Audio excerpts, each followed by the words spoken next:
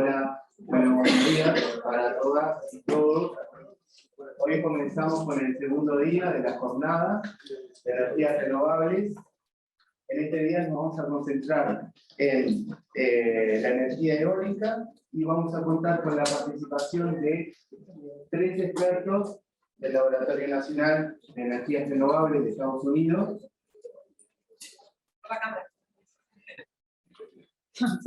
¿Tengo que repetir? No.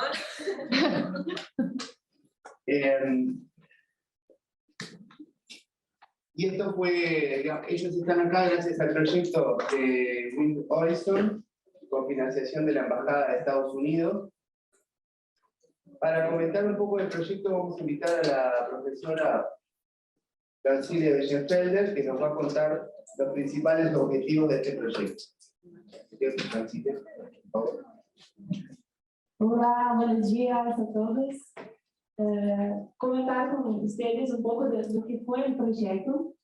O projeto começou com uma visita que tivemos acá de ANCAP, que nos buscou para apresentar pouco das linhas que vai seguir o governo uruguaio na área de energia eólica, e nos comentaram do interesse do governo uruguaio de começar a investigar sobre eólica marina. Assim que pensamos a pensar também como añadir essa parte nos cursos de vocês e também como iniciar uma linha de investigação. Assim que começamos a ler muitos artigos e publicações e toda vez que íamos a buscar alguma coisa, encontrávamos o nível, os reportes de nível, que já estão como que há mais de 10 anos aí investigando nessa área. Assim que pensamos que seria uma boa oportunidade primeiro sacar para empezar este contato, para que vocês tenham esse contato com esses expertos e que o TEC também esteja lista aí para formar pessoas aí, formar conhecimento local sobre isso.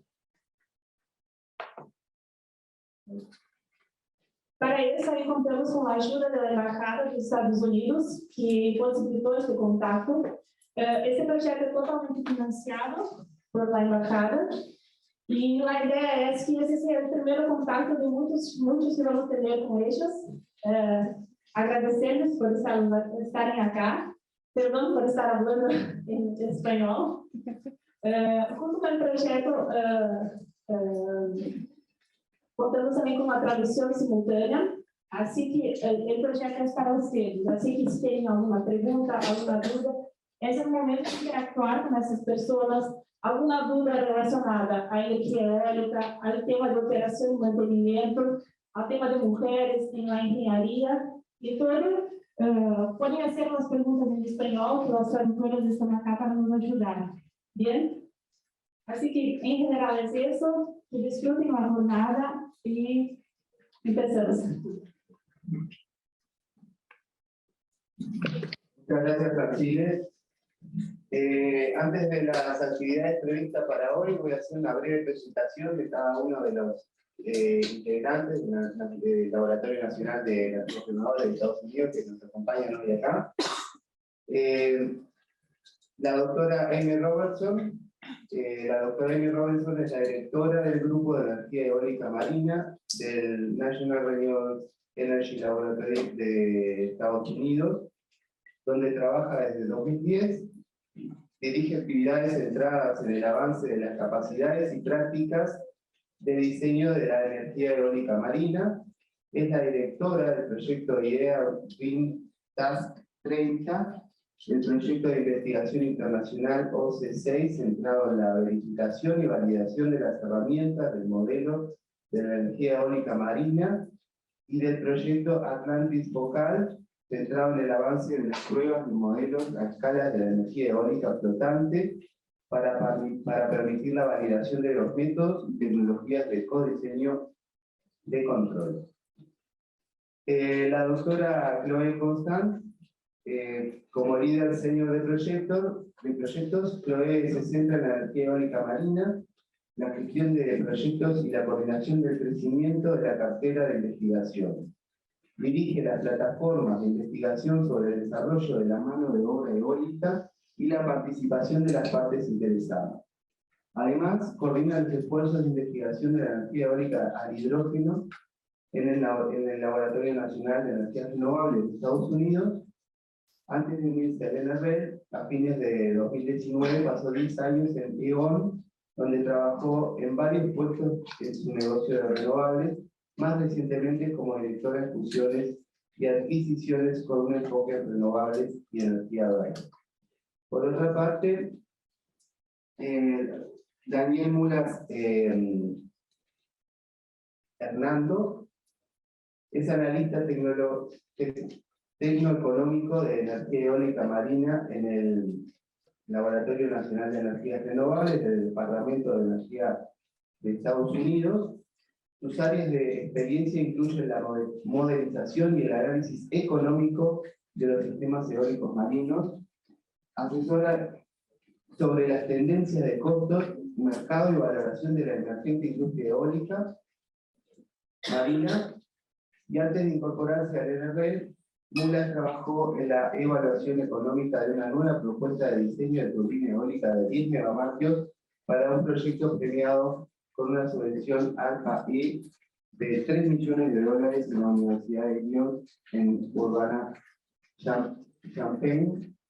Tiene un máster en Ingeniería Eléctrica e Informática por la Universidad de Lyon en Urbana-Champaign y una licenciatura en Energía Industrial por la Universidad Pontificia Comillas Italia.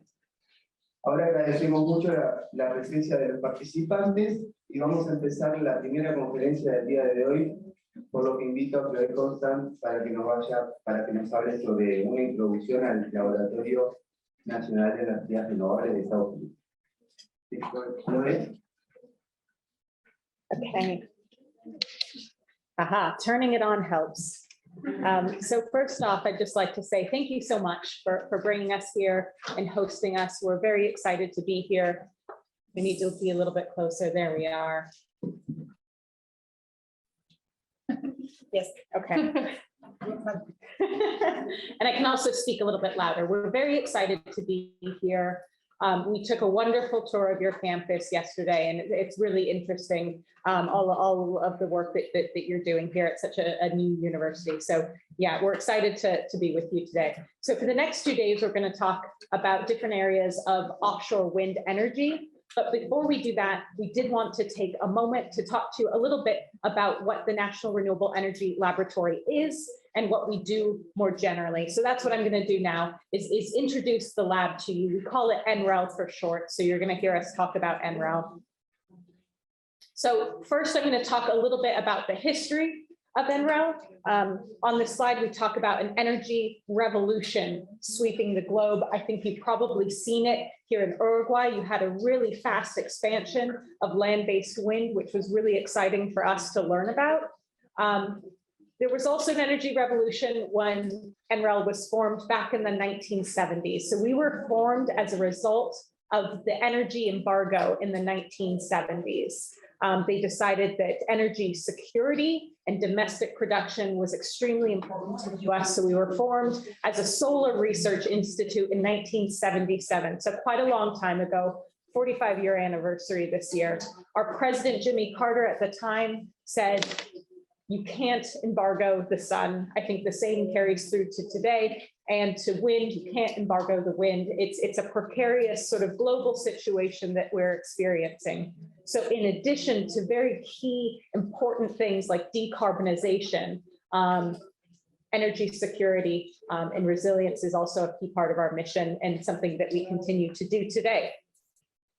And a couple of key sort of factors that we think about to see how successful we're being in this energy revolution or energy transition is energy productivity. So since the 1990s, we're seeing that our economic or our economy is nearly doubled and we're growing, but actually our energy consumption has not gone up as quickly. So we're hopefully being more productive and more efficient with that, which is great. I think another key and probably more relevant indicator for us here today is the cost for renewables and how quickly they're falling. So this orange line is going to be solar, and that's the most dramatic fall in cost of solar over the past 20 years, or 10 years actually on this slide. And wind has seen a decrease as well, not quite so dramatic. This is representing land-based wind. I think it's our expectation that we will also see the cost of offshore wind falling quite dramatically in the very near future as it gets deployed at a wide scale. Yeah, so NREL, our research is making an impact. That's what we try to do. A few key facts. This is when I like to brag about our institution. We have in any given year more than 2,000 scientific and technical materials that we put out. So that might be technical reports or scientific articles. They're available and hopefully get good use. We also do a lot of partnering. So as a national lab, we were created by the US government and largely funded by the US government, and they're our primary partner. But we like to make sure that we're working with industry, we're working with academia, universities, foundations, and governments. And so other countries in the world we like to partner with to make sure that our research is having that impact. This isn't one of our key goals, but we do issue a lot of patents off the back of a lot of the research that we're doing, which is very exciting, and certainly lots of research and development awards. And some of the facts that I love, we're at about 3,000 employees and we're representing 70 countries. So a very international organization, which I think helps us be really impactful, both in the United States, but across the globe for renewable energy research. This is our vision. So we've defined 3 critical areas in order to respond to energy challenges and think about tomorrow's solutions. So that's integrated energy pathways, we're calling it, electrons to molecules, and circular economy.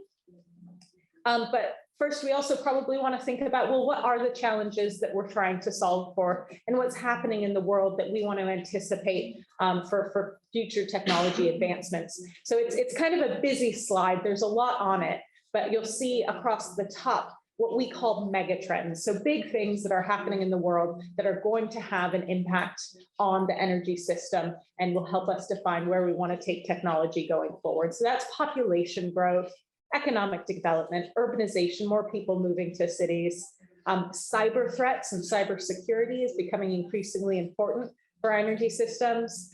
There's resource competition and a big drive for electrification. So that's driving some of the key focus areas that we're looking at here, down at the bottom of those 3 critical objectives that you saw from the previous slide.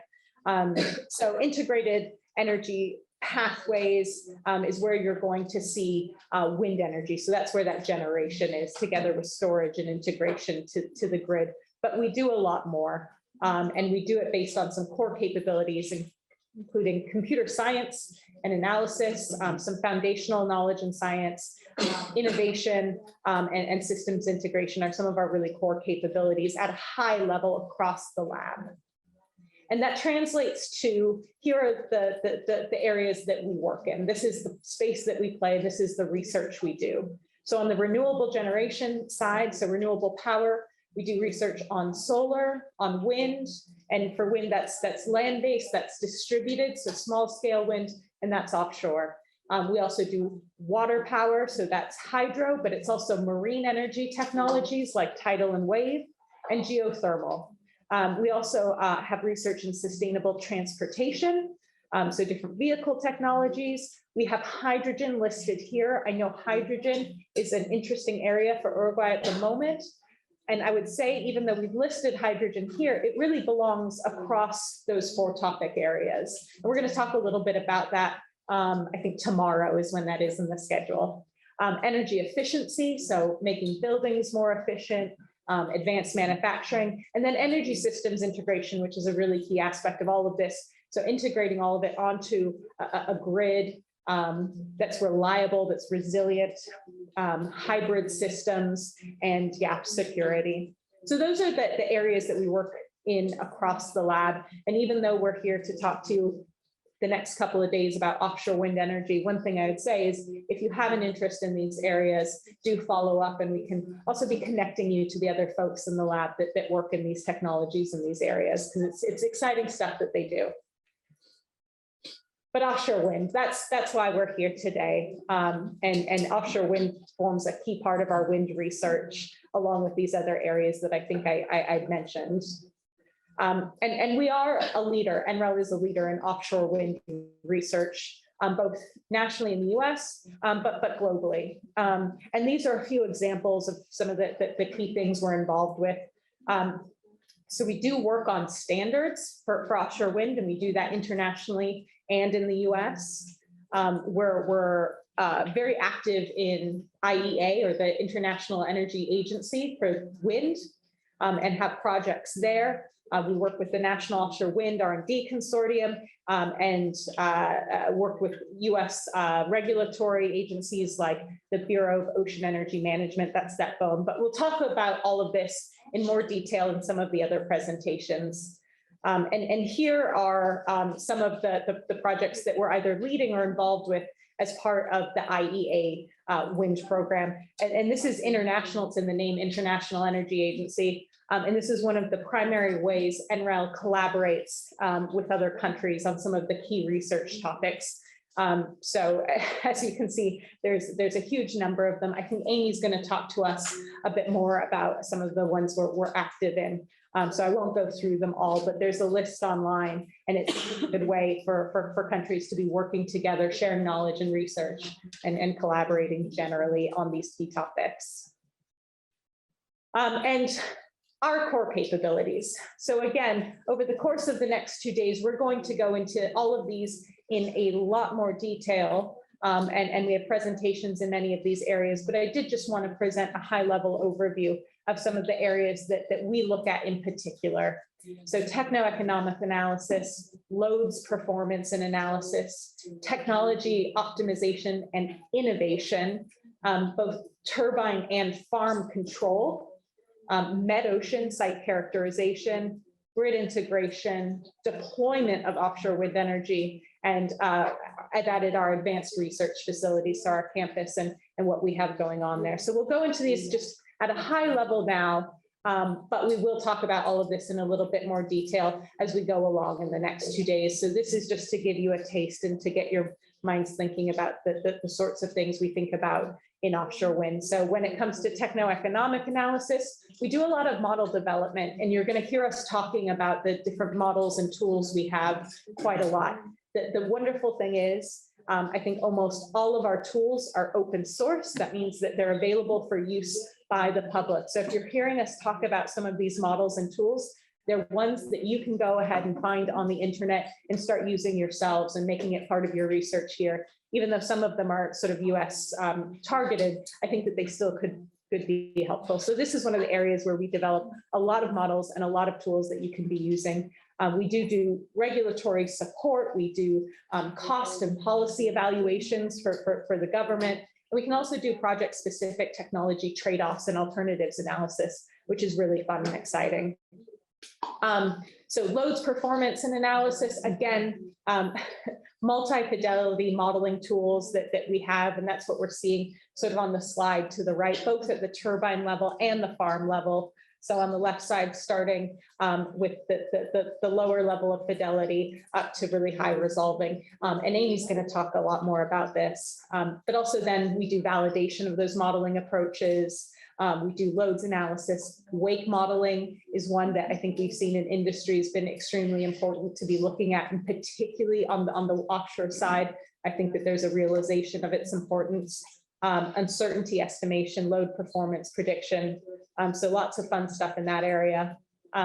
When we talk about technology optimization and innovation, one thing I probably should have mentioned earlier is that NREL, as a national lab, we're technology agnostic and we're a neutral party. So it is not our job to be picking specific technologies or specific approaches to take forward. We're just here to do the analysis and evaluation to show the information. So it's a really unique position for us to be in, that we can be totally agnostic and neutral. And it's really valuable, for instance, for industry, but also for government and working with other folks that we play that role. So we do floating substructure design for floating offshore wind, which is really exciting, and the associated mooring array and layout. We also do turbine upscaling, so getting the turbines bigger, hurricane resilient offshore systems, that sort of thing. So new technologies, new approaches is what we're doing in this area, and lots of tools that go along with those. Turbine and farm control. So we do have floating wind controller development and approaches, again, looking at like load mitigation. We've got, and again, Amy's going to talk a lot more about it, but control co-design. We have farm level control as well. And we're looking at an industry, a joint industry partner. So bringing a bunch of industry participants together to do a project that looks at inter-array spacing for future offshore sites. So met-ocean and site characterization. We have meso micro scale tool development. We can do hurricane modeling. We do resource assessments, and I think that this is an area that we heard from AMCAP that they are partnering with you to look at in Uruguay to do a resource assessment offshore to see the potential for offshore wind here.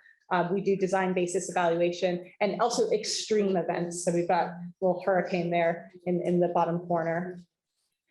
Grid integration is also extremely important for offshore wind, though I understand potentially the strategy in Uruguay is to focus on hydrogen. So maybe less of a consideration, but probably still important to look at. So looking at where the best points of interconnection are going to be, production cost modeling and capacity expansion, what should go where, resource adequacy and grid reliability and the impact that offshore wind could have on the system, and things like black start and grid forming innovations. And again, we're going to be talking about this and deployment.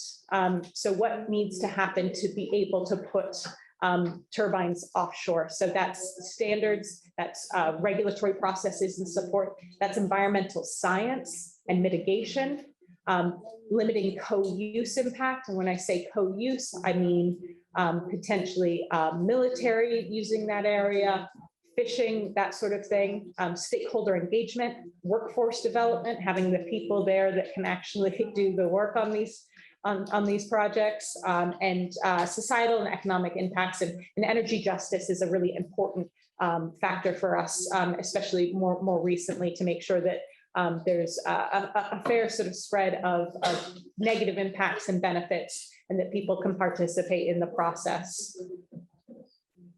So those are some of our core capabilities, and I'll spend just a moment talking about our facilities, because they're pretty cool facilities. Here's a picture of our campus. This is in Boulder, Colorado.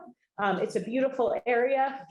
What it's probably hard to see on the screen is that between the sort of two mountains, we have a canyon. It makes for a natural wind tunnel, which means that our wind resource is terrible if we're just trying to generate electricity, but it is great for testing turbines in extreme conditions. So that's really exciting. So you can't really see any turbines in this picture, but we do have turbines on site that we do a lot of tests for. So we work with the turbine OEMs like GE for various different tests. So that's one really awesome part about our campus.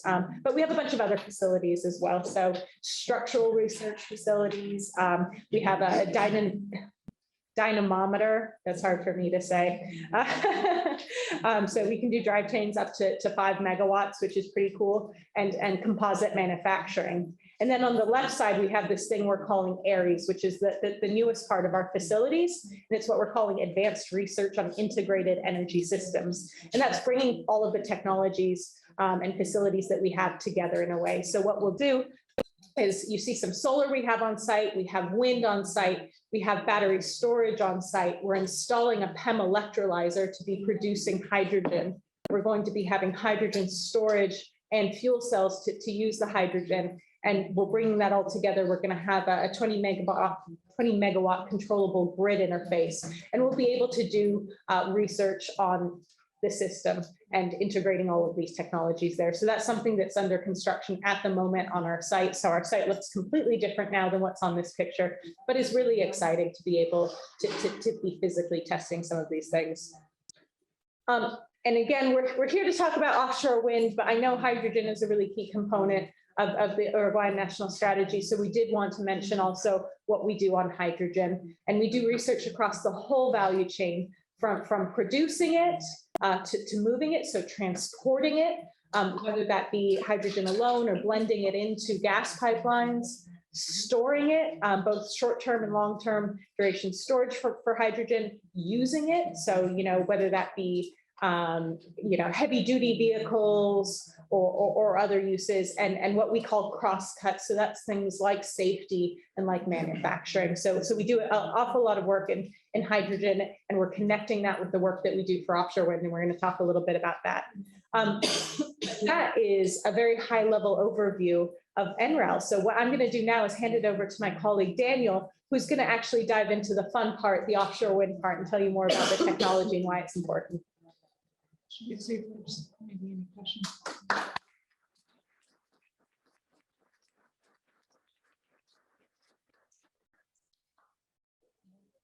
Thank you very much, Chloe. Bueno, vamos a hacer un espacio para preguntas ahora, así que los invito a hacer preguntas. Bueno. Eu tenho uma pergunta e capaz que não sei se há algum equipe de tradução aí. Vamos usar para traduzir. Or Daniel, do you want to help translate? Yeah.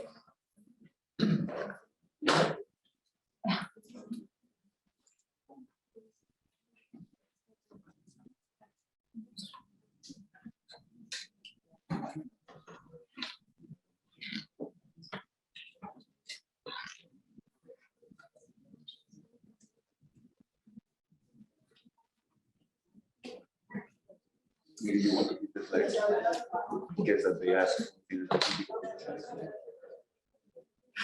I think it's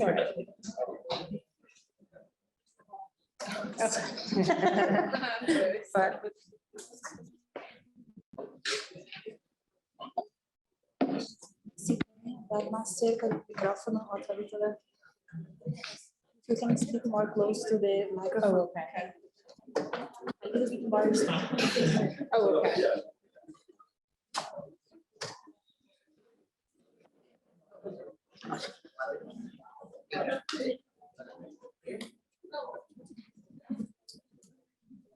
Yes. Podemos começar? Minha consulta, mas comentaste que tem aí modelos abertos desarrollados. Tem modelos abertos disponíveis, dados disponíveis em Energías. Nosotros acá en UTEC tenemos la parte de desarrollo de proyectos, el software WASP y el Pro, que hace el simulado ahí de generación de energía. No sé si tienen algún modelo equivalente en Energías que sería un modelo abierto en esta parte. Sí. Sí, nosotros utilizamos Floris y suele estar bastante bien. O sea, está bastante utilizado generalmente en la industria y en investigación. Y puedes elegir el número de turbinas, puedes elegir el tipo de perfil de viento, puedes elegir la colocación de las turbinas. Te da muchas posibilidades a la hora de modelar las pérdidas wake, que se llaman pérdidas wake. Y sí, se llama Floris y voy a hablar de eso en mi presentación, creo que por la tarde, pero sí. Y es un modelo abierto. Sí, abierto, gratis y o sea, pones en Google Enrel Floris y te aparece un tutorial de cómo instalarlo y como un notebook también como de cómo funciona y cómo ranear y tal. Así que los estudiantes ahí que estábamos mirando ahí el costo de licencia de WASP y Pro, tenemos esta opción ahí de trabajar sin costo, ¿no? Vamos a trabajar en clase gratis. Bien. ¿Alguna otra pregunta?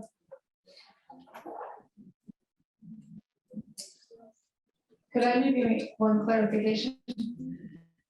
As Daniel said, there's a lot of tools that we have available for people to use, and one clarification is they're not just available for use, but they're open source. So that means that the code is freely available as well as a compiled version. So not only can you use NREL's tools, but you can adapt them as you need for your own uses as well. Ok, bien. Si no tenemos más preguntas, pasamos a la segunda presentación para continuar con las conferencias del segundo día de la jornada. Vamos a invitar a Hernando Mulas, que nos va a hablar sobre por qué la eólica marina. Bueno, buenos días a todos. Primero de todo, muchas gracias por venir aquí hoy, es un día un poco lluvioso. Y también quería pedir perdón con antelación porque pues durante esta presentación voy a tener que... Algunas palabras las voy a decir en inglés porque como que no tiene una traducción al español ese nombre de la tecnología en concreto, y eso es precisamente una de las cosas que más odio cuando una persona habla en español y te suelta 3 palabras en inglés, pero lo voy a tener que hacer, así que perdonadme con antelación. Y bueno, hoy voy a hablar de por qué el offshore wind, por qué este tipo de tecnología renovable tiene sentido y está teniendo cada vez más sentido. Y bueno, principalmente durante la presentación lo que voy a hablar es de las ventajas que tiene el offshore wind con respecto a otras renovables. Luego también voy a especificar de dónde obtenemos los datos y la metodología. Y en cuanto a metodología me refiero a cómo clasificamos las fases de cada uno de los proyectos, porque hay proyectos que están en operación, hay proyectos que están bajo construcción, hay proyectos que están todavía planificándose, y es simplemente un primer contacto con el tipo de palabras que utilizamos para referirnos a las fases de cada proyecto. Luego voy a ir rápidamente por los datos de Estados Unidos. Sé que no me interesa mucho, pero es como nuestra especialidad. Entonces voy a pasar rápidamente por los datos de Estados Unidos, pero luego voy a ir a los datos globales de offshore wind. Y también voy a pasar por los datos globales de floating offshore wind, que es específicamente un tipo de tecnología dentro del offshore wind. Y finalmente, como hemos ido guardando datos de proyectos de offshore wind, no solo vamos a mostrar la cantidad de capacidad en cuanto a megavatios que se pretende instalar, que está instalada y que se prevé que se va a instalar, sino que también vamos a identificar ciertas tendencias y las vamos a enseñar aquí hoy.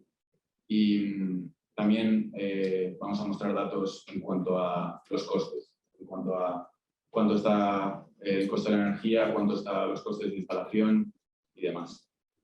En cuanto a las ventajas, una de las mayores ventajas del offshore wind es que se localiza cerca de la costa, y generalmente en muchos países, no tiene por qué pasar en todos los países, pero en muchos países las ciudades se encuentran cerca de la costa, entonces viene bien tener un punto de generación cerca de la demanda.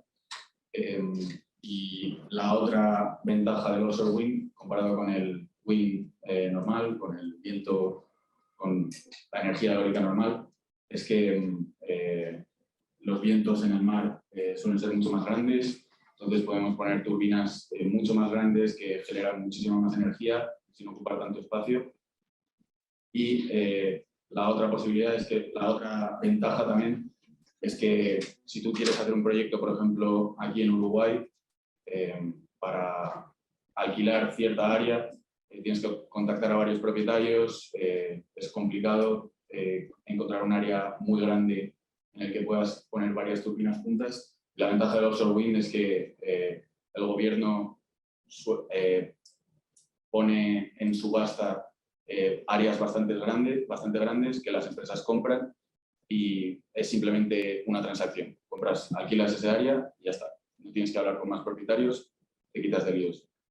Y también la otra ventaja es que por la etapa de construcción y la etapa de operación y mantenimiento, se prevé que se van a producir muchos trabajos gracias al offshore wind y creemos que eso es una ventaja a tener en cuenta. Teniendo en cuenta lo que ocurre en Uruguay, aquí lo que podemos ver es que tenéis un gran potencial para hacer offshore wind. En concreto tenéis un potencial de 190 gigavatios de offshore wind de tipo fijado, es decir, que las turbinas se mantienen fijadas al suelo del mar, y 85 gigavatios de potencial de tipo flotante, lo cual está bastante bien, y estos datos son de acuerdo al Banco Mundial, al grupo del Banco Mundial. En cuanto a los datos y la metodología, solo quería mencionar que los datos que están mostrados en esta presentación de los proyectos que van a venir son los datos de hasta el 31 de diciembre de 2021, y que también hemos incluido algunos eventos y algunos desarrollos de Estados Unidos hasta mayo de 2022. La principal fuente de información de todos estos datos es una base de datos que tenemos en Enrel, en la empresa, en la que tratamos de estar al día en cuanto a los documentos que salen acerca de los siguientes proyectos que van a surgir. Tienen ruedas de prensa, documentos, planes de construcción y operación, todo tipo de anuncios de las empresas acerca de sus objetivos en cuanto a offshore wind. Y bueno, nosotros actualizamos esta base de datos a través de información de Forsey Offshore, de Bloomberg y de Wood Mackenzie, que creemos que son también fuentes bastante fiables, pero hacemos lo chequeamos 2 veces para asegurarnos de que esa información es correcta.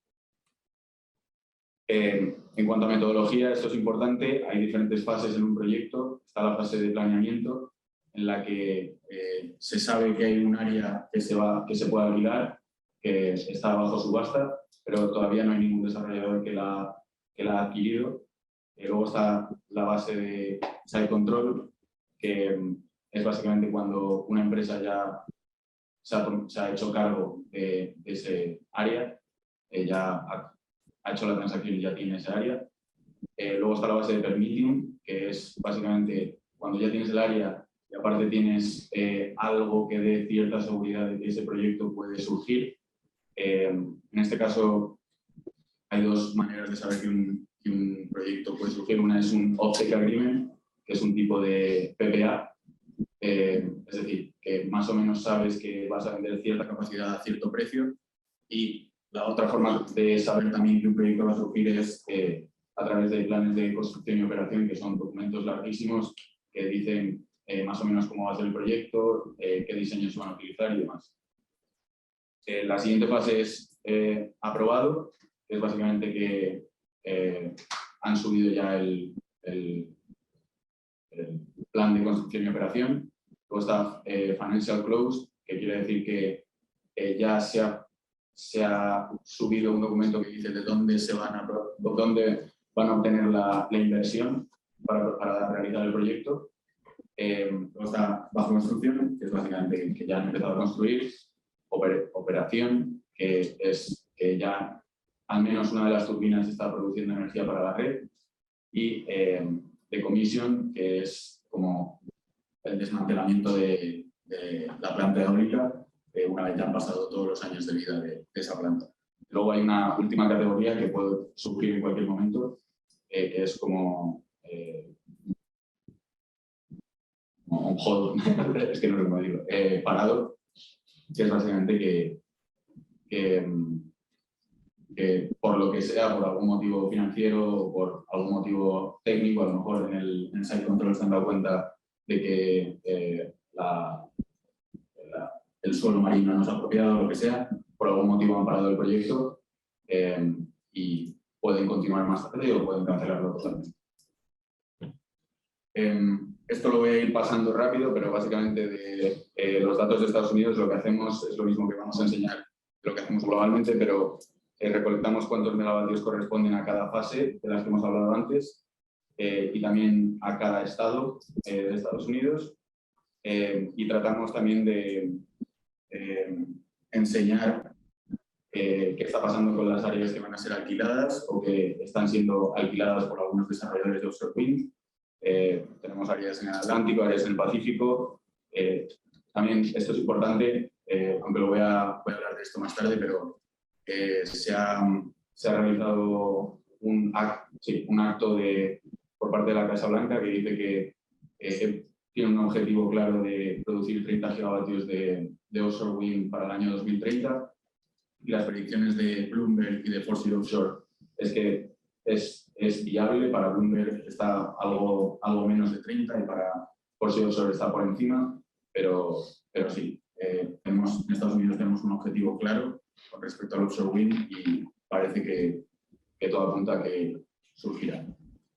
Y bueno, aquí ya he dicho, esta parte la quería pasar rápido, pero básicamente enseñamos también precios de esas áreas, a cuánto sale alquilar este área.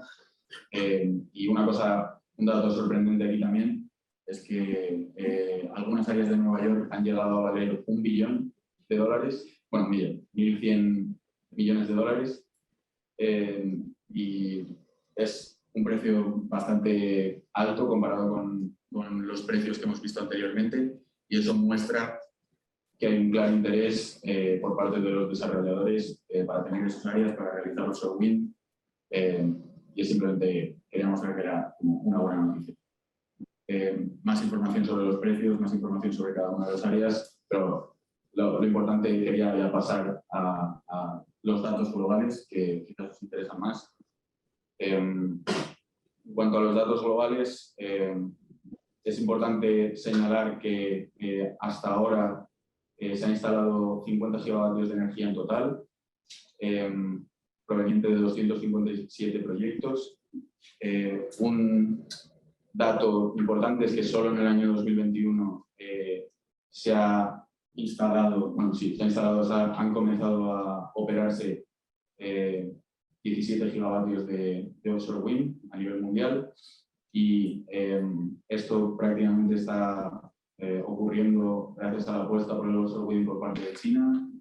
China ha instalado solo este año 13 gigavatios de offshore wind, que es increíble. Y bueno, por hablar del resto, Inglaterra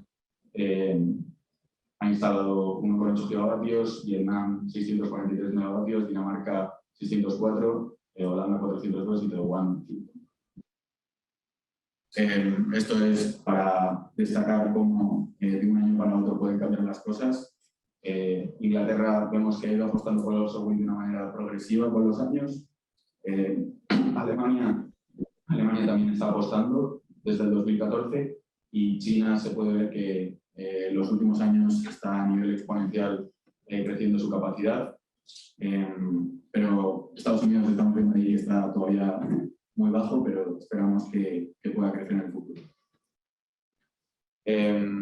Aquí estamos enseñando los proyectos que están bajo construcción en el 31 de diciembre de 2021. Bajo construcción en Inglaterra y en China tienen más o menos 6,8 gigavatios, en Taiwán 2,5, en Holanda 2,2, bueno, ahí tenéis la gráfica. Y es importante ver que ahora mismo hay como 25 gigavatios bajo construcción, y eso nos da buenas esperanzas de que en el corto plazo vaya a crecer la cantidad de offshore wind en el mundo. Y luego aquí lo que tratamos de, también como hemos dicho antes, tratamos de guardar datos de proyectos que están anunciados, proyectos o objetivos de empresas también. Entonces, en función de ruedas de prensa, planes de construcción y operación, podemos más o menos predecir cuánto offshore wind se va a producir en el futuro, solo a partir de eso. Es decir, no hacemos más assumptions, es solo eso. Entonces podemos ver que para el 2027 puede haber 177, bueno, va a haber, según lo que se ha anunciado, 177 gigavatios de offshore wind. Y lo que podemos ver también es que muchos países europeos o en general muchos países del mundo durante los próximos años van a estar apostando por el offshore wind. En Europa concretamente tiene bastante sentido por el hecho de que se está tratando de alguna manera independizarse del gas ruso. No sé si estáis al día con los precios de energía en Europa, pero están locos básicamente porque el gas es el que establece los precios y es lo que toca pagar. Pero bueno, estamos intentando de alguna manera deshacernos del gas y el offshore wind es una buena manera de hacerlo. Aquí tratamos de enseñar el potencial del offshore wind. Antes hemos enseñado lo que hay a día de hoy, lo que se ha anunciado que va a suceder, y luego el potencial es como un paso más. Es no solo lo que se ha anunciado, sino también según las áreas que están saliendo para subasta, podemos estimar más o menos cuántos megavatios se puede ocupar en esas áreas. Entonces tratamos de ver el potencial completo del offshore wind a nivel mundial.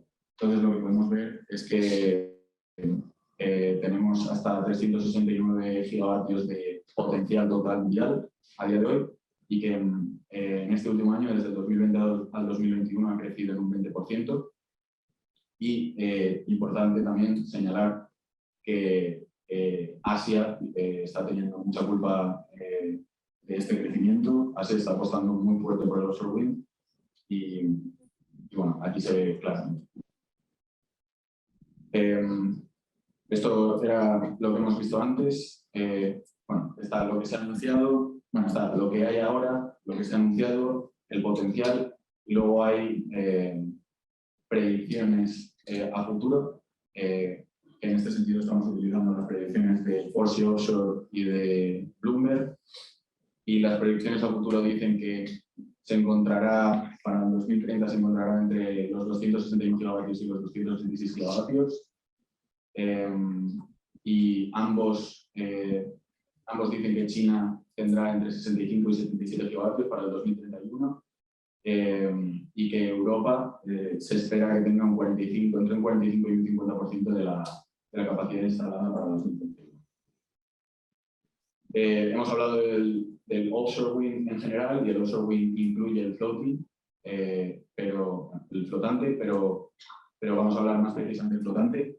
Desde mi punto de vista, el flotante, bueno, ver estas gráficas del flotante es como si vieras las gráficas del offshore wind de tipo fijado hace 20 años o hace 10 años. Simplemente ahora mismo está en un proceso de bajar costes, de desarrollo de estructuras flotantes que funcionen y que sean fiables. Entonces ahora mismo está en una fase muy preliminar, digamos. Entonces a día de hoy solo hay 123 megavatios de offshore wind flotante y lo que se prevé es que crecerá a 8,3 gigavatios. Se han anunciado que van a haber 8,3 gigavatios de proyectos para el año 2027 y en el último año la cantidad de anuncios ha crecido el doble, es decir, el año pasado era como 3,6 y bueno, más del doble. Y lo que podemos decir es que la mayoría de proyectos de floating, de flotante, están en el estado de planeamiento, están todavía planeándose, pero todavía no hay muchos bajo construcción. Y bueno, de lo que podemos decir de los proyectos de flotante es que la totalidad en Estados Unidos, no, la totalidad es de 56,6 megavatios. Hay 3 proyectos, uno que se llama Kincardine, a 15 kilómetros de Escocia, que son con turbinas de 9,5 megavatios y subestructuras de Principal Power. Luego, y el resto son como proyectos más de tipo como demostración, es decir, una turbina y la subestructura flotante simplemente para comprobar que funciona. Y son uno de 3,6 de Tetraspar Demonstration Project y uno de 5,5, un proyecto en China. Y bueno, lo mismo que hemos enseñado antes del potencial que tiene el offshore wind, lo mismo podemos decir del potencial del flotante, y aquí, como podemos ver, está minimizado en las fases en las que realmente se están construyendo cosas o están pasando cosas. No hay mucho de momento, pero si cogemos las áreas en las que las profundidades son muy bajas y en las que la única tecnología que puede funcionar es el floating, hacemos una estimación del potencial total y se ve que se puede llegar a en torno a unos 60 gigavatios de floating a nivel mundial. Y a largo plazo, lo que vemos es que, según ciertas fuentes de información como Fossey Offshore, Bloomberg, nosotros mismos y BNB, que también está especializado en offshore wind, vemos que se dice que en 2050 se puede llegar a 264 gigavatios de offshore wind, por eso lo que he dicho antes, de offshore wind flotante, por eso lo que he dicho antes, de que ahora mismo el flotante es como ver el fixed hace 20 años. ¿Y por qué el flotante puede tener sentido, puede tener cierto atractivo? Principalmente porque en el momento en el que se va a poder realizar el offshore wind flotante va a ser cuando la cadena de demanda va a estar ya establecida por los proyectos que ya han sucedido en proyectos de tipo fijo. Luego también es que los proyectos de tipo fijo tienen un límite. No puede, o sea, tiene un límite en el sentido de que hay ciertas áreas con una profundidad baja para fixed, y floating tienes toda la libertad de ponerlo donde quieras, siempre y cuando te salga barato. No lo puedes poner en medio del Atlántico, obviamente, porque si no, el cable no me quiero imaginar los costes, pero tienes infinidad de posibilidades en cuanto a dónde colocarlo. Y también en Estados Unidos, en la zona del Pacífico, hay muchas áreas que se están sacando ahora mismo a subasta, y principalmente esa zona del Pacífico es para flotante porque las profundidades son muy bajas y eso aumenta mucho el potencial del offshore wind flotante en el mundo. Bueno, como he dicho antes, hemos ido coleccionando datos y aquí principalmente queríamos señalar las principales tendencias que estamos viendo. Lo de antes era solo la capacidad instalada, ahora también queremos entrar en partes más técnicas, tendencias técnicas, digamos, y lo que podemos ver es que según pasan los años, según se van empezando a realizar proyectos de offshore wind, generalmente en China la distancia al mar está creciendo, pero si te vas al resto del mundo o al global, lo que se ve es que ha estado creciendo desde el 2005 hasta el 2020, pero que parece como que se va a mantener estable según los proyectos anunciados, y que se ve como que la mayoría de proyectos en el futuro van a tener como una distancia al mar de media entre 30 y 60 kilómetros.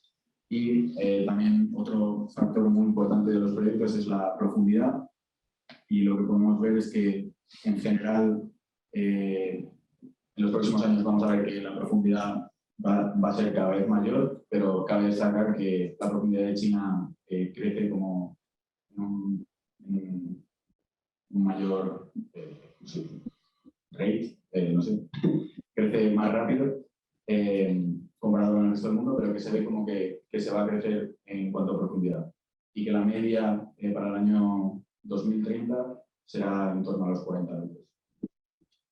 Luego también queríamos enseñar que las tecnologías usadas para soportar las turbinas van a ser más diversas en el futuro. Ahora mismo la mayoría de turbinas están soportadas por el diseño de tipo monopile, que es fijado, y lo que vemos en el futuro es que se pone en el segundo lugar el semisumergible, que es un diseño flotante, y que hay como un mercado más, digamos, diverso que el que hay actualmente, que es todo de tipo fijo.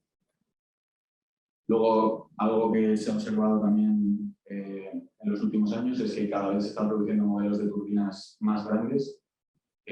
Esto tiene sentido porque normalmente al tener menos turbinas y cumpliendo la capacidad que está establecida para el proyecto, bajas los costes de operación y mantenimiento y también bajas los costes de instalación.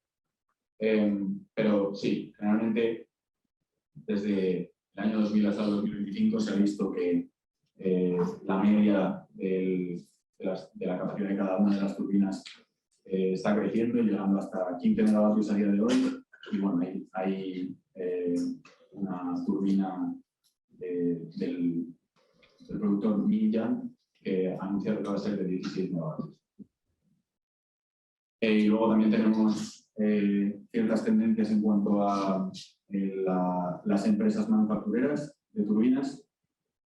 Se ve que Siemens Gamesa va a seguir siendo el líder en cuanto a turbinas instaladas, pero sí que se ve un poquito más de diversidad. Se ve como que General Electric, una empresa de Estados Unidos, se va a colocar segunda, y como que va a haber un poquito más de diversidad y poca competencia. O sea, no va a ser como un monopolio de Siemens Gamesa, digamos, pero sí, así es lo que predecimos que va a ocurrir en el futuro.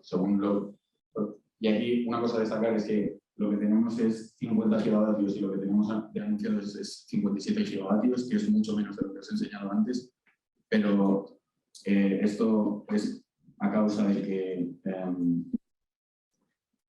normalmente los contratos que salen al final son los contratos de la turbina. Los contratos de qué turbinas vas a utilizar para el proyecto suele ser lo último que se dice. Entonces, no podemos saber qué tipo de turbina se va a utilizar para los proyectos, simplemente sabemos la capacidad del proyecto y el rating, la capacidad de esa turbina, pero no sabemos la marca, por eso es menor el número, pero simplemente quería señalar eso. Y en cuanto a los datos de costes de offshore wind del año 2021, se prevé, bueno, la media es que este año el coste de la energía es de $84 por megavatio hora, pero según todas las fuentes de información fiables que conocemos, se da un rango de entre $61 por megavatio hora y $116 por megavatio hora. El año pasado, en comparación al año pasado, ha habido una bajada del 13%, comparado con la media, y desde el 2014 ha habido una bajada de más del 50%, que es bastante remarcable. Y los expertos dicen que para el año 2030 la media llegará a $60 por megavatio hora, es decir, que podrá competir con precios como, bueno, no de la solar, pero con precios del gas y demás. Y está bastante bien. Y en cuanto a CAPEX, los costes de instalación, lo que hemos visto en Europa y generalmente mundialmente es que ha habido una bajada de los costes de instalación bastante grande y que a día de hoy se encuentra entre los $3.000 y $4.000 por kilovatio, y que para el 2030 lo que prevemos es que hay algunos proyectos, bueno, ya hay algunos proyectos que llegan a costes por debajo de los 3.000, pero como que la media llegue a por debajo de los 3.000 o alrededor de los $3.000 por kilovatio. Y bueno, esta gráfica representa los precios anunciados en el PPA de cada uno de los proyectos mundiales y también en Estados Unidos. Y no es que el precio de la PPA te indique el precio del proyecto. El precio de la PPA simplemente indica cuánto se va a vender la energía, pero sí que creemos que es importante señalar que los precios de las PPAs están bajando. Es decir, es un buen indicador de que los precios de la energía, de los precios de lo que cuesta producir para nosotros, también están bajando. Y también aquí es importante ver que más o menos los precios de las PPAs de proyectos estadounidenses, Revolution Wind, US Wind, Ocean Wind, todos los que tienen nombre ahí, están más o menos cerca de proyectos de Alemania, proyectos de Holanda, proyectos de Inglaterra, y eso es un buen indicador para Estados Unidos, como ver que Europa, que por ejemplo es una industria de offshore wind que lleva años haciendo proyectos, está ofreciendo más o menos los mismos PPAs que Estados Unidos, es decir, que estamos ahí, estamos es comparable. Y luego también los datos en cuanto a costes de la energía de flotante. Como he dicho antes, está en un momento muy preliminar y los precios actualmente están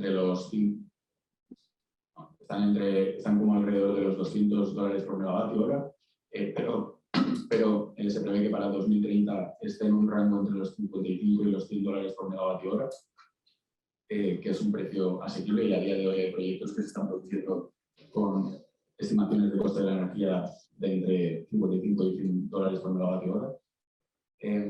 Y bueno, lo que he dicho antes, las ventajas del flotante y los motivos por los que creemos que va a bajar.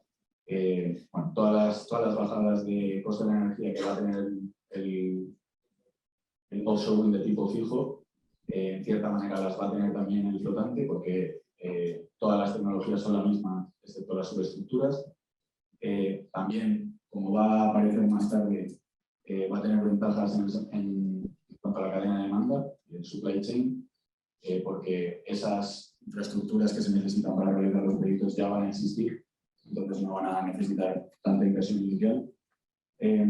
Y se espera también que uno de los mayores costes, que es el de las subestructuras flotantes, se van a tratar de utilizar los diseños para bajar los costes. Y bueno, sí, al ser flotantes te puedes ir más lejos, te puedes ir a zonas en las que las profundidades son muy bajas y puedes encontrar perfiles de viento con una media mucho mayor que los de tipo fijo, y entonces se puede producir mucha más energía. Esto ha sido todo por hoy. Bueno, no por hoy, ahora pero nada, quería decir como una de las principales razones de por qué el offshore wind es importante y cómo está creciendo, y espero que os haya servido de algo esta presentación. Gracias.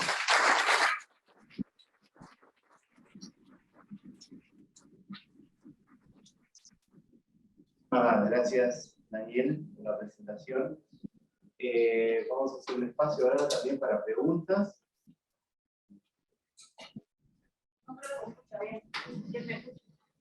Sí, te escucho. Bien. ¿Existe algún proyecto que se esté investigando para instalar eólicas en el futuro en América Latina?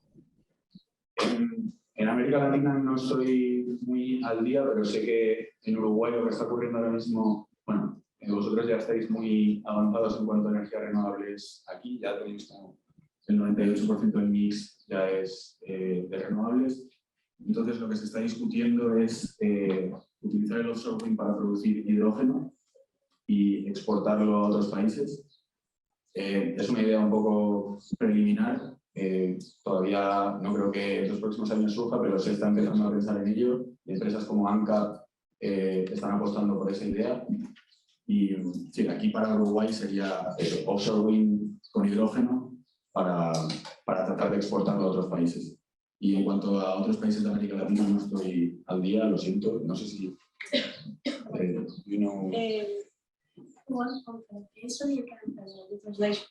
No, I can. She's asking if you know how is offshore wind going in Latin America in general.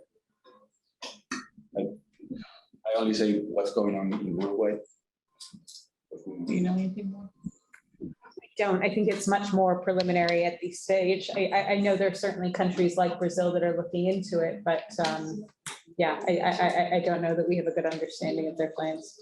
Yeah, similarly, I know we've been working with some countries, Colombia, for instance, some different countries, Costa Rica, to start looking at these plans as well, but we don't have a good view. I think most countries in Latin America and South America are in the planning stages still at this point. Pero Yo sé os dados do Brasil, apenas por buscar, há como 120 gigawatts de projetos já em desenvolvimento, mas não há nada implantado. Estão estudando para começar a ser subastas de energia, mas por agora apenas o princípio, que é o desenvolvimento de projetos. sí. ¿En qué beneficiaría el cambio de soporte? ¿En qué beneficiaría el cambio de soportes? El soporte de los es algo general, hablaste del que se tiene ahora y del futuro que va a ser total. Sí, en flotante lo que ocurre es que sí, una gran parte de los costes de instalación, bueno, de los costes de instalación, del CAPEX que se llama, es como la inversión inicial. Una gran parte viene de las estructuras flotantes, porque pues, son trozos de metal muy grandes y pesan mucho, y la instalación también es bastante complicada porque tienes que conectar como ciertos amarres al fondo del mar. Entonces, es como un área todavía que está en investigación, porque se están tratando de buscar maneras de pues, hacerlas a lo mejor menos pesadas, que se utilicen menos materiales, o que el proceso de instalación, por ejemplo, sea más sencillo, porque si es más sencillo te tiras menos tiempo en un barco gigante instalándola.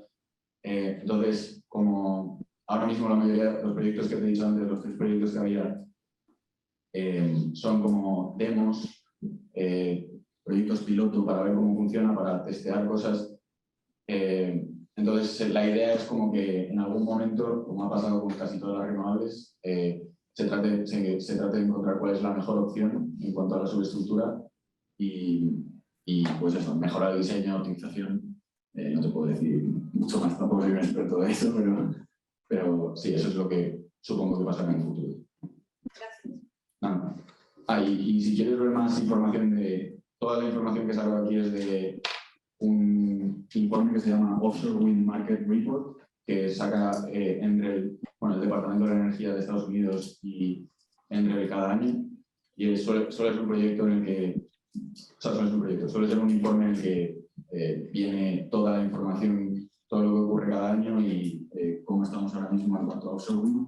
Entonces es posible que haya alguna información al respecto de Latinoamérica, que era lo que te interesaba antes. Entonces, echar un ojo si tienes tiempo.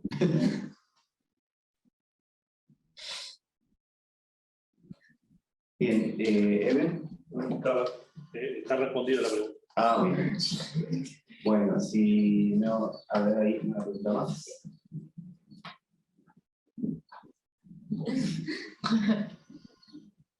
No me quedó muy claro por qué es menor el potencial del flotante que el chico.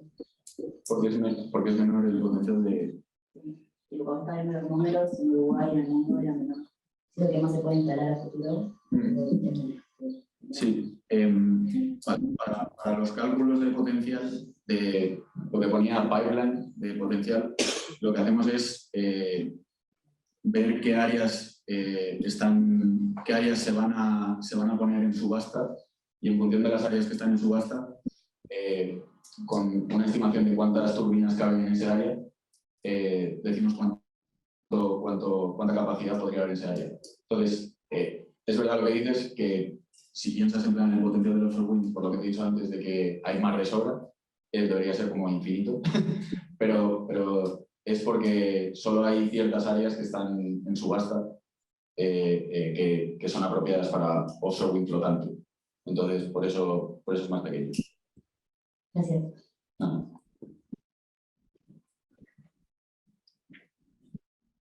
¿Alguna pregunta más? Bueno, bien. Entonces, vamos a hacer una pausa. Les invitamos al coffee break. No sé cuántos minutos. Bien. Volvemos a las 11 para continuar con la siguiente presentación.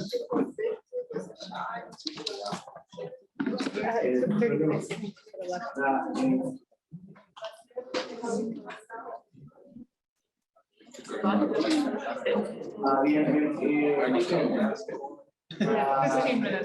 El café está al lado de la sala de aceite, atrás del todo. But you haven't even started your.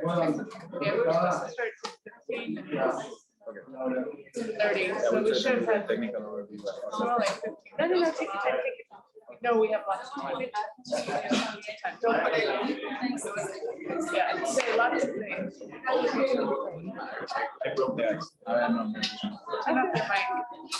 You know, everyone's not listening.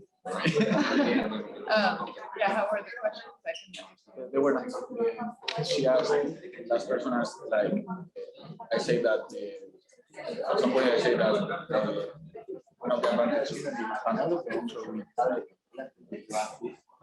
like much, like see, so you have like, no, there's like infinite potential, but some like Big, yeah. big potential. Y el anclaje. Who's Amy? Oh, Amy. We were checking the presentations, and some of them we are trying to pre-translate, so we can have all the techie stuff ready. And we were wondering if you could share with us the mixed in sea, wind energy, and then the process to design the energy. Okay, yeah, the two today. Yeah, how, let me see what the size are. They are 24 megawatt, 24 megabytes and 110 megabytes. They're, ¿Qué tal ha ido? ¿Eh? ¿Qué tal ha ido? or I can do a, Presentación. Bien, bien, bien. Muy bien. Entendió todo. do it Estamos by hablando de los anclajes. The two Maya. Así The drive. la revisión Okay, así técnica yeah, que voy a hacer ahora. yeah, Salgo I un poco de could. clases. This meeting is being I sent you the. Bueno, ahora vamos a continuar con una presentación más, Daniel, que va a hablar sobre, va a ser un resumen técnico sobre la eólica marina. ¿Sí? A continuación, Daniel, como quieras. Sí, ahora, bueno, con esta presentación lo que voy a tratar es como de resolver algunas de las dudas que creo que estáis teniendo acerca de, como de la tecnología, de por qué por qué algunas tecnologías son fijadas, por qué otras son flotantes, cómo es una turbina de offshore wind comparado con una de wind, típicas preguntas que puedes tener al respecto de esta renovable. Y bueno, primero vamos a volver un poco a lo que he dicho antes, va a ser un poco repetitivo, pero más como especializado en lo que está ocurriendo en Estados Unidos, que por qué el offshore wind tiene sentido en Estados Unidos. Luego también cómo funciona una turbina eólica, que bueno, ahí os voy a poner como un dibujito y tal, pero realmente yo creo que sabéis más vosotros que yo cómo funciona una turbina. Luego una revisión tecnológica de cada uno de los elementos que se necesitan en una planta eólica de offshore, y luego los procesos regulatorios, no regulatorios, pero los procesos que pasa cada proyecto desde que se está planeando hasta que empieza, como un poco con más detalle de lo que he contado antes. Y finalmente también algo más de detalle en cuanto a cuánto cuesta el offshore wind y qué es lo que, o sea, cómo está distribuido los costes del offshore wind, cuánto va a las turbinas, cuánto va a costes de operación y mantenimiento, cuánto va a instalación, por ejemplo, un poco más de detalle ahí. Y luego finalmente las principales conclusiones. ¿Por qué el offshore wind? Esto lo he dicho antes, pero bueno, lo repito por si alguien está aquí por primera vez. Hace más viento en el mar que en la tierra y además en muchos países las ciudades están concentradas en zonas de costa, entonces tiene sentido tener puntos de generación cerca de los puntos de demanda. Los vientos son más fuertes, bueno, esto ya lo he dicho, ¿no? Bueno, no lo sé si lo he dicho. Los vientos son más fuertes en el mar, entonces puedes tener turbinas más grandes y tratar de extraer más energía por metro cuadrado que lo que extraerías en tierra.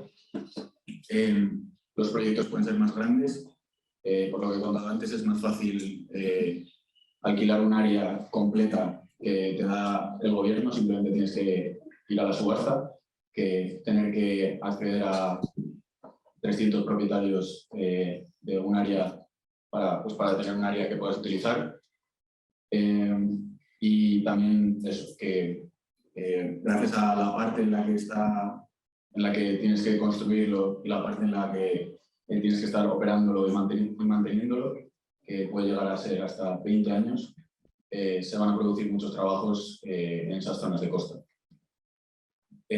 Aquí cabe señalar que la Casa Blanca ha hecho un anuncio ambicioso de que hayan 30 gigavatios para el año 2030 y como que prometen ayudar a través de incentivos de impuestos y tratar de traer la infraestructura necesaria para que se realicen estos proyectos. Y en cuanto a infraestructura me refiero a, por ejemplo, que haya puertos en los que se pueda hacer la instalación, se pueda realizar la parte de la instalación, que haya puertos para la operación y mantenimiento también. Entonces, digamos que hay un apoyo por parte del Estado en este sentido. Aquí quería enseñar uno de los proyectos que va a estar operacional en el año 2023. Es un proyecto de 800 megavatios que está a 15 millas de la Martha's Vineyard, que es como una zona de Massachusetts. Ya se sabe que van a utilizar turbinas de 13 megavatios de General Electric, se llaman General Electric LIA-X, 13 megavatios. Y bueno, se planea que vayan a utilizar 62 y también a lo mejor en el futuro lleguen a 108. Bueno, con este proyecto se van a llegar a 400.000 a producir energía para 400.000 casas en Massachusetts y se prevé que solo con este proyecto se creen 3.600 empleos. Bueno, esto es más de lo mismo. Simplemente que hace mucho viento en el mar, lo he dicho varias veces, pero ahí está. Y bueno, a continuación también cómo funcionan las turbinas, que bueno, si digo algo mal, de verdad, corregidme porque bueno, soy técnico económico, pero nunca me he metido en una turbina, no tengo ni idea. Pero básicamente lo que ocurre es que tienes, generalmente cada modelo tiene siempre tres alas y cada ala tiene, bueno, cada ala, creo que todas las alas tienen como un sistema pitch centralizado que lo que hace es elegir el ángulo de las alas para tratar de optimizar y obtener la máxima producción que puedas. El hub es el centro de esas alas y es, digamos, lo que se conecta al generador. Y esto es importante, es una diferencia bastante grande comparado con el onshore, con los de la tierra, es que la mayoría de generadores que los prototipos y los que se están utilizando son de tipo direct drive, que lo que quiere decir es que no hay una caja de, se llama gearbox, no hay caja de drenajes, no hay caja de drenajes. Y el motivo por el que no se utiliza esto es porque la caja de drenaje suele dar bastantes problemas a nivel de fiabilidad, suele dar muchos más costes de operación y mantenimiento. Entonces, para el offshore wind se utilizan generadores de tipo direct drive, simplemente por ello. Y bueno, del generador direct drive va a las Power Electronics, del Power Electronics va a los cables y bueno, también tienes el sistema YAO o no sé cómo lo diríais, que es básicamente para perfilar la turbina a donde está viniendo el viento y luego lo que es la estructura que envuelve al generador es lo que se llama la nacelle, que tampoco tengo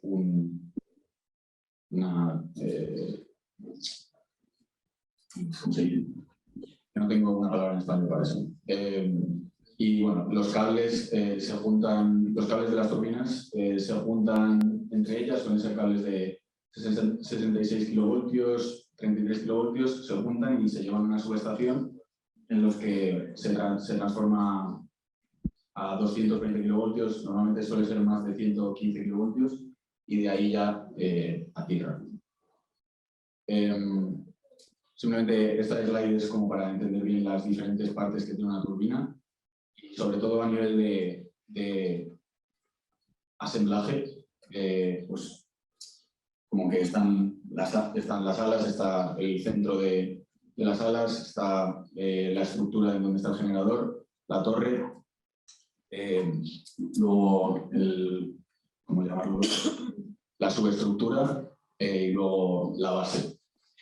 Y bueno, por hablar de las grandes diferencias, como he dicho antes, las turbinas de offshore suelen ser mucho más grandes, en torno al doble de los que hay en la Tierra.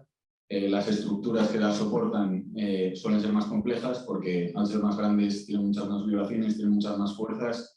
Entonces es importante que las subestructuras funcionen bien y por eso su complejidad. Y están diseñadas para poder soportar vientos mucho mayores que los vientos que se encuentran en tierra.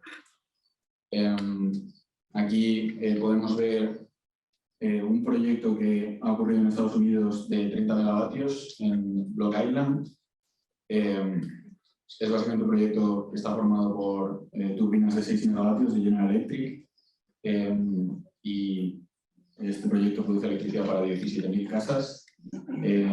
Y bueno, también hay que señalar que en junio de 2021, con los datos que tenemos en junio de 2021, solo con los datos de los estados que están en el este se prevé, bueno, se ha planeado de hecho que vaya a haber 31 gigavatios de energía offshore en torno para el año 2030. O sea que, en teoría, si todos estos proyectos salen, no se cancelan, no se paran, para el 2030 vamos a cumplir los objetivos de la Casa Blanca.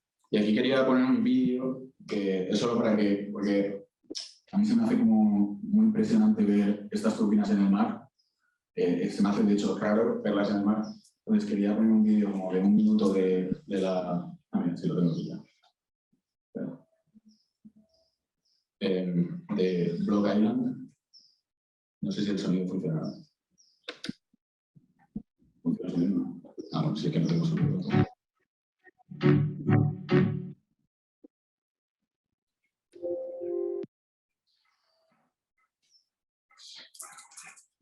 No, parece que...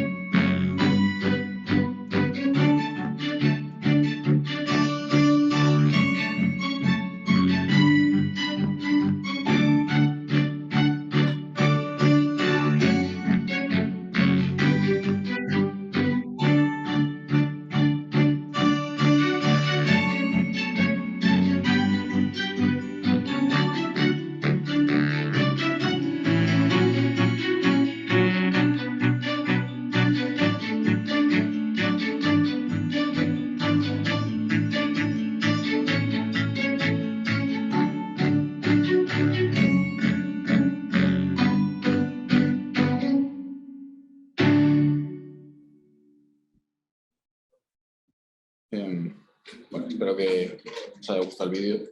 A mí sí que me gusta porque soy un poco friki, pero... Espérate. Sonido. ¿Qué estoy haciendo?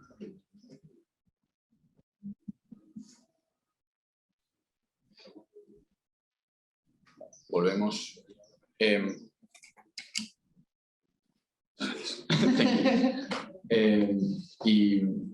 Aquí también solo quería mostrar de los datos que tenemos en el laboratorio. Una de las cosas más importantes es que solemos tener las curvas de potencia de muchas turbinas. Y aquí podemos ver un ejemplo de una curva de potencia de una turbina de 6 megavatios, que es la que se está utilizando en Block Island. Y bueno, ahora voy a hacer como una revisión tecnológica de todos los componentes que se utilizan en onshore wind. Haremos como una revisión de las subestructuras, por qué en algunos sitios se utiliza fijado y por qué en otros se utiliza floating, y los tipos de fijado, los tipos de floating, cómo es la instalación. Luego, en cuanto a los sistemas de anclaje, mooring, anclaje. Sí, sistemas de amarre. Los sistemas de amarre, vamos a hacer como una revisión de los principales sistemas de amarre y los diferentes también tipos de anclajes que hay.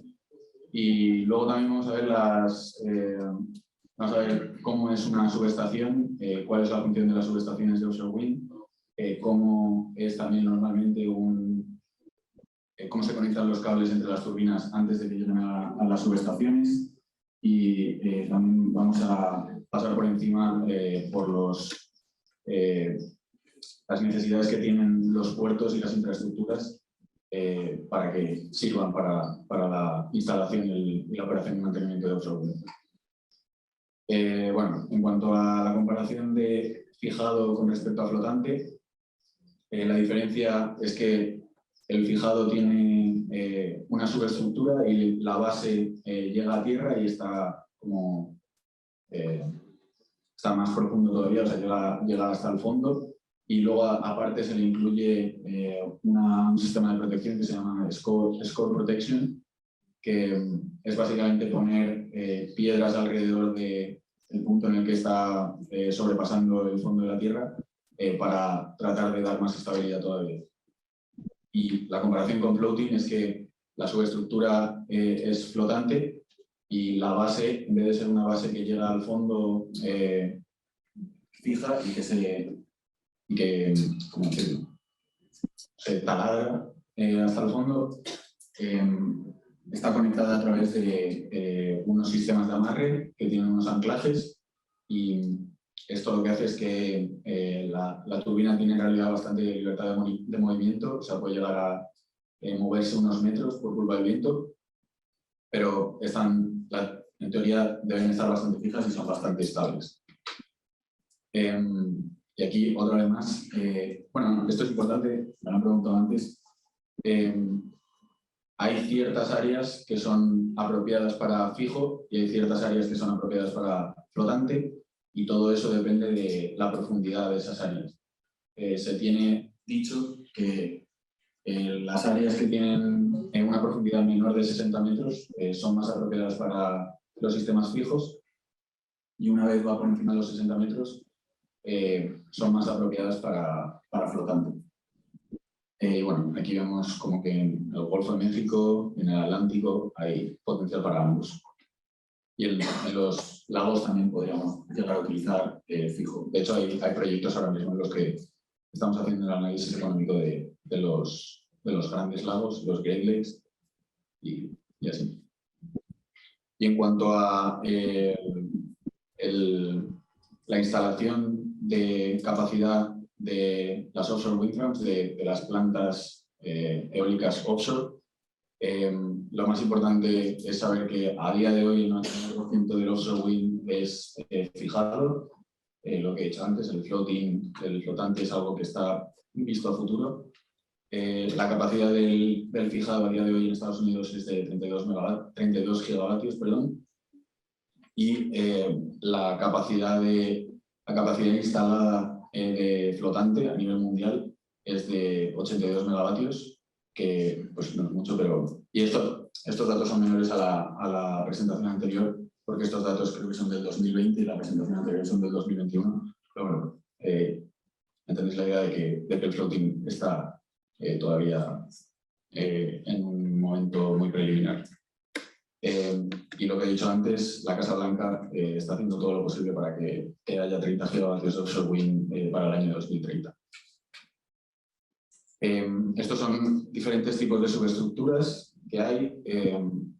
El monopile y el jacket de 4 piernas son como estructuras fijadas al suelo, mientras que la plataforma de tensión, la plataforma como de patas verticales, la boya del spar y la subestructura semisumergible son floating, que tienen sus sistemas de amarre, que tienen sus anclajes y demás. Lo que he dicho antes, las fijas es más normal de 0 a 60 metros, y las flotantes tienen más sentido por encima de los 60 metros de profundidad.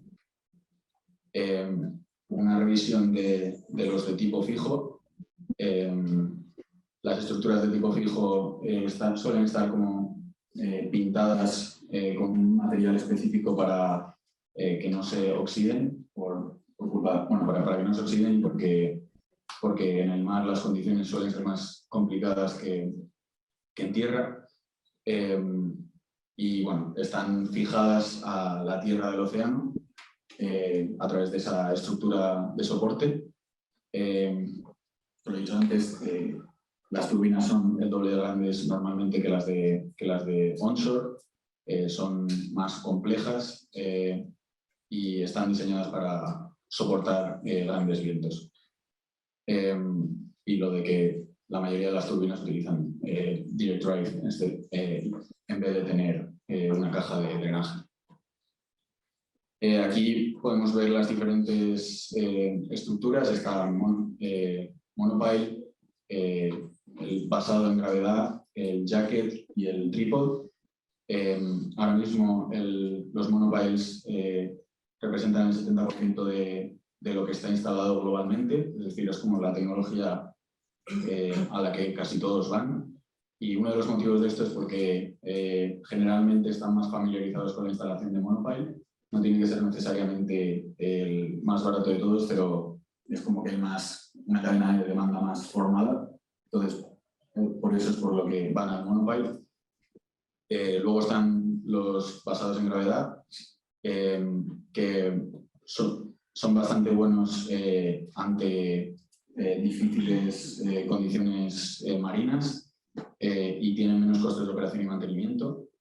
Los jackets, que hay cierta experiencia utilizándolos, instalándolos y llevándolos en barcos, en grandes barcos, por su previo uso en la industria de oil and gas, en la extracción de gas y petróleo. Y los trípodes o tripods, que normalmente suelen ser más caros, pero una cosa que tienen buena es que suelen ser bastante resistentes a las olas, porque tienen menos perfil a la altura de las olas, y entonces es como, digamos, la mejor tecnología pero la más cara. Viendo ya más en profundidad los de monopile, es el más común, tiene un diámetro de entre 8 y 11 metros y se prevé que vaya a ser cada vez más grande porque las turbinas que estamos utilizando cada vez son más grandes. Se instalan en profundidades de hasta 50 metros y se utilizan en tierras que son arenosas y también algo más firmes. Y unas consideraciones que se deben tener acerca de la instalación de estas subestructuras es que suelen hacer bastante ruido durante la construcción, porque tienes que taladrar, y no son recomendadas para tierras que son o muy suaves o rocosas. En cuanto a las gravity-based, hay muchos tipos de este tipo de subestructura. Se supone que es más fácil de soportar las cadenas de demanda de esta subestructura porque requiere materiales como cemento, que es un material que normalmente es más fácil de traer a cualquier lugar. Y lo que ocurre con estas es como no estás taladrando el suelo, sino que están ajustadas al suelo, como que sí, no tienen que llegar a tanta profundidad para estar fijas, y lo que se hace también es que se añade un Score Protection System, que es un sistema básicamente de poner piedras alrededor de la subestructura para que esté más estable. Dura mucho y se mantiene mejor ante situaciones marinas no deseadas. Y bueno, las consideraciones que se deben tener en cuenta es que la instalación no es fácil con suelos que son muy blandos y hay cierta incertidumbre, como que tienes que tener una buena idea de cómo es el suelo de dónde lo quieres instalar para poder realizar esto. hay cierta incertidumbre de si lo puedes instalar en cualquier parte o no. Luego las de tipo jacket, hay varios tipos, pero la más conocida es la de 4 piernas. Están atadas, están sí, como ajustadas al suelo a través de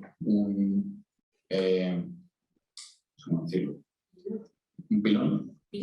Un pilote.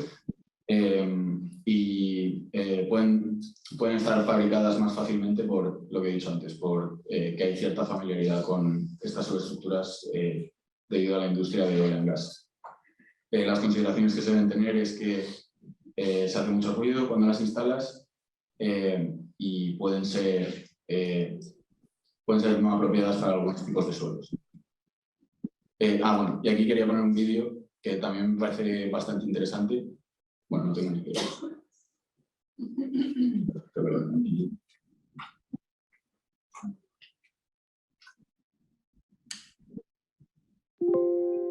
Es bastante... Es un vídeo bastante visual de cómo se realiza la instalación de las turbinas. Es un vídeo que está hecho por la Universidad de... Ahora lo veo, no me acuerdo, pero Delaware y con ayudas del Departamento de la Energía, que nosotros trabajamos para el Departamento de la Energía, y me parece que es un vídeo bastante representativo de cómo es el proceso de instalación. This video describes a new method for construction of large-scale offshore wind power. The engineering is led by the University of Delaware, funded by the U.S. Department of Energy. We use existing equipment, but new methods, seeking to industrialize fabrication, reduce costs, and make production scalable. The process begins in an assembly port set up for this purpose. In conventional offshore wind turbine construction, components are staged in a port, loaded separately onto a transport vessel, and assembled in the ocean at the site of each turbine. Our new construction method also begins with staged components, but they will be fully assembled before leaving the port. Each turbine structure will be anchored to the seafloor with 3 suction buckets, also called suction piles or caissons. We have redesigned the entire assembly and transport process based on suction buckets' unique characteristics. The first step positions the buckets as the base of the assembly area. The 600-ton subsea jacket structure is then lifted, aligned with the buckets, and welded into place. The 2 tower segments are lifted and attached. Then a novel blade-holding bracket is attached to the tower. Each blade is brought to assembly, lifted, and lowered into its blade-holding bracket. Attaching blades to the stationary tower reduces wind force on the structure in the yard and during transport to the ocean site, and prevents damage to the drivetrain during movement. The nacelle is lifted, aligned, and bolted on top. In-port turbine assembly is now complete. Despite the size and weight of the entire assembled structure, it can be moved by self-propelled modular transporters, or SPMTs. SPMTs carry completed turbines to a storage area. Turbines can stop en route at a station for in-port commissioning of electric power, controls, and monitoring systems, further reducing time and cost at sea. Queuing of assembled commissioned turbines in port means that the continuous assembly process can efficiently supply weather-dependent, intermittent offshore construction. As installation of each turbine is scheduled, SPMTs pick them up from the staging area and transport to quayside for vessel pickup. Transport is done with an existing vessel like the Gulliver, designed for marine salvage, with a shear leg crane capable of lifting 4,000 metric tons. The vessel picks the complete turbine structure using the specially designed lifting ring built into the tower base above the center of gravity. It lifts directly off the SPMTs. The structure is lowered partway into the water and securely attached to the vessel. The crane vessel delivers the turbine to the ocean installation location. Small vessels have prepared each turbine site, including a subfloor scan 12 meters down, using Pangeo subsea acoustic core or similar equipment. If needed, preparation may include seafloor leveling. Structure presses the buckets into the seafloor about 3 meters, depending on soils. Small vessels monitor and control operation of the high-powered pumps, removing water from each bucket, thus slowly drawing the buckets into the seafloor and leveling the tower. Once the structure is secure, the crane vessel returns to pick up the next turbine structure. After use, the pumps are lifted to the service boat and returned to port for the next installations. With the turbine anchored to the seafloor, a small crew can enter the nacelle and safely install the blades, if necessary, waiting for low wind conditions. Each blade is installed using 2 winches in the nacelle and a constant tension winch below, holding the blade bottom for stability. The hub rotates and the nacelle yaws to receive each blade. After attaching the blade mounting brackets are lowered and returned to port. This innovative blade installation method requires more elapsed time for a small crew, but eliminates the need for jack-up crane vessels to lift and install blades. When the blades are installed, the turbine installation is complete. After adding power cable connection, scour protection, and brief final testing at sea, it can start producing electricity.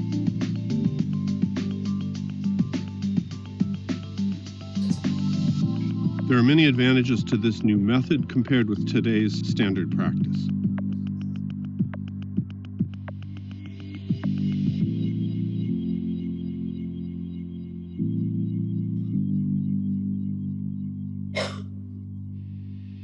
The University of Delaware Wind Power Program led. Muchas gracias a la Universidad de Delaware.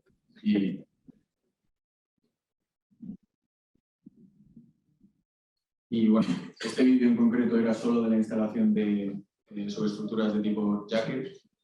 Y por eso quería remarcar lo que habíamos dicho antes, que cada instalación de cada tipo de subestructura es un mundo y como que se necesita profundizar más en cuáles son los métodos que se van a utilizar para la instalación de estas subestructuras de la manera más eficiente posible.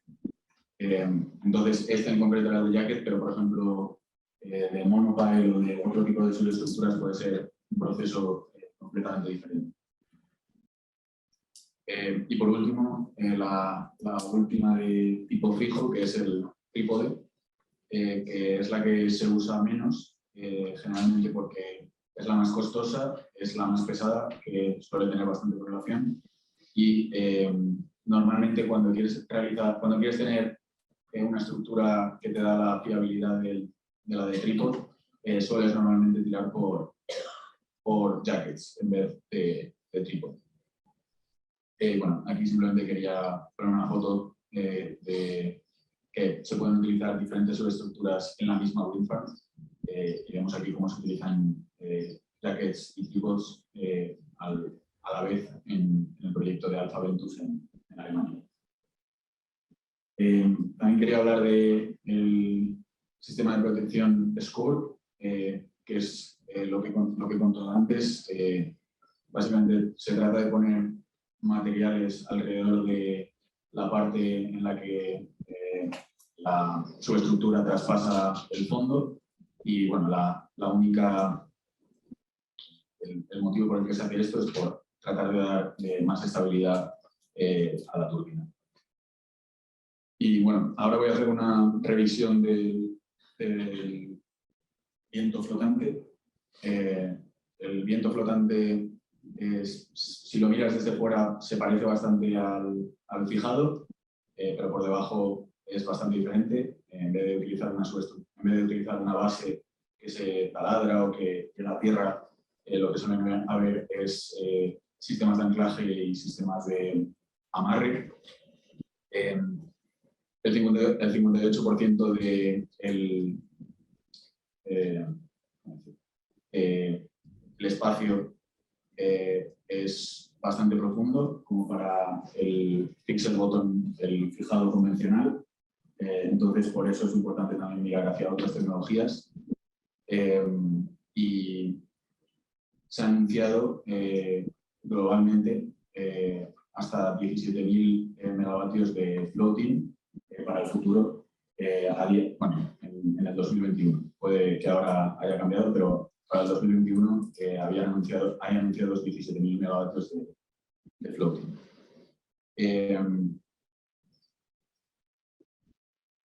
Y también lo que hemos contado antes, esto es una tecnología que está en un proceso muy preliminar, entonces se esperan que sobre todo los costes de las subestructuras vayan hacia abajo y el resto de costes, como se espera que también vayan hacia abajo por la tecnología fixed, la tecnología fijada, que esa ya 100% va a ocurrir, pues tan pronto como bajen los costes de las turbinas, bajen los costes del resto de cosas y además bajen los costes de las subestructuras flotantes, pues cada vez va a ser una tecnología que se va a ir utilizando más. Esto es un pequeño resumen de las ventajas y las desventajas de los 3 tipos de subestructuras flotantes. Está la subestructura flotante de tipo SPAR, que se parece bastante a la subestructura de monopile. Lo único que pasa es que nunca llega hasta el fondo y lo que se hace es que pues eso, se anclan normalmente 3, pero pueden ser más amarres que vienen desde el pilón, no sé cómo lo habéis llamado antes, piloto. Y está la semisumergible, que tiene una estructura que suele estar formada con 3 pequeños cubos que flotan ya de por sí, pero luego además se le añaden los sistemas de amarre y anclaje que todos los sistemas flotantes tienen.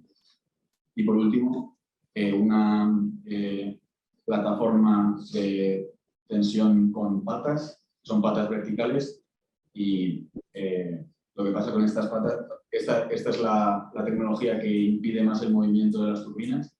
Digamos que la SPAR y la semisumergible te da cierta flexibilidad y puede llegar a moverse bastante la turbina alrededor de los anclajes, pero esta tecnología se queda bastante fija. Y las ventajas del SPAR es que los costes son más bajos, la plataforma se mueve menos que la semisumergible y como hay poca subestructura a la altura del mar, las olas le dan menos y entonces hay menos daño por las olas, digamos. Y luego, en cuanto a desventajas, tiene aunque los anclajes dejan bastante marca en el mar. El asemblaje es bastante complicado. Vuelta a lo que he dicho antes, estamos en un momento muy preliminar, entonces los procedimientos en cuanto a la instalación de este tipo de plataformas no están perfeccionados, no hay una guía que diga la verdad en cuanto a cómo instalarlos, entonces se necesita más investigación en este sentido. Y también se necesita una barca que tenga bastante profundidad para poder realizar esta instalación. Y en cuanto a semisumergible, tiene también potencialmente poco movimiento como ventaja y tiene bastante estabilidad y también bastante estabilidad para towing, que es un proceso de la instalación en el que ajustas la turbina a su estructura. Y las desventajas es que lo mismo que en el SPAR, los anclajes dejan bastante marca en el mar, tiene potencialmente más posibilidades de corrosión y tienen más exposición que, por ejemplo, el SPAR a las olas, porque como podemos ver, a la altura del mar tienen como más área. Y por último, la plataforma de patas, lo voy a llamar así, tiene pequeños anclajes, lo cual está bien para tratar de dañar lo mínimo el suelo del mar. Tiene costes bajos, tiene poco movimiento, como he dicho antes, y también otra ventaja que es como parecido al SPAR, que no le dan las olas tanto como le dan a la semisumergible. El único problema es que si hay fallos con el mooring system es muy inestable. Tan pronto como tengas un cable que se rompa, puede haber bastantes problemas. Y estos cables, estos sistemas de amarre, tienen que estar preparados para soportar unas fuerzas mucho mayores que las otras, unas fuerzas verticales mucho mayores. Y en cuanto a la instalación de estas tecnologías, en esta parte no estoy demasiado, no es mi especialidad, digamos, pero los monopiles están prefabricados y se llevan al mar a través de una gran grúa y luego están instalados a través de una especie de una taladradora con un método vibratorio o con también, en vez de taladradora es como que haces el hueco más profundo a través de como golpes, como un hammer, martillo. Y luego están los jackets y los tripods que tienen procesos de instalación parecidos a los del monopile, pero pueden ser llevados al sitio, a la planta en donde se va a instalar a través de unas barcas que se llaman towing barges y están anclados a tierra utilizando esto que no sé exactamente qué es, suction case into seeded soils. Esto, pues bueno, tiene aquí su referencia y si queréis más información está en este paper.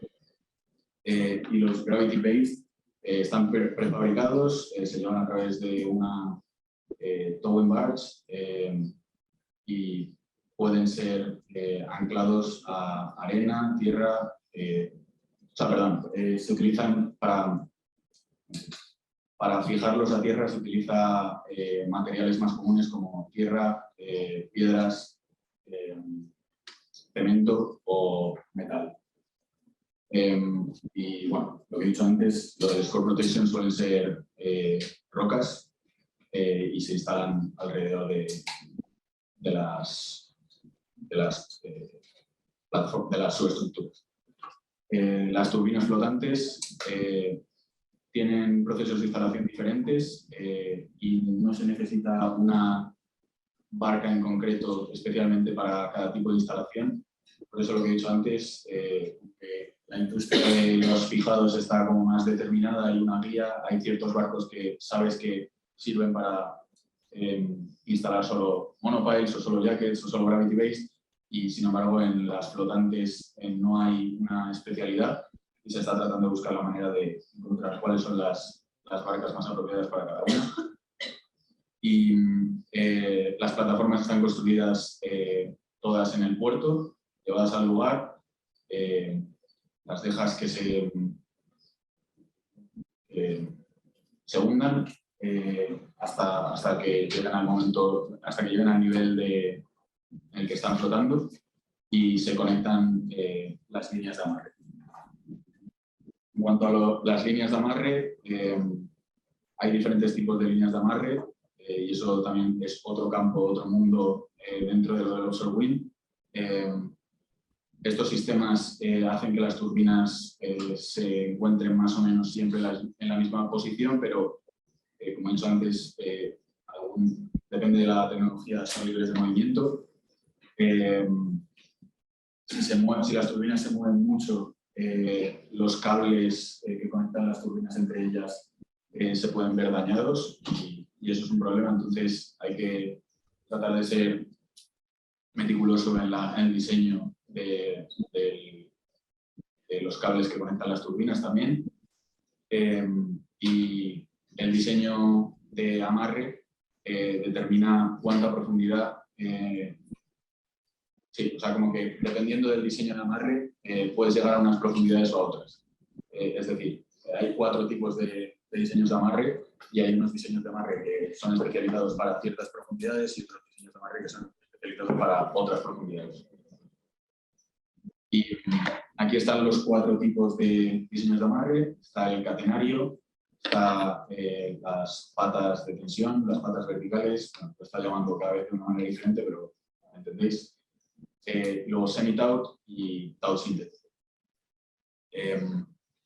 Las catenarias y las semi-taut suelen llegar más lejos, y eso es un problema. De hecho, ahora mismo estoy tratando de trabajar en cómo diferentes tipos de tecnologías utilizadas como sistemas de amarre afectan a la cantidad de turbinas que te caben en un área, porque si estos sistemas de amarre tienen que estar dentro del área, entonces hay como buffers que impiden que puedas instalar las turbinas en los bordes.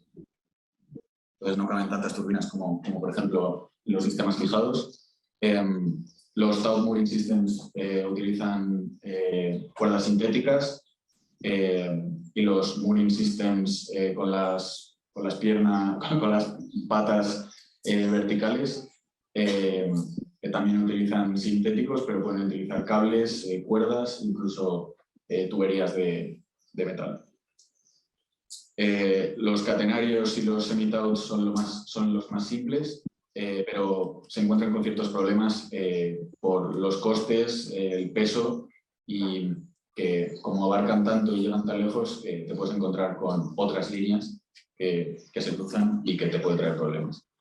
Pero bueno, en ese sentido, yo en concreto no estoy trabajando en eso, pero el que ha hecho la ilustración Matthew Hall, está trabajando en un proyecto a 3 años en el que está tratando de buscar las implicaciones del diseño de estos sistemas, de de amarre, y cómo afecta esto, cómo afecta esto a los cables, cómo afecta esto al posicionamiento de las turbinas, y bueno, más investigación sobre esto. Y estos son los tipos de anclaje. No tengo mucho, no es mi especialidad los tipos de anclaje, pero bueno, aquí puedes ver 9 tipos de anclaje que se utilizan, y si necesitáis más información al respecto, hay expertos que se dedican especialmente a elegir líneas de amarre, que se dedican especialmente a elegir líneas de anclaje. Hay especialistas solo en esto. Entonces, si queréis buscar más información, en realidad es una buena fuente de información en este sentido. Luego ya moviendo, nos vamos a las subestaciones y a los cables, a cómo están los cables interconectados entre ellos. Las subestaciones suelen ser estructuras y como una especie de edificio en el que se transforma la tensión de los cables, de las interconexiones entre las turbinas, a el nivel de voltaje de los cables de exportación, el cable largo que va desde la subestación hasta tierra, y suelen normalmente transformar el voltaje a 115 kilovoltios o más. Lo más normal que estamos viendo ahora mismo en la industria en Estados Unidos es que lo transforman a 220 kilovoltios, pero también se están explorando diferentes posibilidades en cuanto a cómo exportarlo, incluso posibilidades de HVDC, de alto voltaje de corriente continua. Y luego, en cuanto a cómo se diseña cada planta eólica offshore, es importante tener en cuenta el número de diámetros que hay de distancia entre cada turbina. Y bueno, aquí igual seguramente también tenéis experiencia con esto. Esto es un factor muy importante para la obtención de la energía anual producida, porque cuando eliges que tus turbinas tengan más distancia entre ellas, consigues que haya menos wake losses, menos pérdidas por wake, estela, pero a la vez, al ocupar más espacio y al utilizar cables más largos, eso hace que los costes crezcan. Entonces hay que tratar de buscar ese trade-off para que he dicho que odiaba utilizar frases en inglés y bueno, estoy dando un show, pero vale. Y bueno, que una parte importante de nuestra investigación es también eso, buscar ese punto óptimo de las distancias entre las turbinas para que maximizar la generación sin sobrepasar los costes o también minimizar ambos. O sea, minimizar el coste de la energía, básicamente, en total.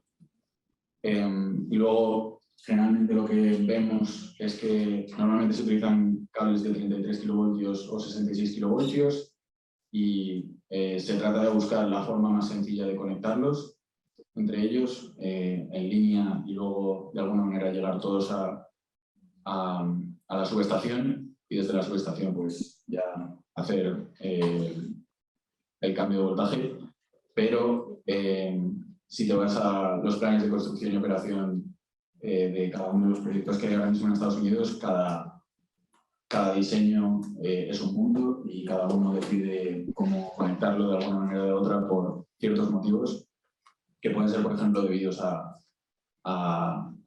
cómo es la Tierra, o sea, cómo es la Tierra en el mar, digo, y otros motivos, pero generalmente nosotros para nuestros análisis utilizamos líneas comunes, en plan, como veis aquí.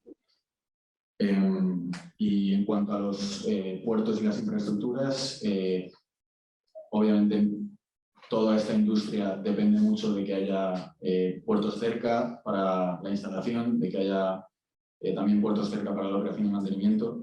Entonces es importante de que haya muelles, canales de navegación que sean posibles, porque hay veces que crees que lo que va a ocurrir es que cada vez que quieran hacer un viaje de operación y mantenimiento simplemente van a ir en línea recta hacia las turbinas a reparar, pero muchas veces te encuentras con que hay pesca, que hay militares, entonces tiene que haber como canales de navegación fáciles para llegar a las turbinas.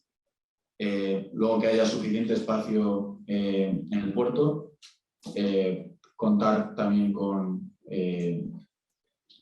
grúas para poder realizarlo, y son grúas, como habéis visto antes en los vídeos, enormes, en la comparación con el... ¿Cómo se llama esto de Nueva York?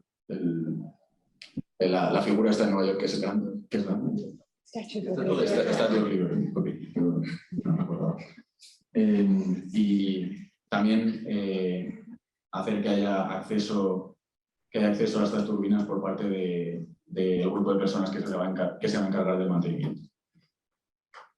Y bueno, aquí también quería señalar el proceso desde que empiezas a planear hasta la operación, y no como hemos hecho antes, que hemos ido por las fases un poco por encima que utilizamos nosotros para la clasificación de las fases en las que se encuentra un proyecto. Esto es un poquito más detallado.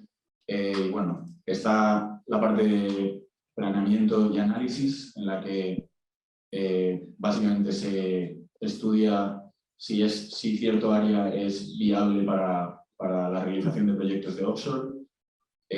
Luego, una vez eso ya está realizado, BOEM, que es una empresa del gobierno que se encarga de los territorios del océano, realiza una subasta de ese área, y en ese momento ahí es cuando los desarrolladores de proyectos de offshore wind hacen su subasta, muestran un precio, muestran su interés y suben un SAP, que es Site Assessment Plan. Una vez se aprueba el SAP de una empresa y ya se ha pagado lo que se tiene que pagar en función de lo que había en la subasta, entonces están en un periodo de Site Assessment and Service, y lo que ocurre en ese momento es que los propios desarrolladores tienen que ir a esta zona y tienen que hacer ciertas exploraciones de la Tierra y demás para elegir el diseño que es más apropiado, para saber si la Tierra es blanda, si la Tierra es dura, si hay muchos animales por ahí. Tienen que hacer sus estudios. Y ese periodo puede llegar a ser el más largo de todos, suele ser en menos de 5 años. Y una vez han terminado eso, lo que hacen es subir un plan de construcción y operación que es público, o sea, cualquiera puede ver un plan de construcción y operación de los desarrolladores, y está bastante bien porque te da bastante información de las tecnologías que se plantean usar. Y bueno, ahí lo que suelen dar es, no suelen ser exactos con qué tipo de cable van a usar, qué tipo de turbina van a usar, pero dan como una especie de rango de, vamos a utilizar turbinas de entre 12 a 15 megavatios. Vamos a utilizar cables de este tipo o a lo mejor HVDC. Suelen dar como un rango y en otros casos también suelen ser bastante específicos. Y bueno, una vez está subido el plan de construcciones y operaciones, BOEM tiene que revisarlo y una vez lo revisa lo hace público, lo aprueba y desde ese momento el desarrollador de offshore wind ya tiene la posibilidad de empezar la instalación. ¿Cuánto cuesta el offshore wind? Antes habíamos enseñado como proyecciones a futuro del COI y demás, y también más o menos el rango de cuánto cuesta en total la inversión inicial. Y aquí más o menos queríamos mostrar cuánto de esa totalidad va a cada cosa, cómo está distribuido. Vemos que las turbinas es un componente muy grande a nivel de costes. Normalmente cuestan entre $1.300 por kilovatio hasta $1.500 por kilovatio. Y estos costes son variables, depende de lo que proponga las manufactureras, pero bueno, tratamos de tener información como al día tratamos de estar actualizados en cuanto a los costes de las turbinas. Luego, una parte muy grande también de los costes son el balance of system, que son todos los costes relacionados con la instalación de todos los componentes de la planta eólica y también los costes de diseño de cada una de las partes, es decir, los costes de diseño de los cables, de la offshore substation, de los cables entre las turbinas, todos esos costes y aparte la instalación. Y luego están los costes de operación y mantenimiento, que por un 34,3% es bastante importante. Y luego otros costes que se llaman soft cost, costes blandos, suaves, que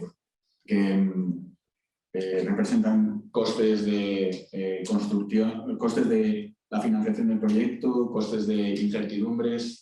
En cuanto a costes, contingency es como un más menos en cuanto a financiación que se le da al proyecto, y otros costes para tener en cuenta el desmantelamiento del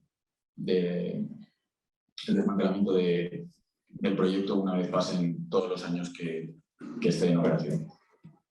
Y bueno, los precios que hemos encontrado de proyectos europeos señalan que puede llegar a competir con otras energías sin necesidad de ayudas, sin necesidad de PPAs, porque están llegando a haber precios un poquito por encima de los $50 por kilovatio hora, perdón. Y eso son buenas noticias porque si se puede llegar a manejar la operación de estas wind farms sin necesidad de PPAs, es decir, entrando al mercado, sería una muy buena noticia para la atracción de financiación. Pero bueno, a día de hoy la realidad es que prácticamente todos los proyectos funcionan con su PPA o su offtake agreement. Y esto era de antes, pero vamos que la bajada de estos precios suele estar relacionada con la madurez de la cadena de demanda, cada vez menos riesgos, es decir, no es lo mismo invertir en un proyecto que es la primera vez que ves este proyecto en este país que cuando ya ves que están pasando estos proyectos, y que cada vez hay más competición por la realización de estos proyectos por parte de los desarrolladores y por parte de manufacturadores. ¿Cómo de grandes son estas turbinas? Ahora mismo hay un prototipo de una turbina de 15 megavatios y se espera que también haya turbinas de 17 megavatios en 2035. Este fenómeno de ir cada vez más a por turbinas más grandes tiene sentido porque reduce los costes de instalación y de transportación. Bueno, aquí lo dice, sí, turbinas más grandes generalmente tienen menos costes de proyecto. Y lo que he dicho antes, cuantas menos turbinas hay, menos viajes tienes que hacer a las turbinas para repararlas durante la etapa de operación y mantenimiento. Entonces los costes de operación y mantenimiento son más bajos. No hay, sí, bueno, se dice que no hay límites para el crecimiento de estas turbinas, pero sí que es verdad que hemos comentado alguna vez que no tiene que ser demasiado precipitado. No podemos anunciar que haya turbinas de 18 megavatios si todavía no hemos visto construidas turbinas de 15. Entonces, no hay límites, pero tiene que seguir su proceso. Y sí, los sistemas flotantes y los sistemas fijos utilizan el mismo tipo de turbinas. Y bueno, los anuncios de nuevos prototipos de turbinas para el futuro señalan que va a haber un continuo crecimiento de las turbinas. Se anunció la turbina de 12 megavatios de IADE, se anunció también la turbina de Siemens Gamesa de 14 megavatios y Vestas también ha anunciado su turbina de 15 megavatios. Y bueno, para tener una idea más o menos del diámetro de cada una, la de 12 megavatios tiene un diámetro de 220 metros, como 2 veces un campo de fútbol. La de 14, 222, un poco más, y la de 15 megavatios, 236 metros, pues algo más de 2 campos de fútbol, bastante grandes. Los impactos sociales y económicos del offshore wind son principalmente la creación de 44.000 trabajos directos y en torno a 33.000 trabajos indirectos por las comunidades que están relacionadas por la actividad del offshore wind. Y llegar a ese objetivo que tiene la administración de hoy de 30 gigavatios supondría aproximadamente una inversión cada año de 12 billones anuales, que es bastante importante y bueno, está muy bien que esta industria cree inversión y cree trabajo. Y bueno, las principales conclusiones de esta presentación, desde mi punto de vista, son que el offshore wind está cerca de las zonas en las que hay mucha población en Estados Unidos, por eso tiene sentido. Si encontramos un país en el que la población está en el centro y nadie vive fuera, no tendría sentido, pero es el caso de la mayoría de los países. Actualmente el 99% de las instalaciones de offshore wind son de tipo fijo. El coste de las de tipo fijo ha decrecido un 70% y puede llegar a competir sin necesidad de ayudas. Cada vez hay turbinas más grandes que nos llevan a costes más bajos. Y por último, el offshore wind flotante se espera que vaya a ser instalado para el año 2024. Y bueno, quería dar las gracias por escucharme hoy y espero que os haya gustado. Muchas gracias.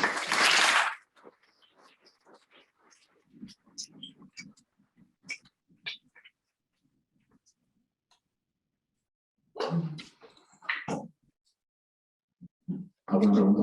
Daniel, gracias.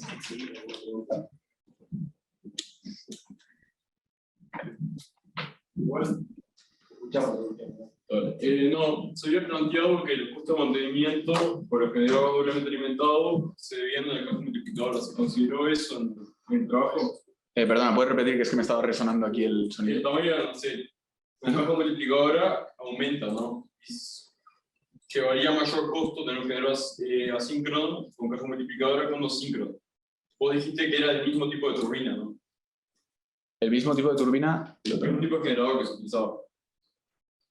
No, en offshore no se utiliza el mismo tipo de generador. Vos dijiste que se. Un malentendido mío. Vale. No. Se utiliza sin caja de drenaje.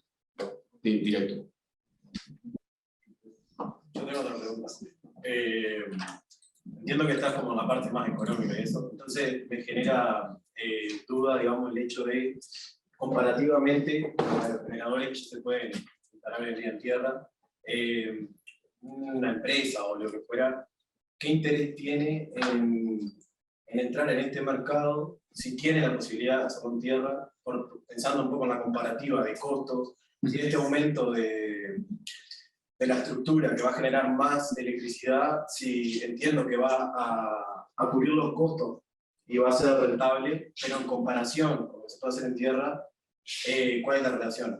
Porque entiendo, bueno, que así ya lo terminó, y entiendo que esto, o sea, está pensado para ciudades grandes donde capaz que el territorio, como China, que no tiene como dónde poner mucho tierra, es más interesante llevarlo al agua, pero en comparación de tierra a agua, ¿por qué apostarían acá?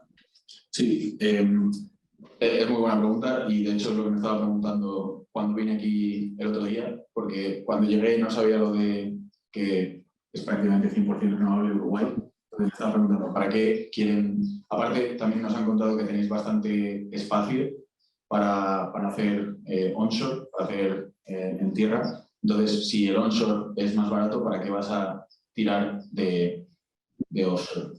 Y sí, es muy buena pregunta.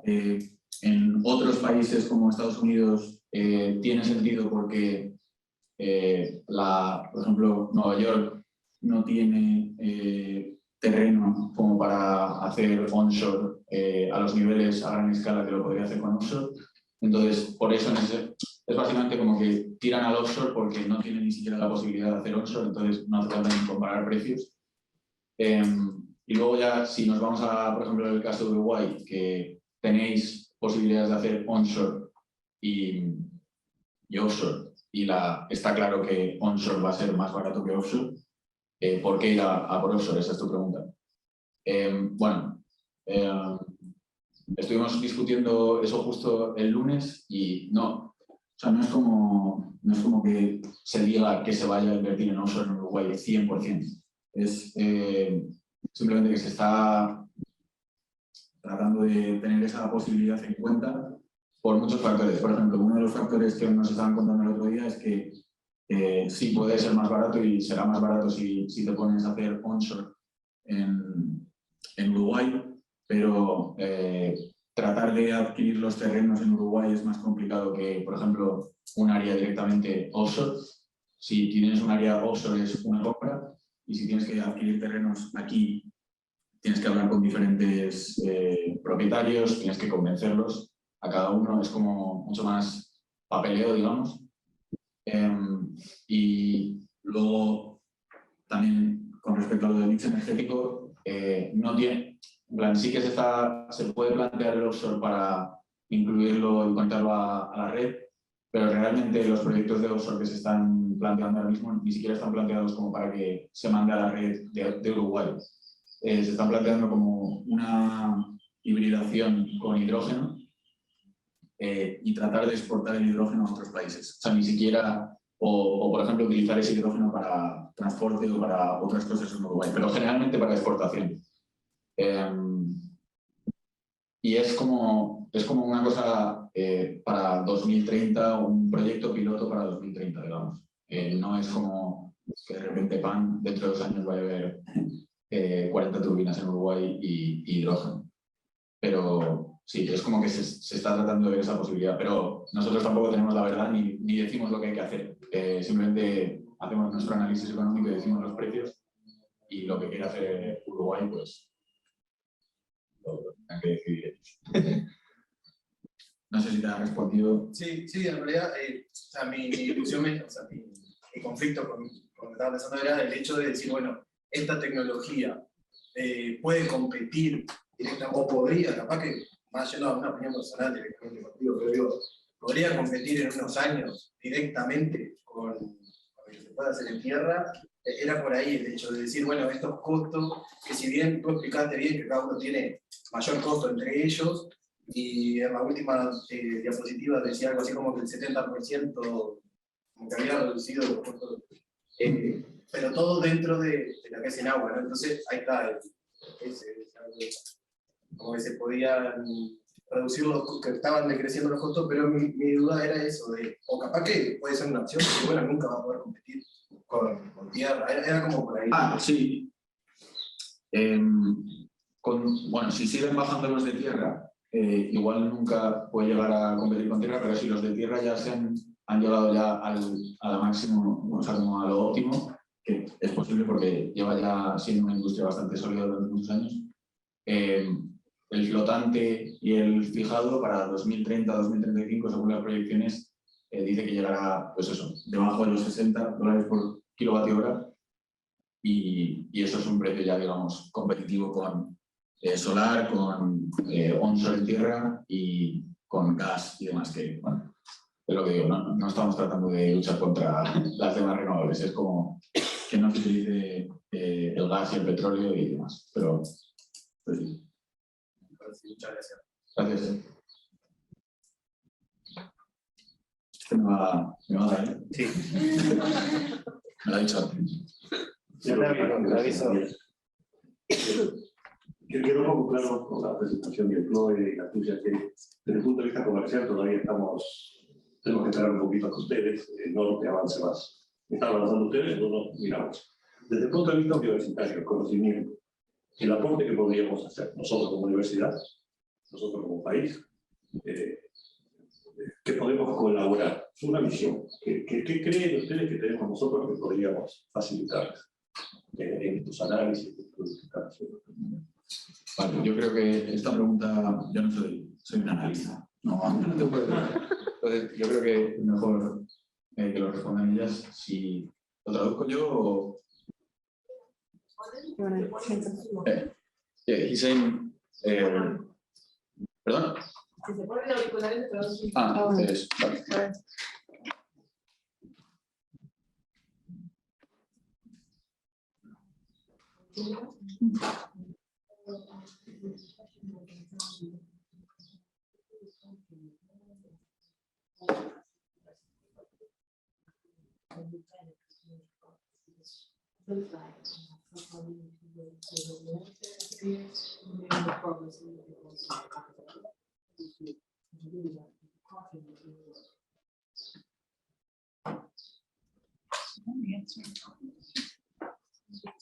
Okay, I think Daniel has given a good overview of, we'll go into more depth here over the next day and a half of the different technology challenges that we have with offshore wind. So I'd say that yes, in Europe, they've already been developing this.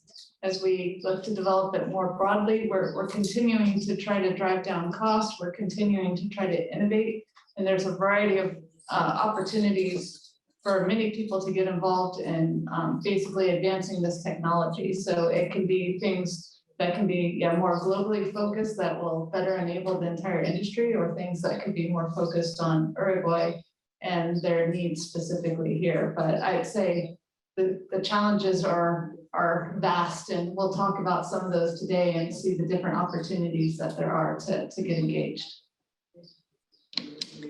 And if I might just add maybe a more specific example, and to bring back hydrogen, because it is a new area in terms of coupling it with offshore wind.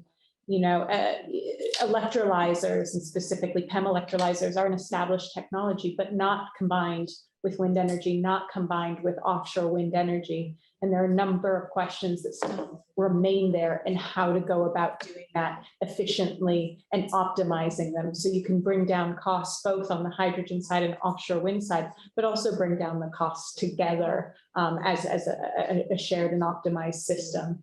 And then if you think about what you do with the hydrogen from there, We heard from your ministry and some other organizations in Uruguay the potential to use biogenic carbon to produce synthetic fuels. And that's another area that is very new and has a lot of work to do. So when we talk about the potential for producing hydrogen to use as jet fuels or shipping fuels, that isn't proven. That needs to be researched, and a lot more work needs to be done there.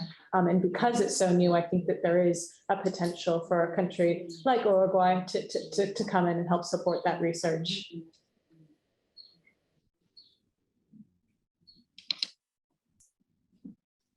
Muy bien.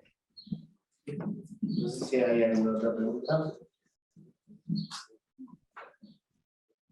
Bueno, Pablo, no sé si puede llegar.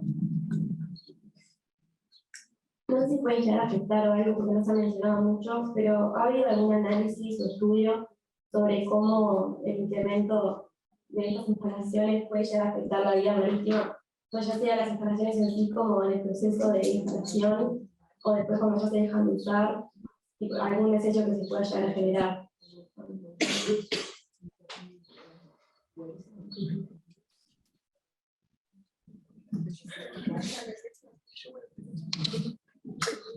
That's a great question, and that is actually the topic of the next presentation. So maybe I'll do that and we'll come back and you can tell me if I answered your question or no.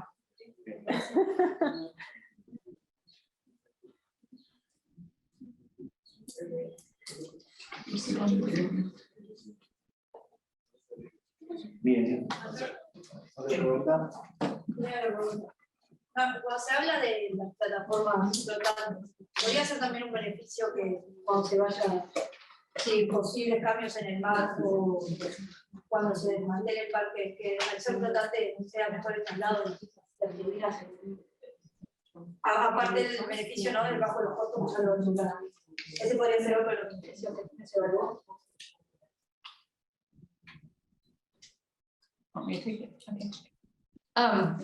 Yeah, so for floating wind systems, actually, even before the end of life, they're unique in that you can, even for maintenance and for other things like that. So if there's damage or maintenance that needs to occur, one idea is you can tow them back to shore. But yes, after their end of life, you could tow them back to shore for other purposes.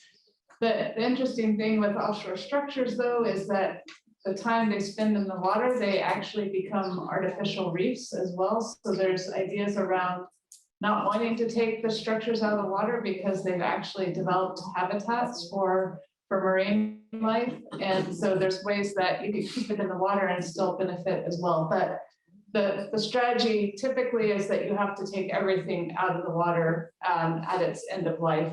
We'll talk about tomorrow some strategies for can you repurpose those platforms for offshore wind by replacing components and keeping that support structure out there and just replacing the wind turbine, different options like that. But yeah, there's an array of options and we're trying to understand the benefits to each of those.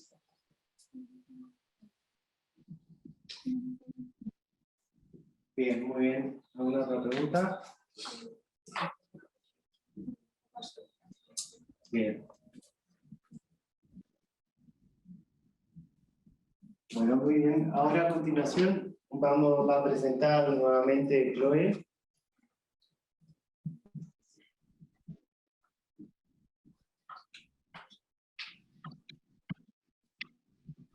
We could just start it and do part before and part after lunch. Do you want to stop? La presentación es sobre el despliegue de la eólica offshore, la eólica marina.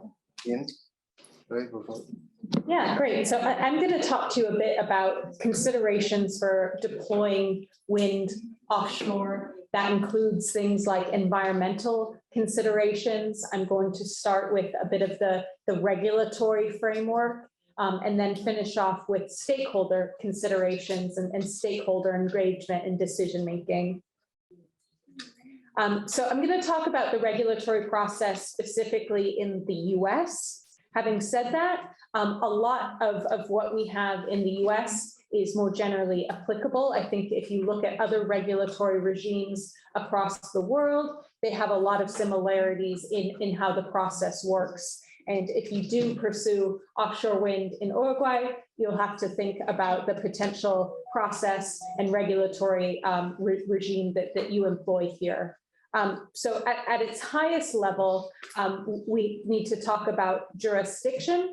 So Daniel mentioned BOEM, the Bureau for Ocean Energy Management, and they are the ones with the jurisdiction for what we call the outer continental shelf. So that is the area from 3 nautical miles out to 200 nautical miles, which is our exclusive economic zone.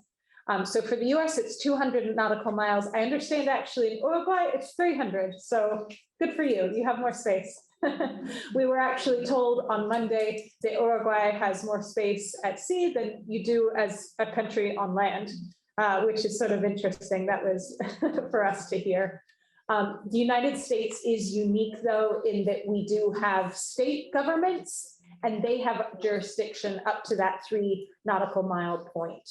So that's something that we need to consider in offshore wind development. We don't expect states to be developing offshore wind, so we don't expect to see projects go in that 3 nautical miles from shore, but it's not just the turbines, it's the associated infrastructure. So for instance, export cables that are bringing the power back to shore are going to go through that area. So states are still involved. Yeah, so that's it at a high level. We talked about, BOEM is responsible for issuing the leases for development and the rights of way for renewable energy projects. They also do it for oil and gas offshore in the US as well. So they do all energy technologies. I think Daniel already mentioned some of the phases, the planning, the leasing, the site assessment, and construction and operations.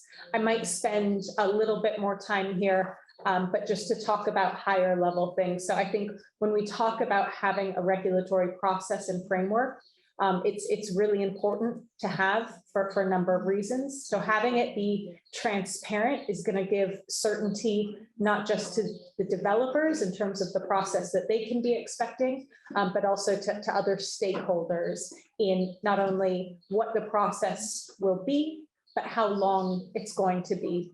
And that timing element is also an important consideration.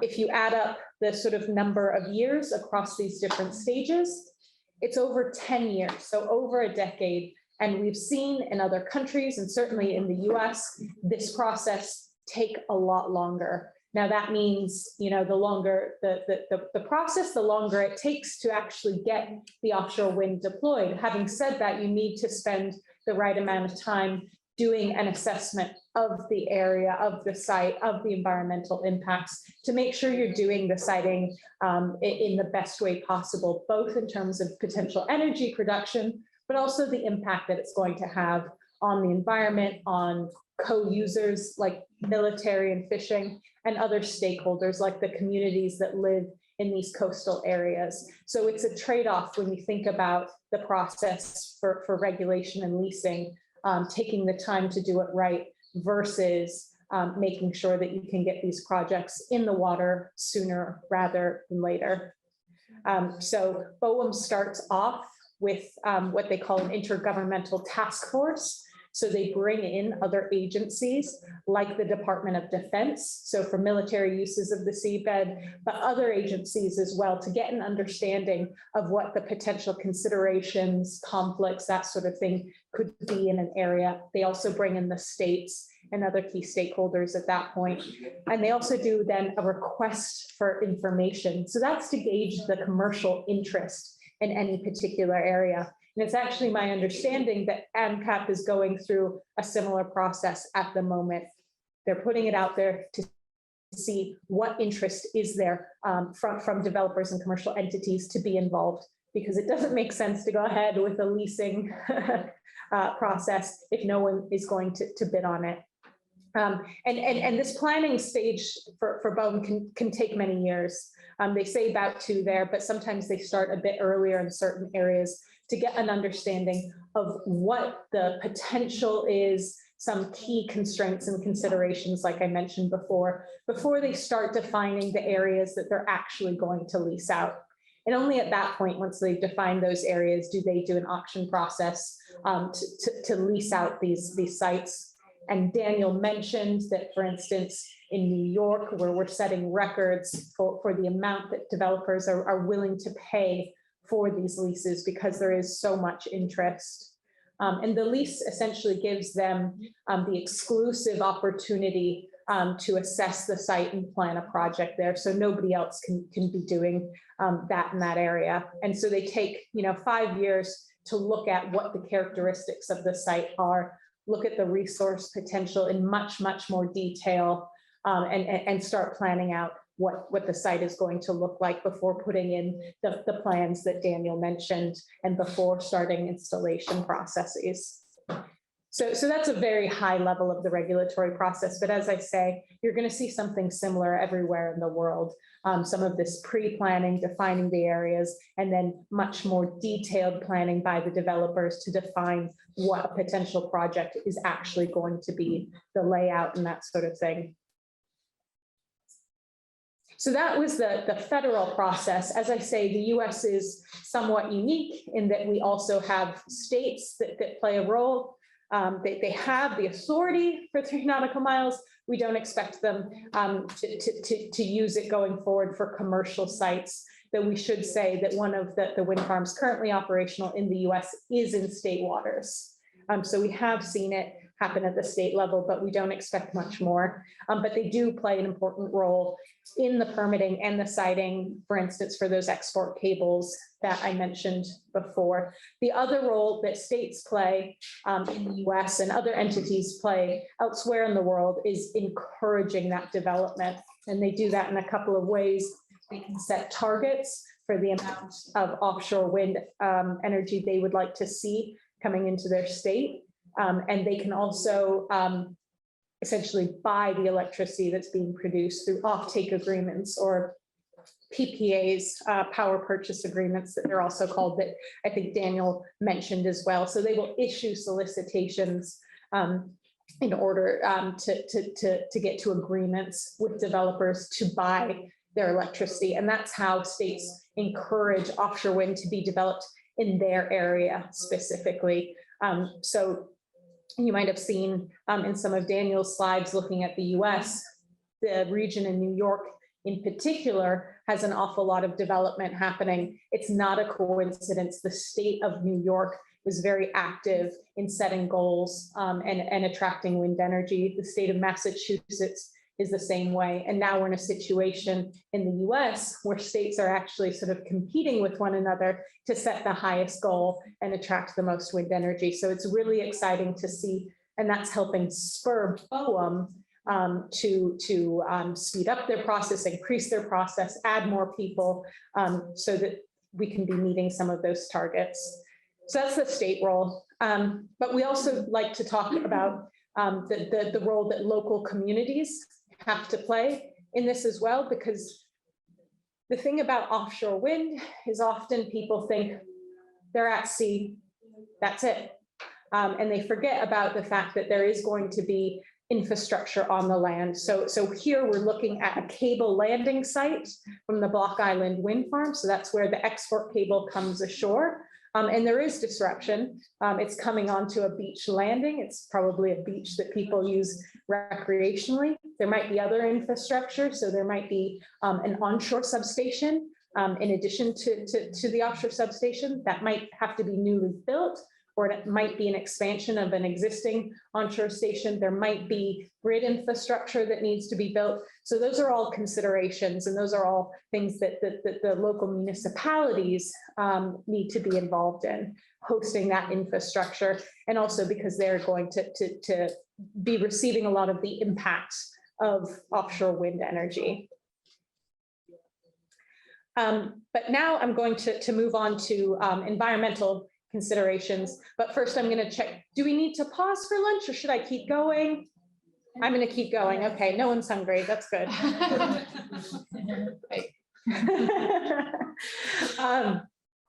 Yeah, Yeah, so it was a good question about what impact could offshore wind have on the environment, because there is potential in a number of different ways. So one of the key ones that people think about a lot and that concerns people a lot are marine mammals.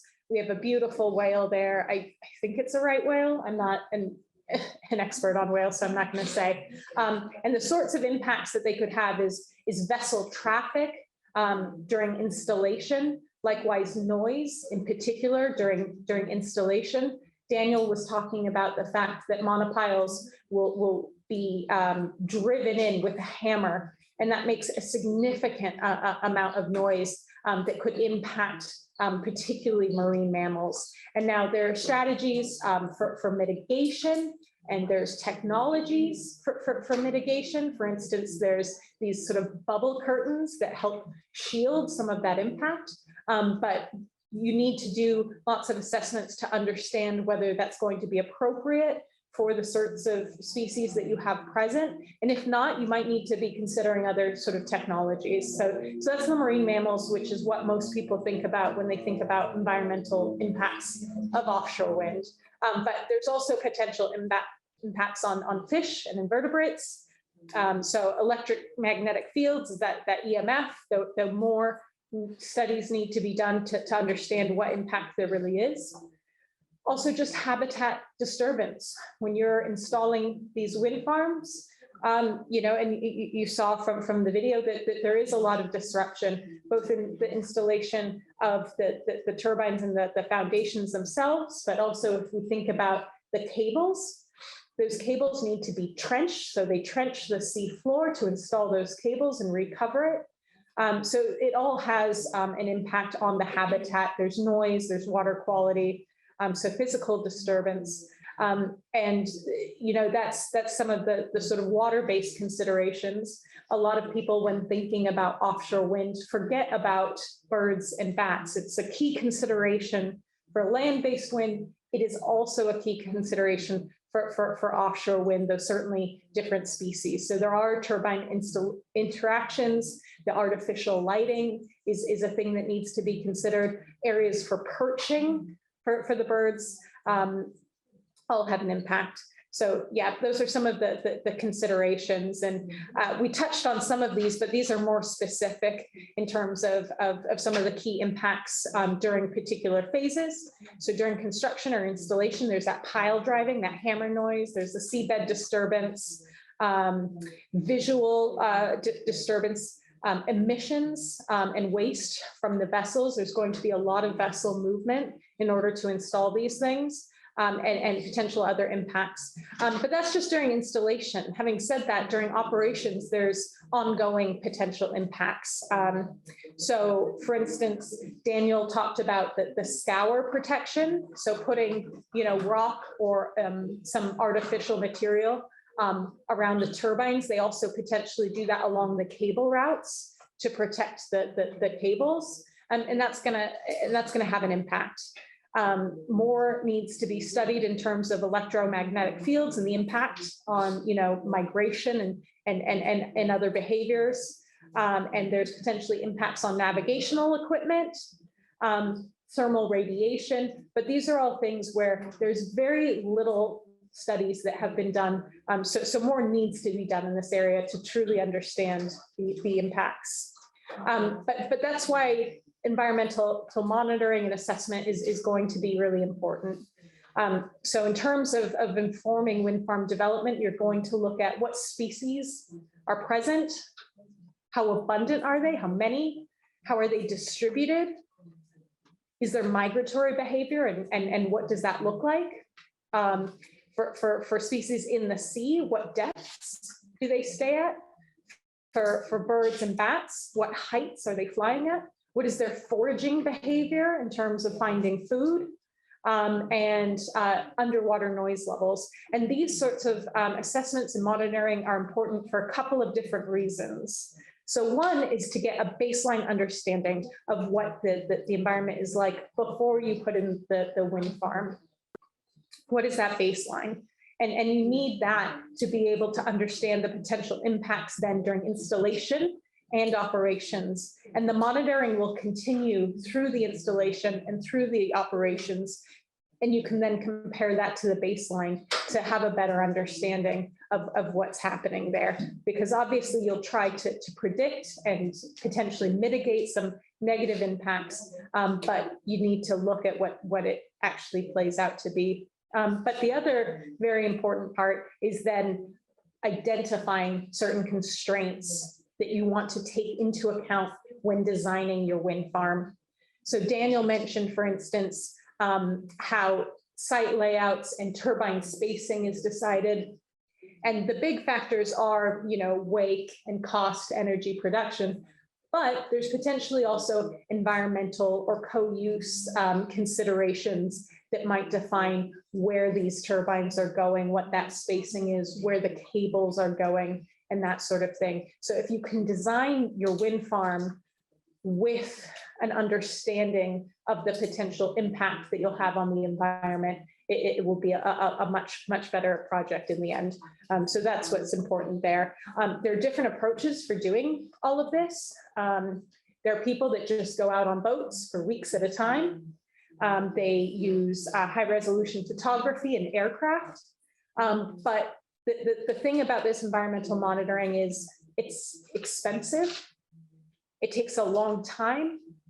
There are safety considerations when you send people offshore. There are concerns if you're sending people, for instance, sort of scuba diving down to sea, that's a safety concern. So there's a lot of work being done to create technologies and new novel approaches for how this can be done to both increase the accuracy, but also decrease the time, the cost, and most importantly, any safety risks associated with that. And this is a very active area at the moment. For instance, in California, I think that there's an open solicitation out for companies and organizations to be looking into some novel approaches in connection with floating wind in particular. But we're looking at things like passive acoustic monitoring, radar, and robotics. So instead of sending people down, we can send robots down. So, but this is a really, really growing area, an important area, and pretty exciting. Marine mammal entanglement is one particular issue associated with floating wind, or I say an issue. It's a concern that a lot of people have.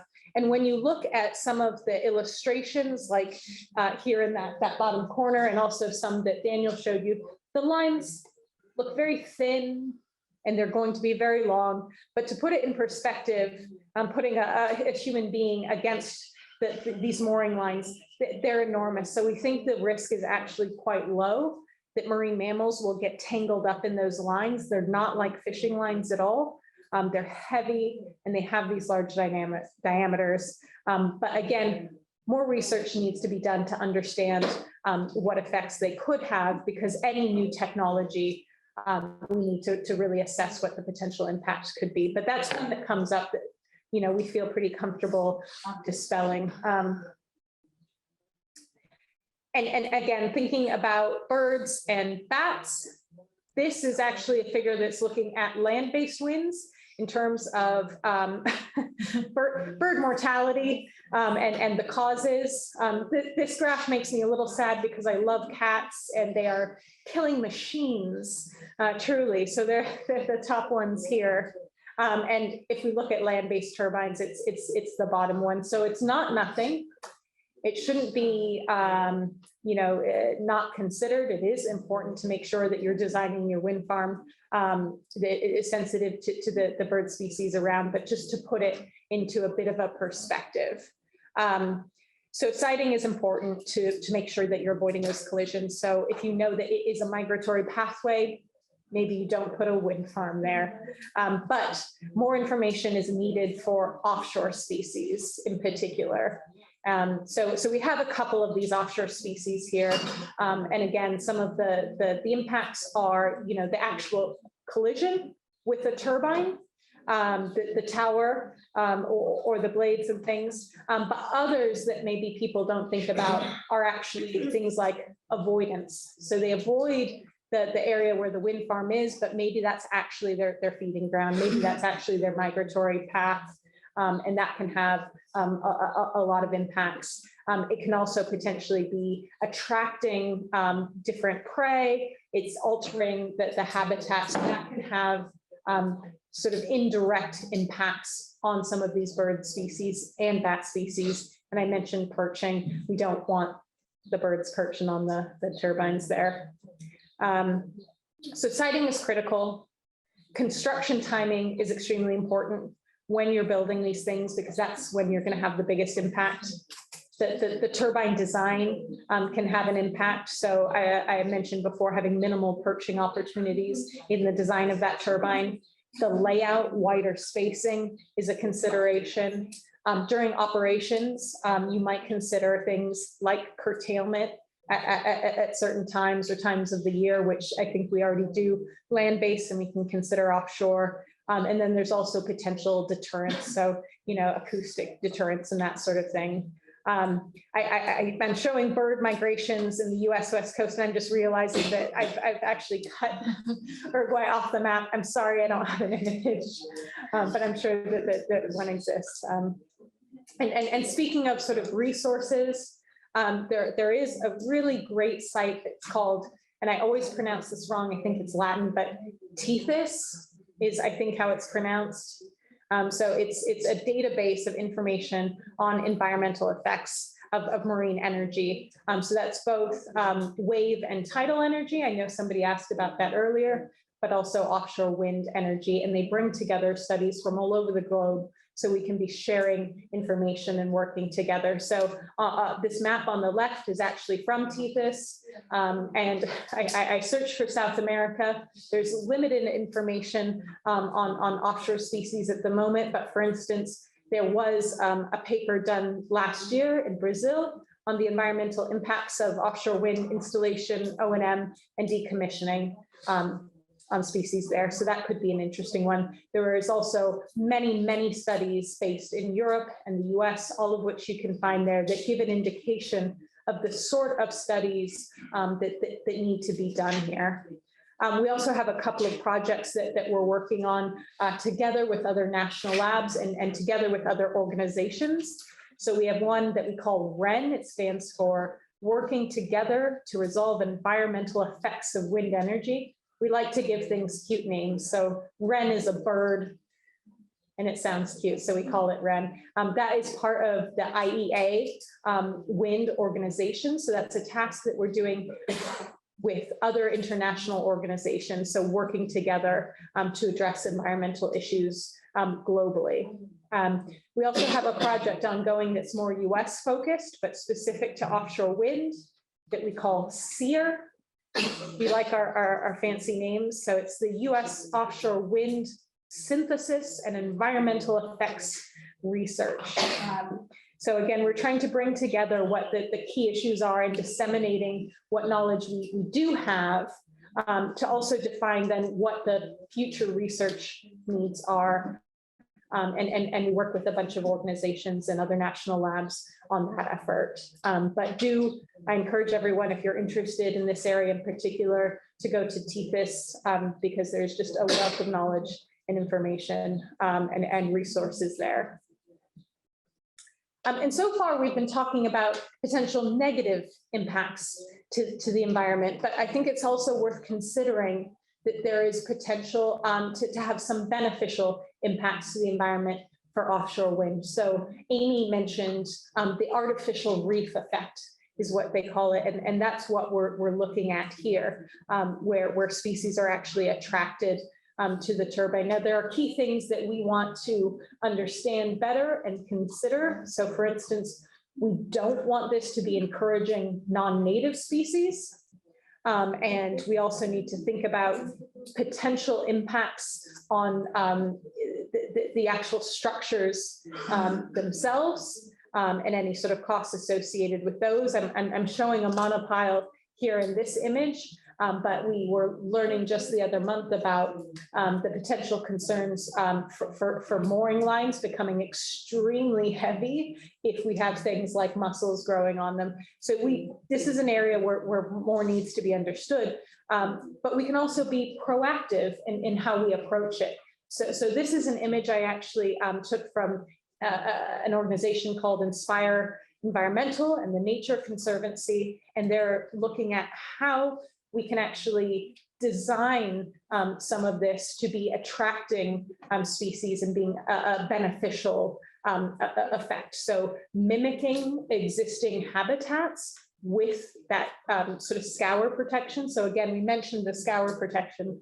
Instead of just using any old rocks, we can actually use specific materials and do it in a way that's going to be more beneficial to forming habitats there. And we can use materials that are promoting growth and things like this. So this is a new area where a lot of research is being done to say, what can we be doing proactively to make turbines have a beneficial impact on the environment around them.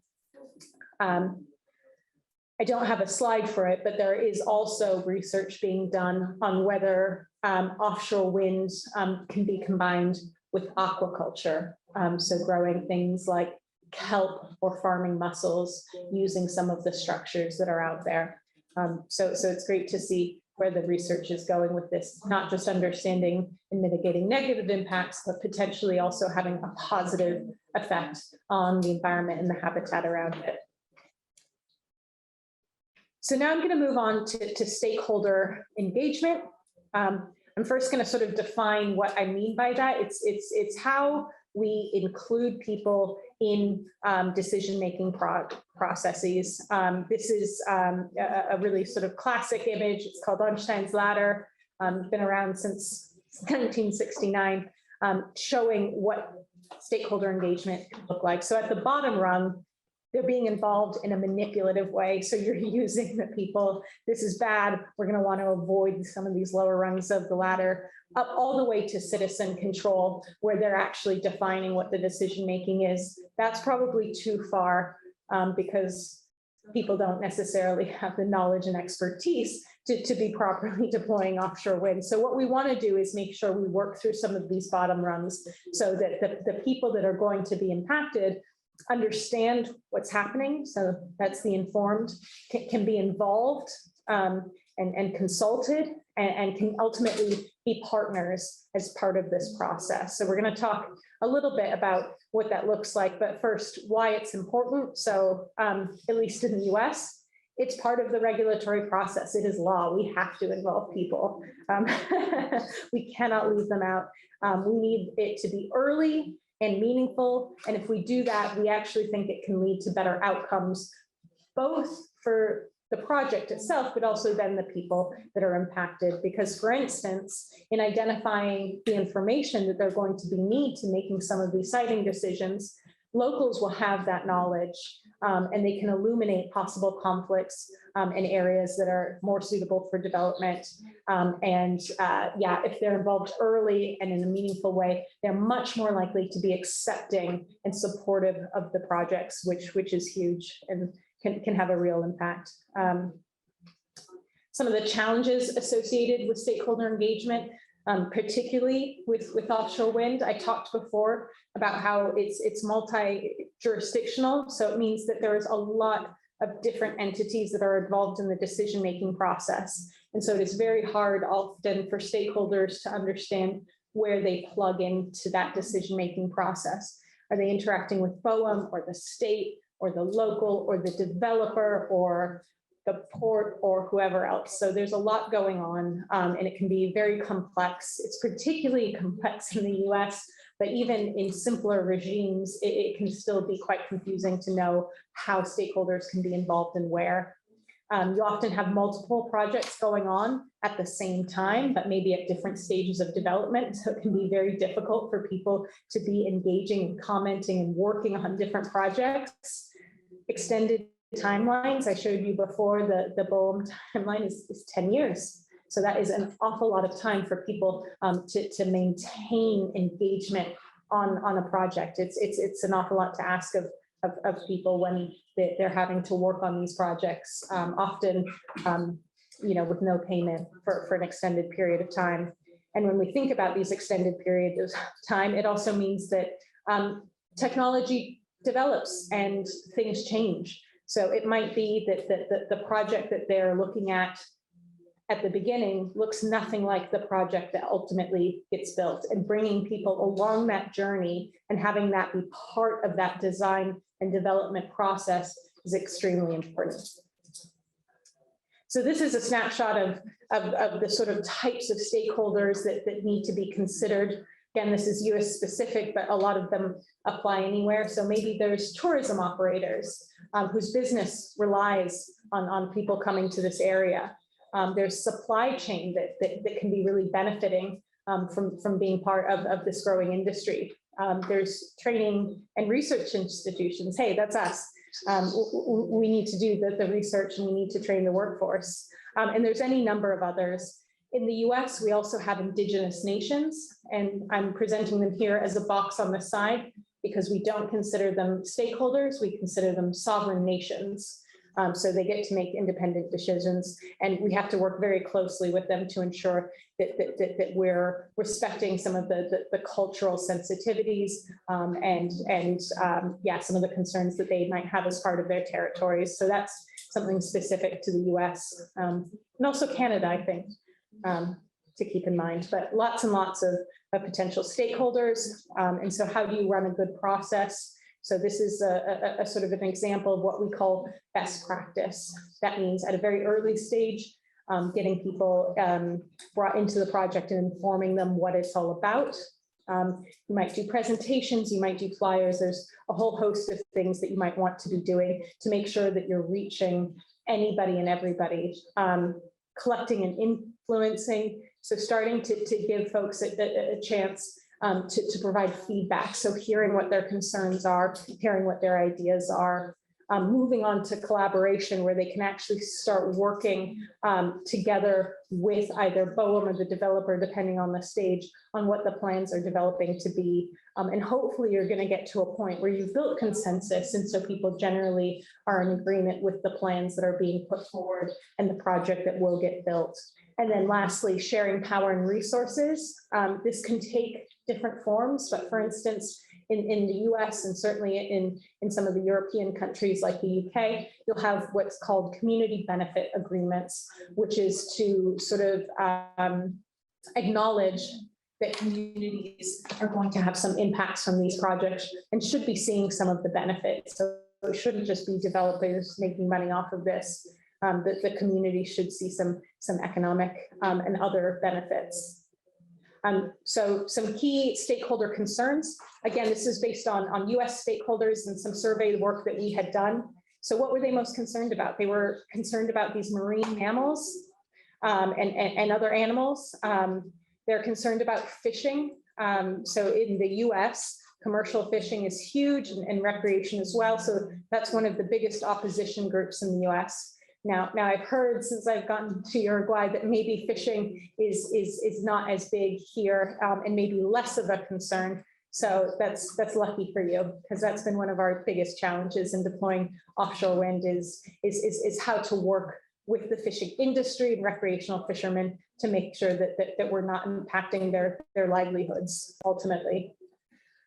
Visual impacts. Lots of people like to think that, hey, it's offshore, but they do have a visual impact. They are large structures. You will be able to see them on clear days. So it's something to consider. Having said that, yeah, depending on how far out they are or the atmospheric conditions, it's a much less sort of visual impact than land-based wind, which is another reason why offshore wind is advantageous in some cases to land-based wind in areas where there's a lot of opposition to land-based wind and it's a struggle to deploy. Wind, we typically see less opposition, though there is still plenty. Property values is another key consideration that's probably stemming from the visual impacts.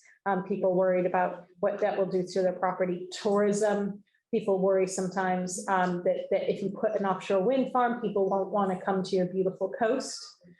It's still early days, but we are seeing some studies come out from existing wind farms, for instance, in the UK, that show that, and again, these are isolated sort of case studies, but it might actually increase tourism. So there's a wind farm off the coast of Brighton in the UK, and Brighton is a resort town. And it's one that in recent years has been declining, fewer people going, and it's sort of been deteriorating. But the city really embraced the offshore wind farm. They made it part of the tourism information that they put out there. They have viewing platforms to look at the turbines. They have vessels now that will give tours of the turbines. And we've actually seen people come visit the turbines themselves. So they're actually a draw for tourism, which is pretty exciting. They're probably certainly not true for every project, but that one in particular. And marine navigation safety is another one that people are concerned about. Now, these aren't necessarily the actual biggest challenges or concerns, but it's what people perceive to be challenges and concerns. And so part of that stakeholder engagement is helping them understand, for instance, the sort of work that is done in siting to make sure that marine navigation is not impacted. So avoiding shipping corridors and making sure that the impact on radars isn't large. There's also sort of competing interests to think about, and I think I mentioned some of these before. So archaeological recreation, people, fishing or doing other activities offshore, shipping, needing to avoid shipping lanes. Military is a big one in the US. So there are whole portions, for instance, of the West Coast that we cannot build offshore wind because of military activities. And fishing is a really big one for us here in the US. So I mentioned the visibility before. So I won't spend too long here, but here's an example. So this one is 7 nautical miles from shore. In the US, we're going to be building no less than 10 nautical miles from shore. That's something that BOEM has agreed as part of some of its stakeholder work. So this is closer than they're going to be in the US, and you can see them. You can see them, but they're not huge. And fishing, as I mentioned before, is one of the, if not the biggest stakeholder challenge and co-use challenge that we face in the US and certainly other countries that have a big fishing industry as well. So again, the UK, this is a huge area for them. But what can we do to mitigate that or address some of it? So one is including them as part of the regulatory process. So for instance, BOEM, who we talked about earlier, did include the fishing industry as part of some of their early work, and they made significant modifications to the areas that they actually leased out to developers, and also some of the rules that they have for where the turbines can be built, for instance, spacing, creating corridors where the fishermen can go. And that was all part of that stakeholder engagement process that BOEM conducted. Also having fishery liaisons, so somebody representing the industry that can work with the offshore industry during the development and construction and operations to understand what the concerns of the fishermen are, and to make that engagement over that long sort of potential 10-year period of time a little bit easier. Compensation programs are another thing to be considered depending on the impact. And again, we've seen this deployed in the UK, where fishermen, and these are, commercial fishermen, this isn't just going out to have some fun on the weekend. This is people whose livelihood is fishing, that they're made whole for any impact. So that might be loss of gear. That also may be loss of landings during offshore activities, particularly during installation is when they're most impacted. And then doing further research. So we have some research already in the US. So Block Island, our first wind farm, did do a 7-year study, found no negative impact on the fish populations. And they found an increase in one species in particular, the black sea bass, but more needs to be done there. And that's some pictures from Block Island. This is Captain Dave Monty. He's a fisheries liaison, and he is a commercial fisherman as well as a recreational fisherman. Can't get enough, but they can sort of cohabitate. It can work if done correctly. And then finally, a case study on why it is so important to do stakeholder engagement right, and what the consequences are if you do it wrong. So there's quite a famous project in the US, it's called Cape Wind. It's first proposed in 2001.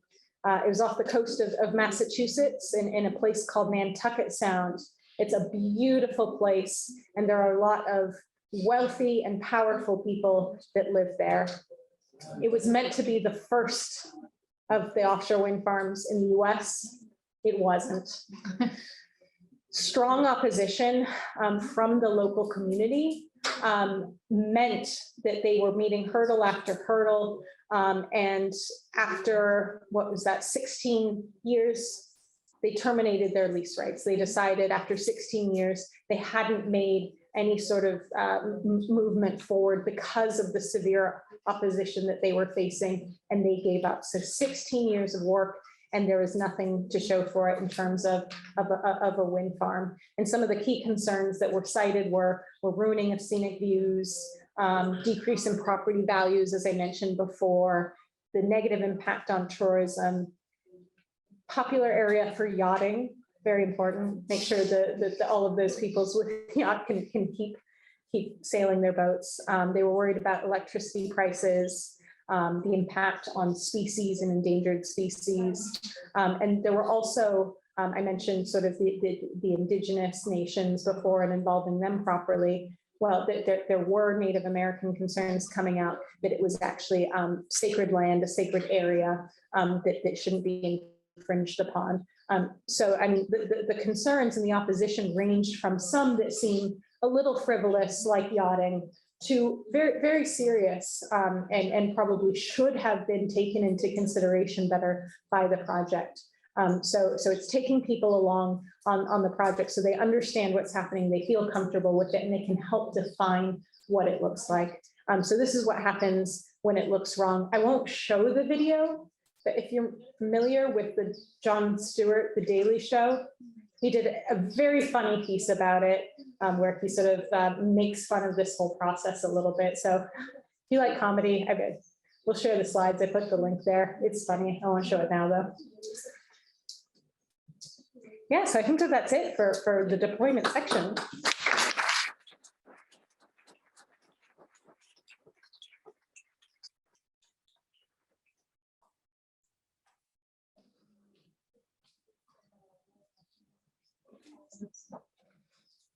Thank you very much, Chloe, for your presentation. Very interesting. And dejamos las preguntas para la última parte. Ahora vamos a almorzar. De las 2 de la tarde regresamos. ¿Sí? Muchas gracias.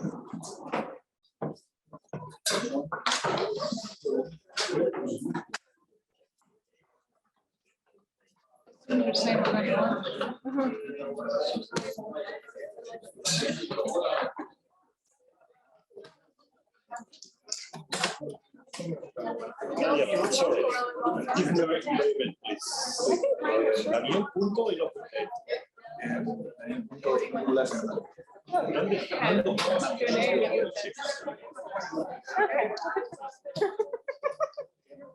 So, thank you for your presentation, but I have a question. The thermometer research, in a moment, why you put a name in a complex question? Right, in a moment, you remember? Oh, yeah, the dynamometer, our facilities. What is the name? Razón del nombre, por favor.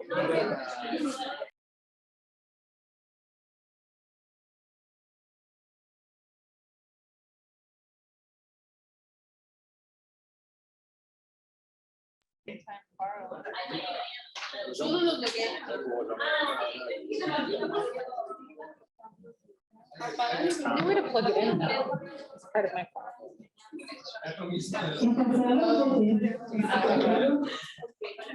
Yeah. Okay. I'm supposed to have you got it. I have to plug it in. That's for my headphones. I'm not using them. I just leave it in there, otherwise I'm going to lose it.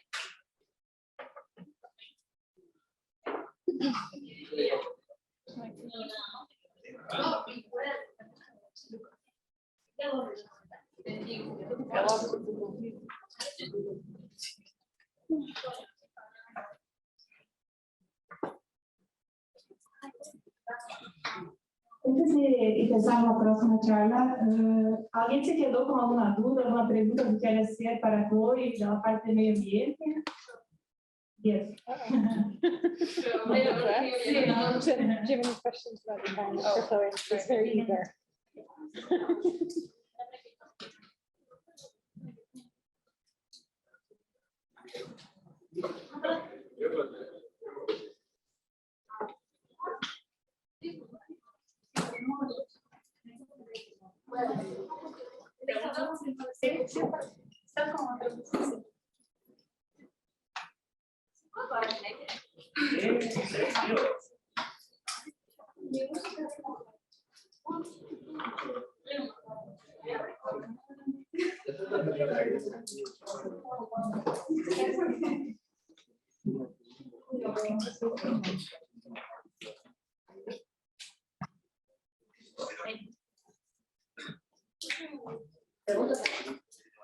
Cuando hablaron tipo de la contaminación sonora, dijeron que iban a usar el método de burbujas. ¿Qué es eso?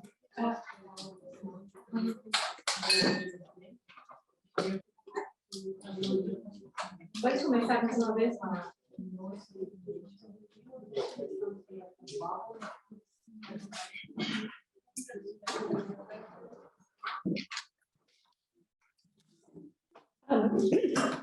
No, is the short answer, because that's not my area of expertise. So I only know very little about what it is. It is somehow that they form a curtain of bubbles, so a continuous flow of bubbles that serves as a sort of barrier to the noise, to prevent the noise. But I'm afraid I'm not an underwater acoustics expert, and so I cannot speak to it in any more detail than that. And I don't know, Amy, if you know more about underwater acoustics. No, that's not our area of expertise. But it is a cool technology, so maybe it's something we can both look up.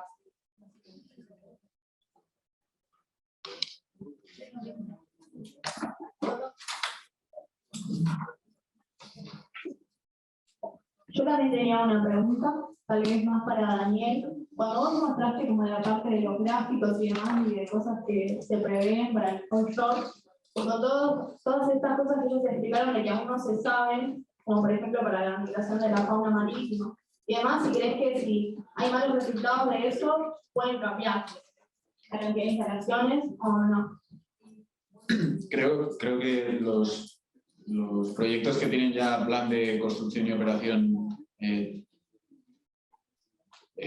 no van a cambiar, y la mayoría de los proyectos que están anunciados, por lo menos en Estados Unidos, tienen eso. Y creo que no va a cambiar porque hay un apartado, un capítulo en casi todos los planes de construcción y operación en el que hablan de esas cosas. Yo la verdad no sé mucho de eso, pero hablan de eso y hablan de cómo han estudiado la zona, y si ha sido aprobado normalmente es porque esa parte está bien, ahí, o sea, esa parte está correcta. Y luego esos son de los anunciados, y normalmente los anunciados, como tienen planes de construcción y operación, pues significa que van a ocurrir.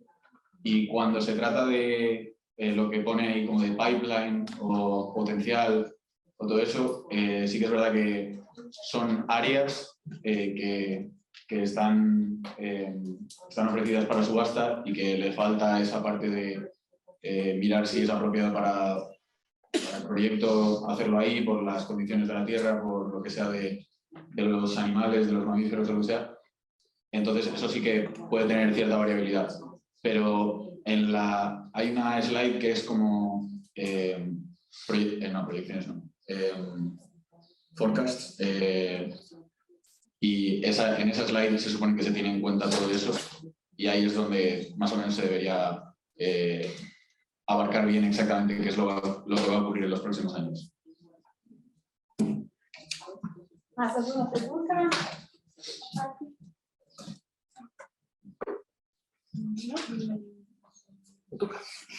Es impresionante cómo funciona esto.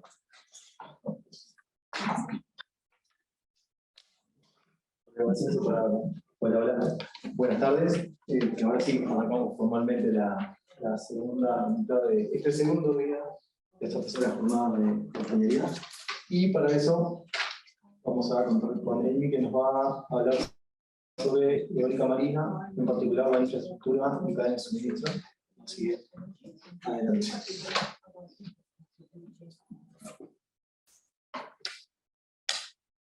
Okay, yes, I do intend to talk about that, but first, I just found this during the day today, responding to a question that someone asked about Latin American offshore wind deployment. So I wanted to just share this recent article that just got released today, saying that Latin American offshore wind is going to see a 34 gigawatt installed capacity by 2050. And it talks in the article about how this is really being driven by the need for green hydrogen projects. And it does talk in here about Brazil being a main contributor then to the green energy supply through 2050, saying that Brazil would capture perhaps 6% of the world's total green hydrogen supply. And also that only 20% of that would be installations that are grid connected. So meaning that it may be off taken somewhere else. So just wanted to share that just released article just now with you guys.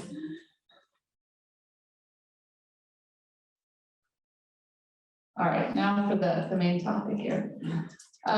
So yeah, I'm going to be talking today about the infrastructure analysis, cost, supply chain, and infrastructure analysis for offshore wind. You can see that the title on this slide is not my name, it's Matt Shields. He's the one that leads this work at NREL, so I wanted to make sure to give you the name of the person that is responsible for this work in case you have follow-up questions. I didn't put his email address, but they're pretty easy to find. And in general, our emails are just our first name dot last name at nrel.gov. Though Matt may be Matthew. Okay, so as we've been hearing today, the cost of offshore wind has been decreasing. I think Daniel shared the slide with you earlier today. As the cost is decreasing, that is motivating more and more people, more and more countries to want to develop offshore wind. And that means that the global supply chains and pipelines for building and deploying these systems are going to be really taxed. They're not going to be able to meet all those demands. So we need to, as we start considering not just the cost of these projects, we need to start considering, as we want to develop an offshore wind infrastructure in new regions, especially like the US, like Uruguay, what are the infrastructure considerations that we need to be able to deploy this technology? So in the US specifically, I think Daniel mentioned we have a mandate, a vision for trying to deploy 30 gigawatts of offshore wind by 2030. So here I'll be talking a lot about, what are the pathways, what are the things we need to do to be able to get to that goal? But again, this is really more, it's useful more generally than that. This will start discussing some of the things that you need to start considering if you were wanting to expand and develop these capabilities in Uruguay as well. So with that in mind of the 30 gigawatt goal, that is going to require over 2,000 wind turbines to meet that goal to be installed in the US waters. And that's going to use capital expenditures of over $100 billion. So the global supply chains, as I said, are already at or near capacity to meet just what's needed in Europe.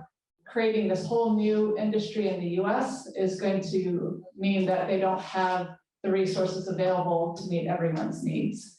So what we really need to do is develop domestic manufacturing and installation infrastructure in the US. That's very nascent at this point, very new. It's going to have to be developed to meet these goals. And on this right here on this figure, what we're trying to show you is what we think the infrastructure needs are going to be as time evolves, so up to 2035. So most of the offshore wind structures that are out there today are monopiles. Those are just the simple cylinders that go to the sea floor. That's essentially taking a land-based turbine and just making the tower a little longer and piling it into the sea floor. So that's why it's very simple to manufacture. So that's why it's very popular. But it's actually, as you try to grow these wind turbine sizes, that simple cylinder gets to be quite massive and more difficult to build. So with bigger turbines and with deeper water depth, we start to go to those jacket type structures and gravity-based foundations, which you can see in the orange and green there. And then in the later years, we'll start really moving into the need for the floating structures. So even with our immense floating resource in the US, we'll build out that fixed bottom infrastructure first. Okay, so now let's talk about some of the key considerations when you're talking about this supply chain development. I think one of the first things to consider is that the cost of wind energy is variable based on many factors. And here you can see it's of course based on what your wind resource is, but also your water depth, how big of structures you're going to have to be able to build to be able to attach to the sea floor. The distance to shore, how far you have to be moving things offshore and doing work offshore, the technical choice, what type of substructure you're going to be building, the existing infrastructure, of course, you know, again, depending on what infrastructure you have, you may need to be developed further, or your infrastructure may constrain what you're able to do. So those two go hand in hand. So as an example on this plot, this image here on the right, you can see this is the estimated cost of energy for the state of California. So that's the west coast of the United States, where again, it's going to be floating technology, so it's on the higher end of the prices. But you can see that across this region, so we have a heat map here showing how that cost may vary over different regions. And again, they're based on those factors that we just mentioned. But the interesting thing to point out is that the cost may actually be twice as expensive in some areas of California versus others. So that just shows the impact of those different components and constraints. So we use this type of spatial cost assessment to provide insight into how costs will vary regionally, so that can help inform national level planning. Another factor to consider is the long time, at least in the US. Again, I think this may be an area where earthquake may be a lot better than the US. Our regulatory process can take up to 10 years to get through. And so by the time you're planning a project and actually implementing a project, the technology has changed, the costs have changed, and trying to understand how to plan for that change is important when you're developing a pipeline and a vision for how you're going to develop wind. So this map here on the right shows what the cost is presumed in 2019 in California and what the presumed cost is in 2032. So you can see colors all changed. It's hopefully going to be a lot cheaper, which is going to be for many reasons as we develop more infrastructure, as we grow turbine sizes, as we get more experience in the work and lower risk. All those are going to help to drive down costs. So when we're talking about these infrastructure that's needed, what does this really include? Well, first you have the manufacturing supply chain. Then you have the ports. So there's going to be both fabrication ports and marshaling ports. So marshaling means a place where you're bringing components together. So fabrication is where you may have a port to build things. You may then tow those components then to another port where they're actually assembled and then taken to their deployment site. And we also need installation vessels, which is problematic in the US where we can't use foreign flag vessels due to the Jones Act. So infrastructure development will have to take place, at least in the US, kind of in parallel with project planning to enable lower cost, efficiently deployed projects. And I think a key component here to really get the infrastructure needs that you're going to have, it's going to really require government investment. It's kind of a chicken and the egg problem. People don't want to invest in an industry until it's proven. And it's hard to get an industry started until you can get investment. So that's why government really needs to step in to help facilitate that adoption. So understanding the supply chain gaps in local capabilities really offers that opportunity to both de-risk the project deployment and also create substantial local benefits. So it's really just trying to understand what you have, what you need to create, and what opportunities that generate. So this graph here on the right really shows how much domestic product contribution can come from the creation of a domestic offshore wind supply chain, and you can see it's vast. So it's a need that we need to create, but it's also an opportunity to create a lot of domestic product. But at the same time, when we talk about supply chain investments, we need to also consider how those investments are going to impact vulnerable communities.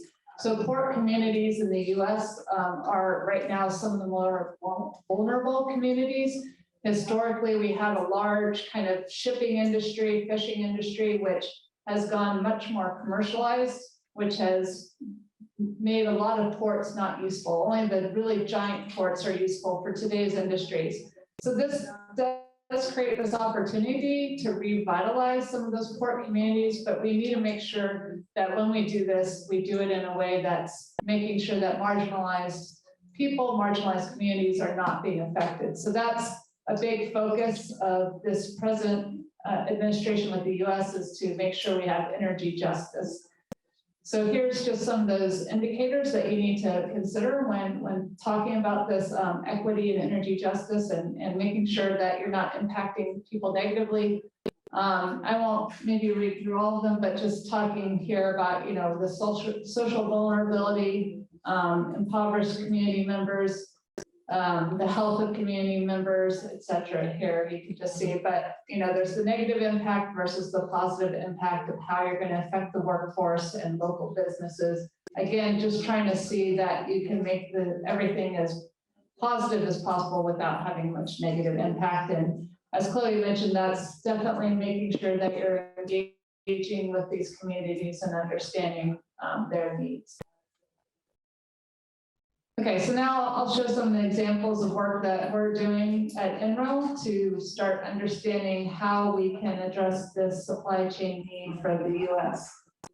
So our goal is to have a fully domestic supply chain by 2030. In order to do this, we need to identify the major barriers and suggest solutions. So in terms of the relevant results, that's going to be developing things like supply chain scenarios, understanding what delays would occur if we don't have the port and vessel infrastructure that we're needing, the job and workforce potential from the domestic supply chains, how that can grow, and then how ready are certain areas to meet those supply chain needs, how prepared are they to adapt to this new industry. So here we have a list of the major barriers we see that we need to make sure that we're addressing to develop a domestic supply chain. The first is the uncertainty surrounding the development of the project pipeline, which creates a systematic risk for investment in new supply chain facilities. So again, this is how do you develop projects without that certainty there. Then we have building new manufacturing facilities are constrained by limited available space and uncertain permitting and construction timelines. Existing supplier networks will be stressed to provide the required raw materials and subcomponents needed. The existing port and vessel infrastructure is inadequate to install 30 gigawatts of offshore wind by 2030. Some offshore wind components require specialized capabilities, specialized workforce that we may not have in the US. Some domestically manufactured components may not be cost competitive with other imported components. And then, as we've been saying, incorporating equity and sustainability into the supply chain decision-making, it's resource intensive and insufficiently incentivized perhaps, which may result in unjust outcomes for host communities. So now I'd like to offer, some of these potential solutions we're looking at for overcoming these barriers.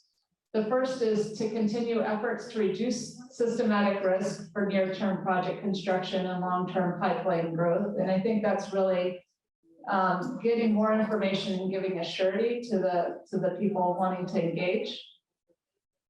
Increased coordination between multiple states or regions to provide flexibility and predictability for supply chain investments.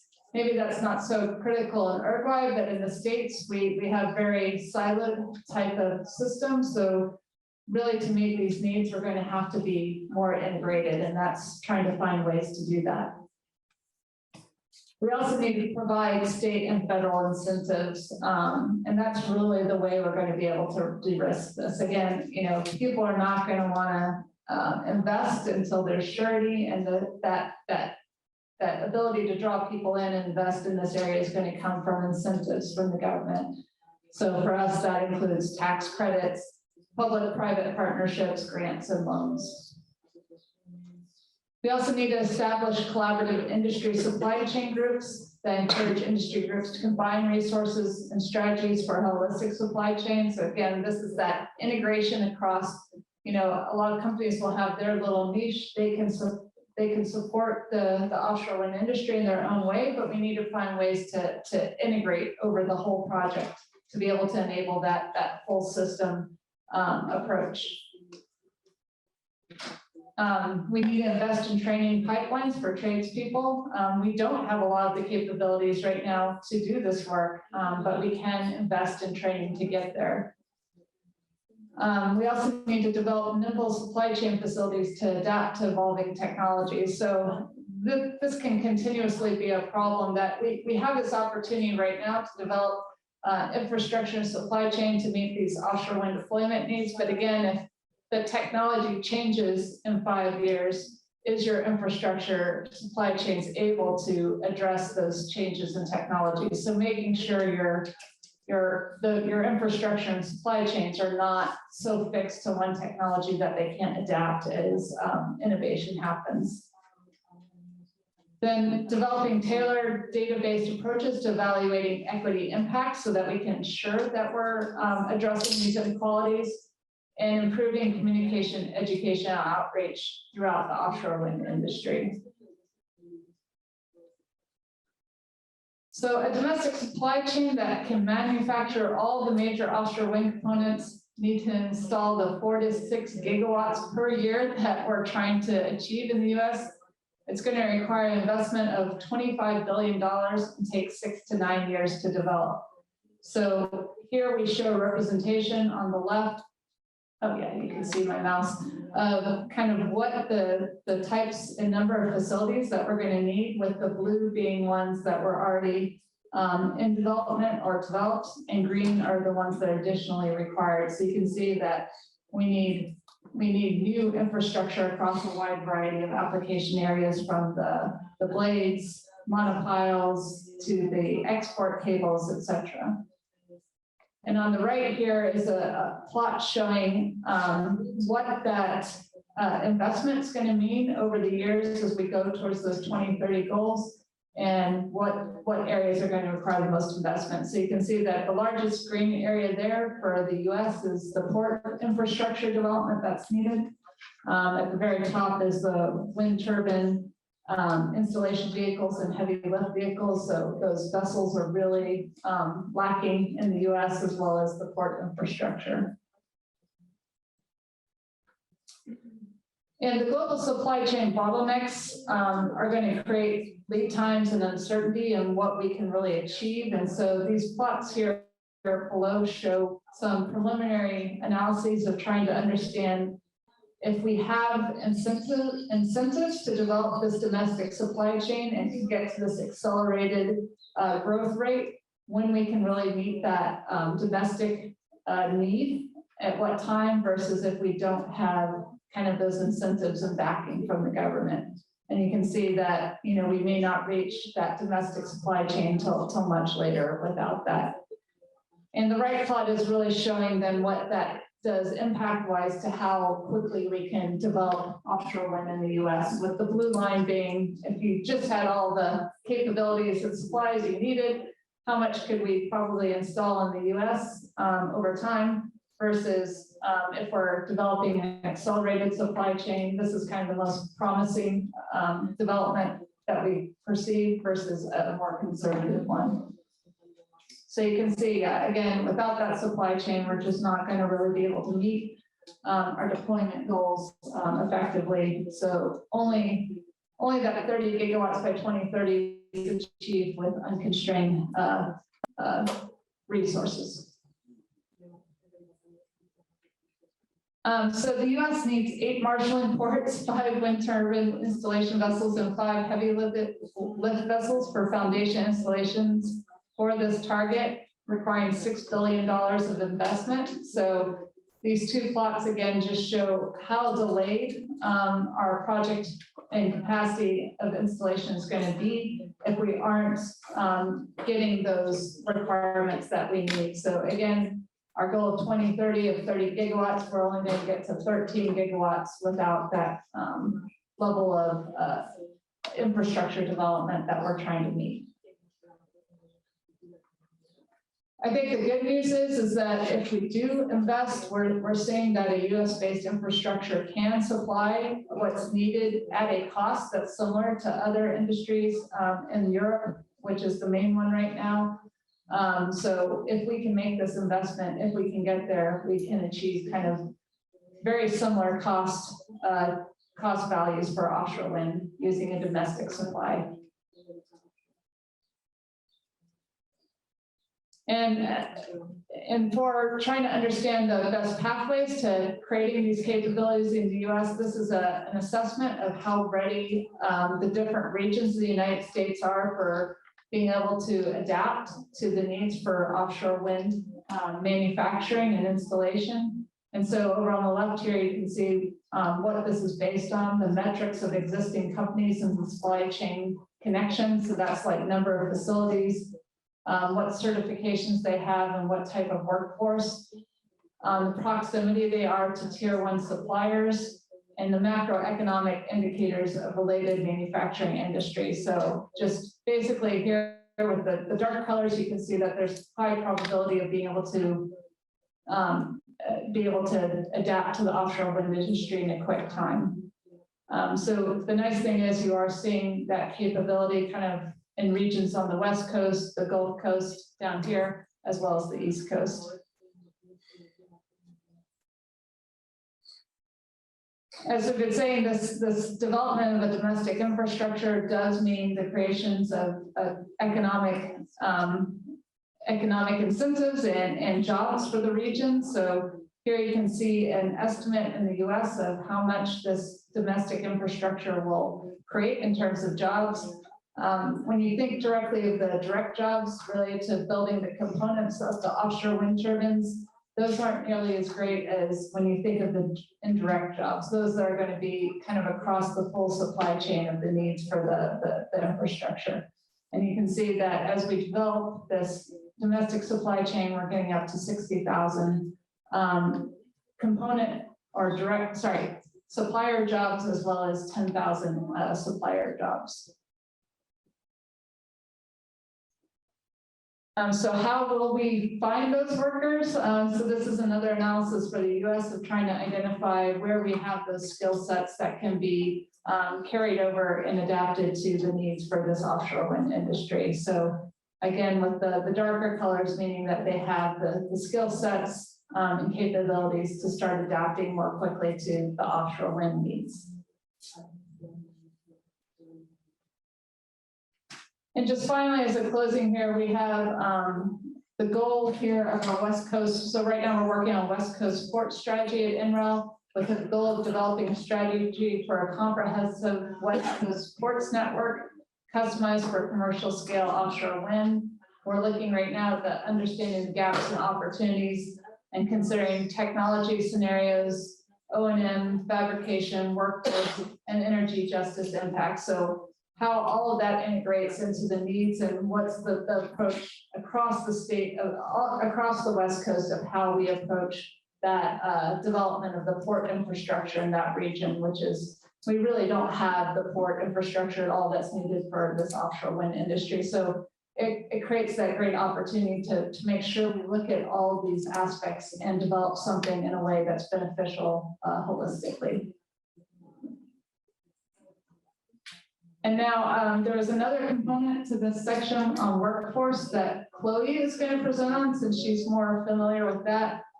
So we can either keep going or we can take any questions you have related to the slides I've shown thus far. ¿Hay alguna pregunta ahora? Oh. Buenas. En realidad no es tanto una pregunta, sino una consulta. Hablamos mucho de del transporte de los aerogeneradores para instalarlos en el mar, ¿no? ¿Con qué calado más o menos cuenta el transporte, o sea, los barcos? ¿Con qué profundidad? Eso fue el tema de la ruta, del canal de ruta, ¿no? And that's a really great question that I unfortunately don't know the specifics of. I am happy to pass it on to Matt, who would know that. I would say that there's vessels that are already being used in this way in Europe, so we do have a good understanding of kind of the size and requirements for this type of vessels. I just don't know it off the top of my head. Yeah. Gracias.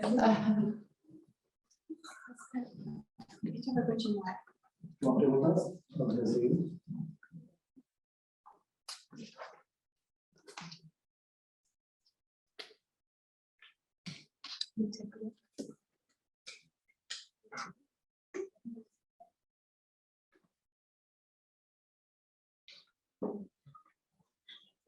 Okay, and I'm going to take it over from here to talk about the offshore wind workforce. So Amy started talking about it in connection to the supply chain, but I'm going to speak about it more broadly and also hit on some land-based topics for workforce as well.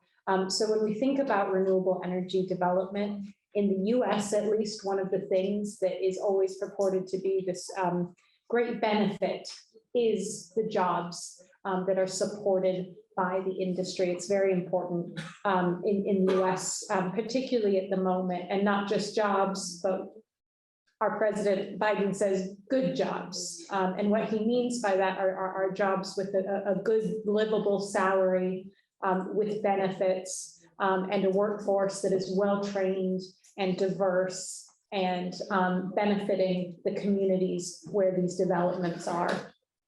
So the situation we're in, and this is land-based information, but I wanted to start with it because in the US, just this year, the US wind industry, again, land-based, employed 120,000 workers. So that's a lot of people that we're talking about, and that's a 3% increase from last year. Now, we've talked a lot about the offshore goals. We also have significant land-based wind goals. So we're expecting to see these numbers continue to increase significantly on the land-based side. And of course, on the offshore side, it's a new industry for us. And so we will be supporting a whole new industry with jobs. I think we've talked a lot about the US target of 30 gigawatts by 2030. But I do want to just dwell on it a little bit because at the moment we have 42 megawatts installed, just 42 megawatts. And in the next 8 years, we are looking to have an installed capacity of 30 gigawatts. So that's a huge undertaking, and we're going to need a workforce to support it. And so that's an important element of the work that we do at the lab too, to understand those workforce needs. And one other thought that I would put out there is that in the US at the moment, offshore wind technician is one of the fastest growing jobs. That was true last year, it was the year before, it's going to continue to be true. So it's a very important industry. So the work that we do at the lab is sort of threefold. One is that we do analysis, and that's what I'm going to talk about mostly today. And that's understanding what the workforce needs are, what the industry requirements are. That's in terms of numbers, but also the skills and capabilities and experience that they're looking for, and trends. And also information from the education and training institutes, and also students and transitioning professionals that are trying to get into the industry. The other work we do is in pathway development and program development. So that's how do we get people into the industry and into the workforce. And just a couple of examples of some of the work we do here. We recognize the need to start very early with this sort of education, and particularly in STEM fields, and particularly with girls and women. So we work with partners to provide really early education already about wind as part of the STEM work that they do. And that includes supporting the development of curriculum.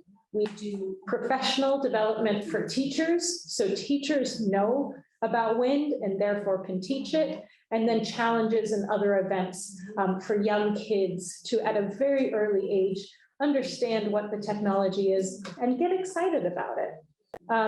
But we also do it at a higher level. So we work very closely, and we founded together with partners the North American Wind Energy Academy. We call it NOEA, and that brings together universities and general academia, researchers, graduate students looking to go into wind energy. And it's a place where they can collaborate, share knowledge, share programs, and really work together to develop. So those are a couple of examples of some of the program and pathway development we do. But I'll also talk about the analysis that we do. So yeah, we try to analyze it, we collect data and we analyze it to see what do we actually need to do, what is the challenge, and how can we meet it. And one of the things we have is some cool models, the jobs and economic development impact models. We call them JEDI. We have them for a number of technologies. We have them for land-based wind, offshore wind, solar. I think we have it for marine energy. And what this tool does is it allows the user to estimate both the economic development impact and potential jobs that would be created by a wind power generation project. Now we have some default information based on industry averages to just get a sense of what a wind farm could do in terms of economic impact. But the really value of this tool is users can input specific project details. And unlike some of our other tools and models, this one is intended to be very basic so that people who are not experts in wind energy can use it and understand the potential impacts. So for instance, policymakers, government officials, local communities, if they're considering wind energy, can enter the details into this tool and get a sense of what the economic impact could be. So the tool answers questions like, how many jobs will this project bring to the area? How might it affect local businesses that could be potentially serving the industry? And what's the total added value to our community? So this is really helpful when communities and policymakers are making decisions around wind energy projects. And as I say, we have a land-based version. We also have a very newly updated offshore wind version that again is open and that can be played around with. We also did a study a couple years ago now that identified that there is a gap in the workforce between those people wanting to enter the wind industry, so students and professionals transitioning from other industries, and the wind energy employers. If you talk to the employers, they say we can't find anyone. We can't find anyone with the skills and experience we need.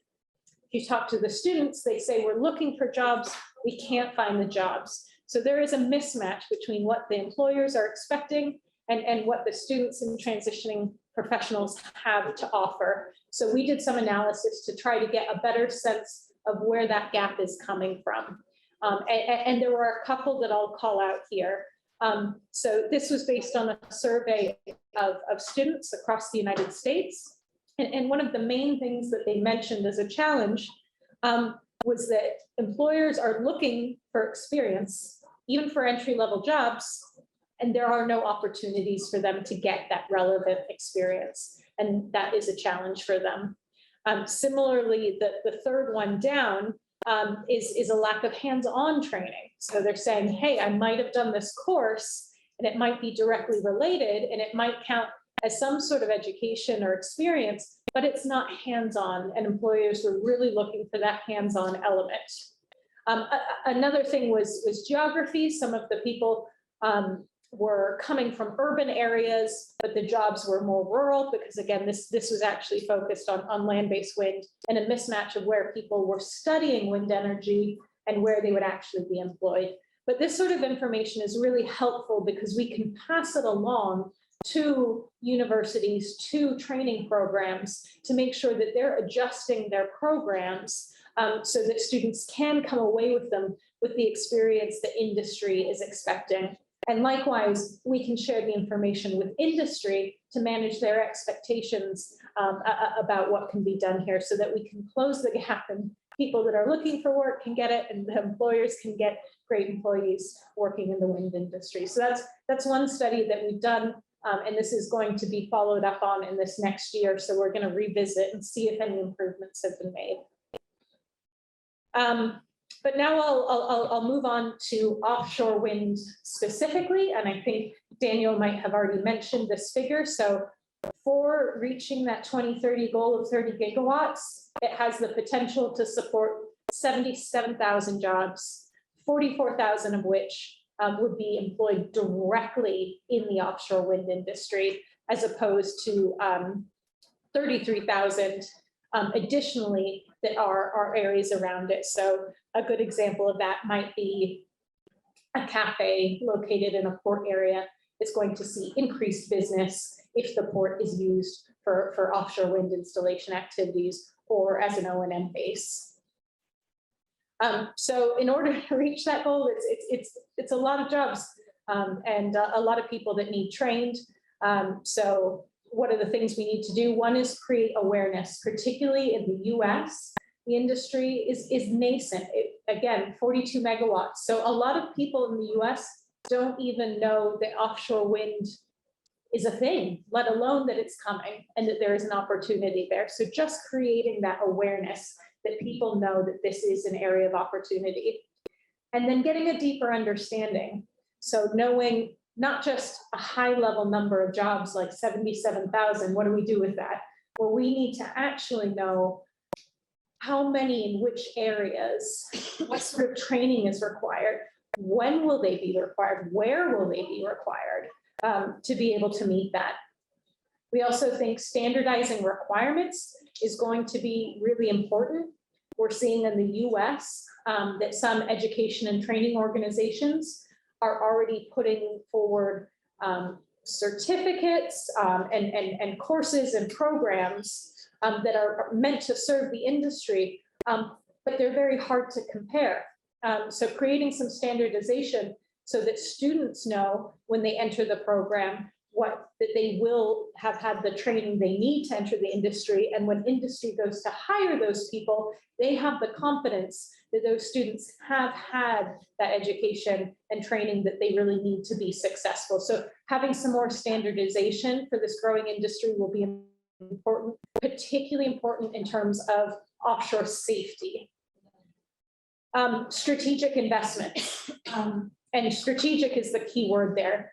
So the investments are important, spending money on developing facilities and programs to be helping to train and educate students and transition professionals is great, but we need to make sure that it is strategic, that we deploy that when and where needed for the specific requirements that we're lacking. If we just throw money at it, it's going to be very inefficient. And then think regionally, and maybe for the purposes of today, think globally as well. So I think that there are a lot of lessons learned that we can take into account from Europe, where they're more advanced. And then in the US, we want to make sure that states and regions are working together. It doesn't make sense if every city develops their very own certificate or program, and we have, you know, too many people trained. Or inversely, if everyone thinks, oh, I won't do it, the next city over is going to do it, or the next state over is going to do it, and we end up not achieving it. So having to work together and think regionally. And connect and network to make sure sharing learnings, leveraging capabilities, facilities, et cetera, across different organizations. And so we did do an assessment to help better define the workforce needs for the offshore wind industry. And we looked at both the demand side, so quantifying the number of jobs and the roles, what those roles are and what the requirements for those roles are. And then on the supply side, identifying the sorts of programs and the sorts of initiatives that will be needed to meet that demand. And we've done it across different segments of the offshore wind industry. So development, manufacturing, and supply chain, as Amy just talked about, installation in terms of vessels and the work that has to happen offshore. And we've separated out some of the installation work that happens actually quayside or at the ports or on land. And then operations and maintenance. So in terms of potential job contributions, this green sort of slice of the pie is manufacturing and supply chain. So in terms of job opportunities, that is the biggest slice, and one of the reasons why the US is so focused on developing a domestic supply chain, because the workforce and the job element is so important to us in developing an industry. Having said that, I think in Uruguay, it might be less so. And so if we look at the other areas, development and installation are big. One thing I would point out with this graph and this study is that it's going to make O&M look artificially low, because the study is only looking at workforce requirements out to 2030. So most of the activities are going to be building new projects. Once those new projects are in place, obviously installation work will drop off, and the majority is going to be operations and maintenance work until the end, at which point they'll be decommissioned. So the O&M slice at 4% looks small, but that's just the nature of this sort of near-term view that we're thinking about in the next 8 years. So if we talk a little bit about the methodology, how we approach this, I won't spend too much time, but it was an input-output economic impact framework model. We based the information off of our expected project pipeline. So these are the projects that have been announced. And then the bottom graph is showing the jobs, and you can see the graph sort of follows the project pipeline. And what we're showing here is a range of jobs based on domestic content, because as Amy alluded to, that 100% is assuming that we develop a complete domestic supply chain in the US. In the near term, we're not expecting that we're going to be able to achieve that. So in the meantime, we'll be importing some of this, and these job figures will be a little bit lower. They might start near that 25% dotted line at the bottom, and hopefully increase over time as we develop a supply chain. So we also wanted to identify some of the critical occupations that we should be focusing on. And these are considered critical for different reasons. So for instance, engineering was identified by industry as being critical, and it's maybe for two reasons. Number one is that it takes a long time to train to study to be an engineer. So overnight, we can't just turn a bunch of people into engineers. It doesn't work that way. We have a lead time. I think the other element that makes it critical is that these roles are in very high demand in other industries as well. So we can't just think about offshore wind in isolation. You know, some of the best and brightest of these engineers might consider other industries. And how do we make sure we attract them to wind energy? Some of the skilled trade workers, both onshore and offshore, are also considered critical, but potentially for different reasons. So for a lot of the skilled trades, it is a matter of numbers. We need a huge number of these workers, and we need them soon. We're already starting installation work on a number of projects. So we need a lot of these people, we need them now.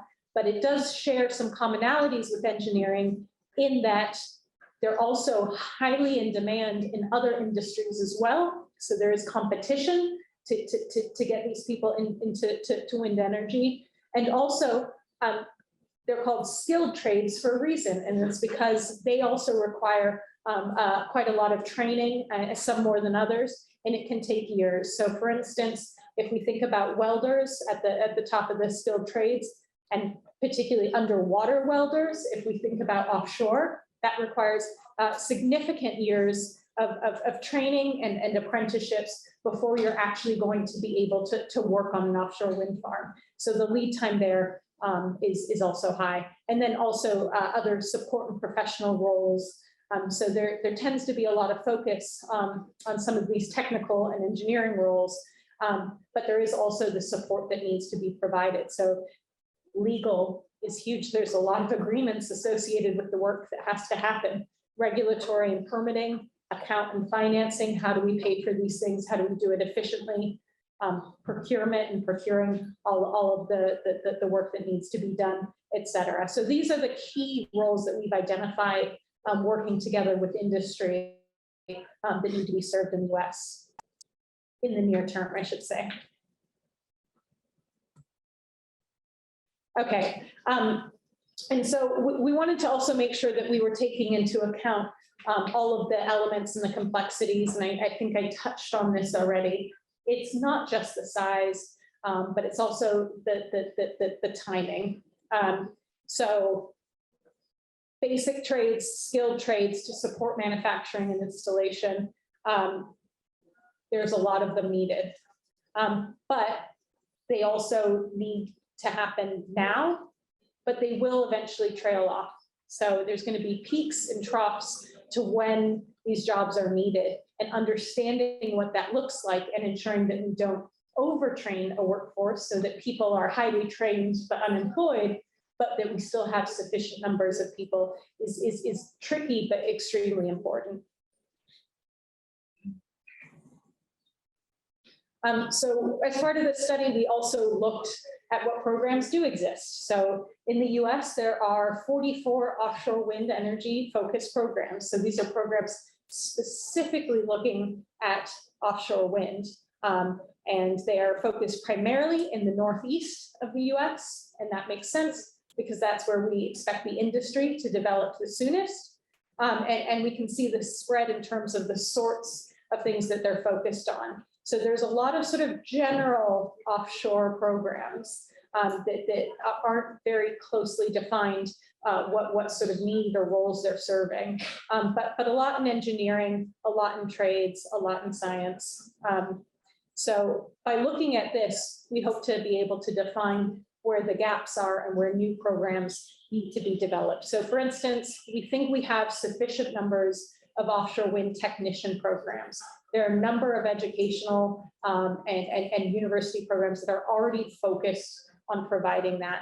Also, our advanced degree programs, our engineers, we think can serve the demand already. New programs don't need to be developed. It might be that we expand programs so that we can add in an offshore wind focus to maybe existing ones, but we don't need to create new ones. But opportunities where we think we need to do more is factory workers and installation crews, because they are skilled workers, safety training, I think I mentioned before.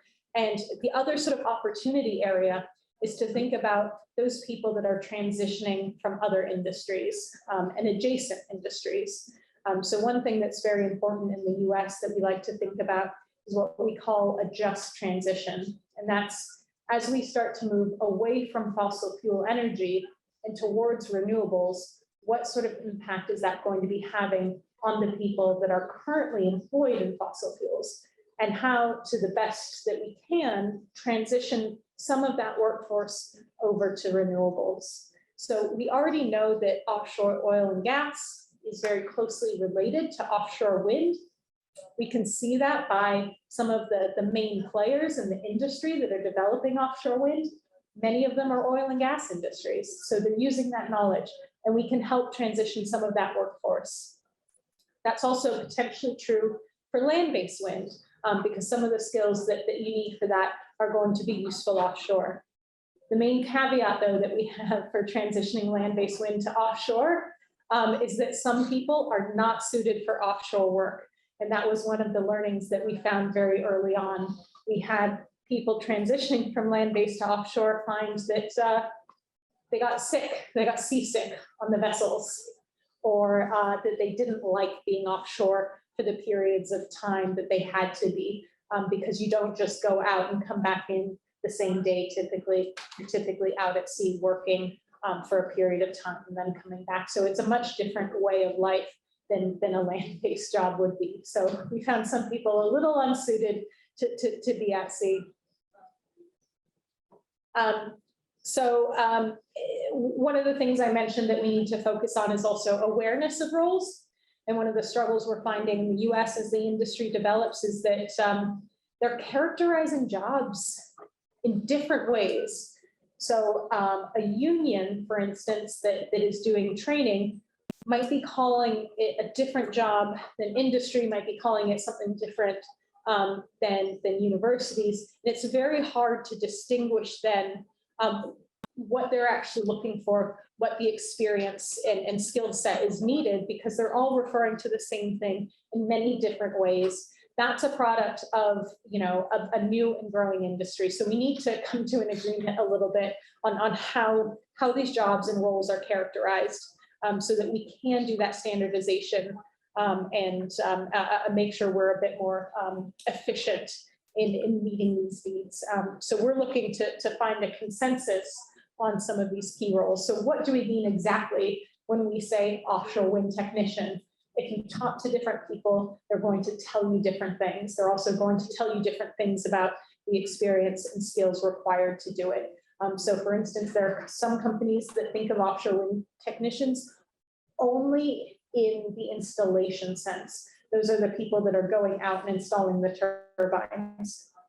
But there's a whole set of other people that say, no. Technicians are the ones that do the operations and maintenance. And some of the skills are shared, but some of them are not. So building a consensus is going to be really helpful in that. And so then workforce initiatives. What do we need to do to build the workforce? Diversity and inclusion. This is part of the equity piece that Amy mentioned. It is a high priority for everyone involved, from industry to government. The focus is there because I think that there's appreciation that a diverse workforce is a more effective workforce, in addition to being a more equitable workforce.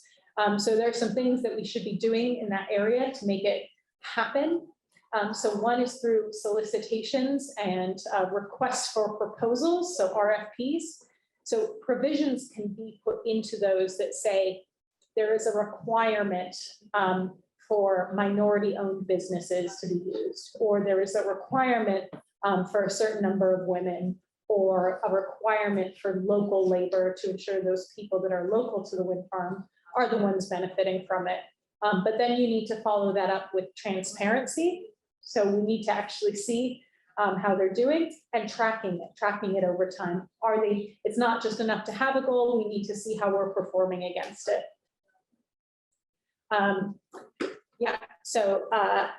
Then unions are an important element in the US. They already exist, they already have a strong workforce, they already have a strong framework for training, and we can utilize that.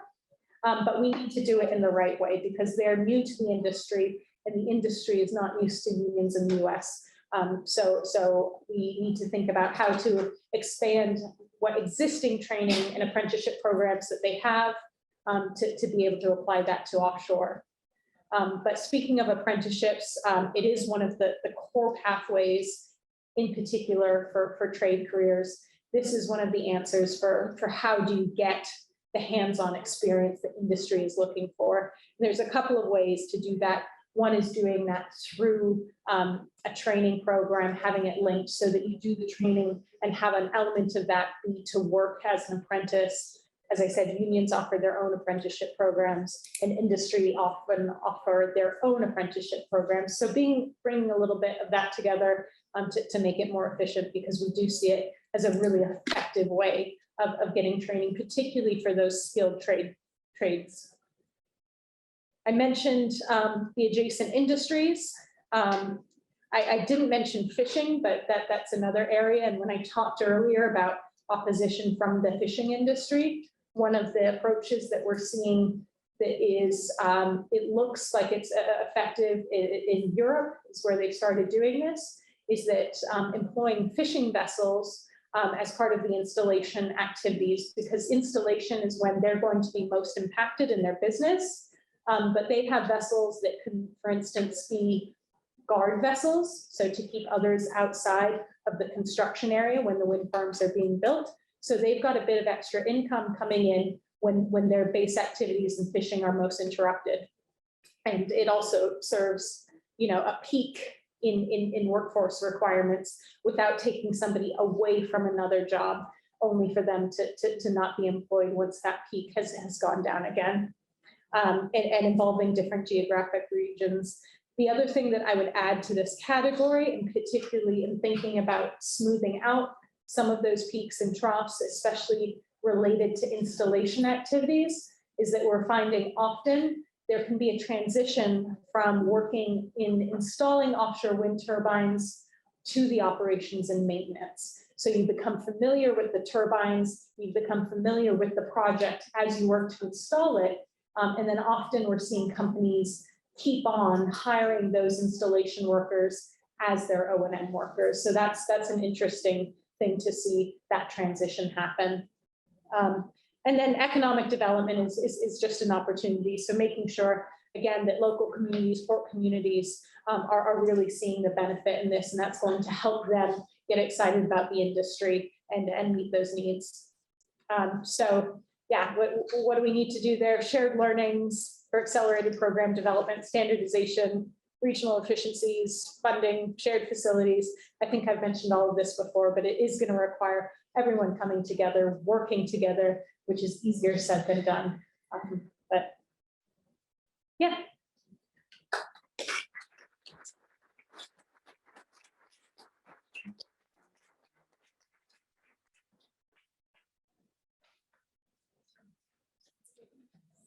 Bueno, si hay preguntas, continuar. Acá hay una. Creo que esta presentación es muy importante, tanto para los estudiantes como para nosotros enquanto docentes, y cómo preparar esta mão de obra local, porque o que pensamos para o Uruguai agora, quando empezamos a trabalhar com eólica, vieram muitas empresas de afuera trabalhar acá, porque não teníamos mão de obra qualificada neste momento.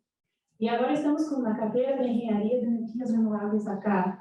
E fomos buscados aí pelo governo uruguaio com esse ponto, que vamos invertir em energia eólica marina em certo momento. Assim que, capaz que para os estudantes seja um pouco difícil de ter uma visão no futuro. Eu gostaria de comentar um pouco de quando começaram a investigar sobre energia eólica marina, até chegar a esse ponto que estão agora com esse plano gigante para 2030. Qual foi o caminho que os Estados Unidos percorreu, quantos anos, estudos e tudo, até chegar a esse ponto?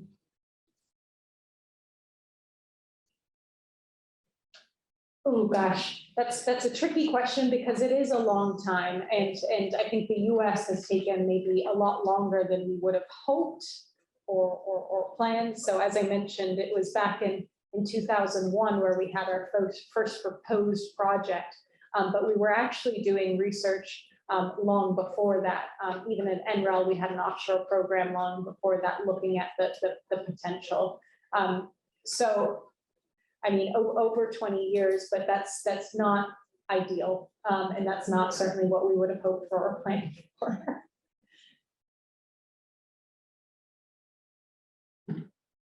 ¿Más preguntas?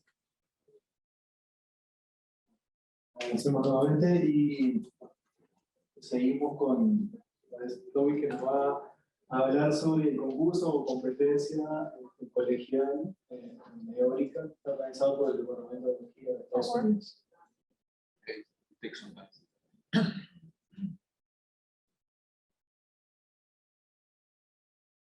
Do I need to stop and share again? Yeah.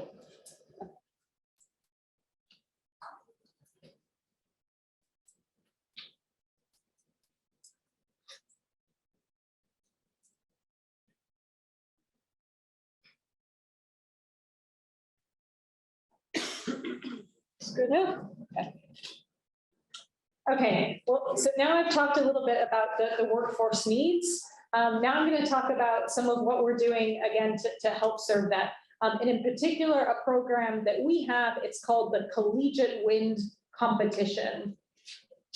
So it's unlike anything else, at least that we know that exists. So it's an undergraduate competition focused on wind energy. So that's bringing together undergraduate students to do projects related to wind energy. And I say collegiate wind competition, I would point out, because I know you guys are interested in other technologies as well, that we also have a collegiate solar competition and a collegiate water competition. So we do these competitions for other technology areas as well. But this is the collegiate wind competition. So what it is there's essentially two contests that we bring together into a single competition. And the first is our technical contest. And what the students do is they design, they build, and they test a small wind turbine. So we do actually get them to test their wind turbine in a wind tunnel, which is really fun. And then we have a broader sort of business component where we ask students to develop a site plan and the financials for a wind farm. So we ask you to develop a wind farm on paper. And it's exciting because this is multidisciplinary, it's hands-on, it's real world. And the last bullet, I think, is the most important. We're connecting students with industry. So we actually bring in industry to judge this competition. So it is people working in this area that will judge the winners. So that's really, really exciting. I think hopefully I can get this to work. Oh no. How did you get those? Maybe the sound is off. Okay. I'm going to fiddle with this for a little bit because I think that the sound is fun. Oh, wait.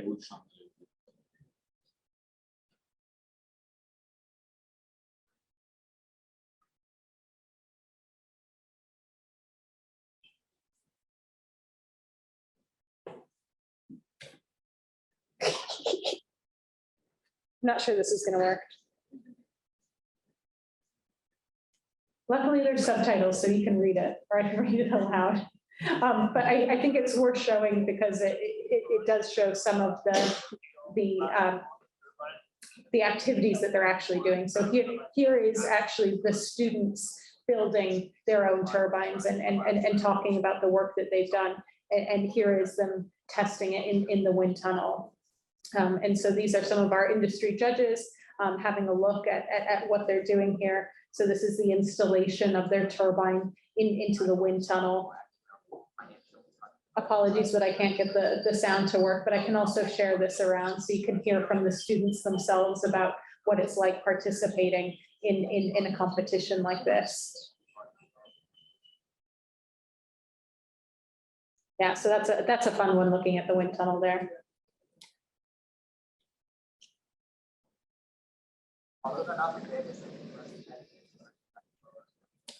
And he just said the most exciting things is when the turbines blow up. Not ideal, but it happens, and hopefully is a learning opportunity in building and designing a wind turbine. Often failure is where you learn the most. So but they are quite spectacular when they blow up. It's fun.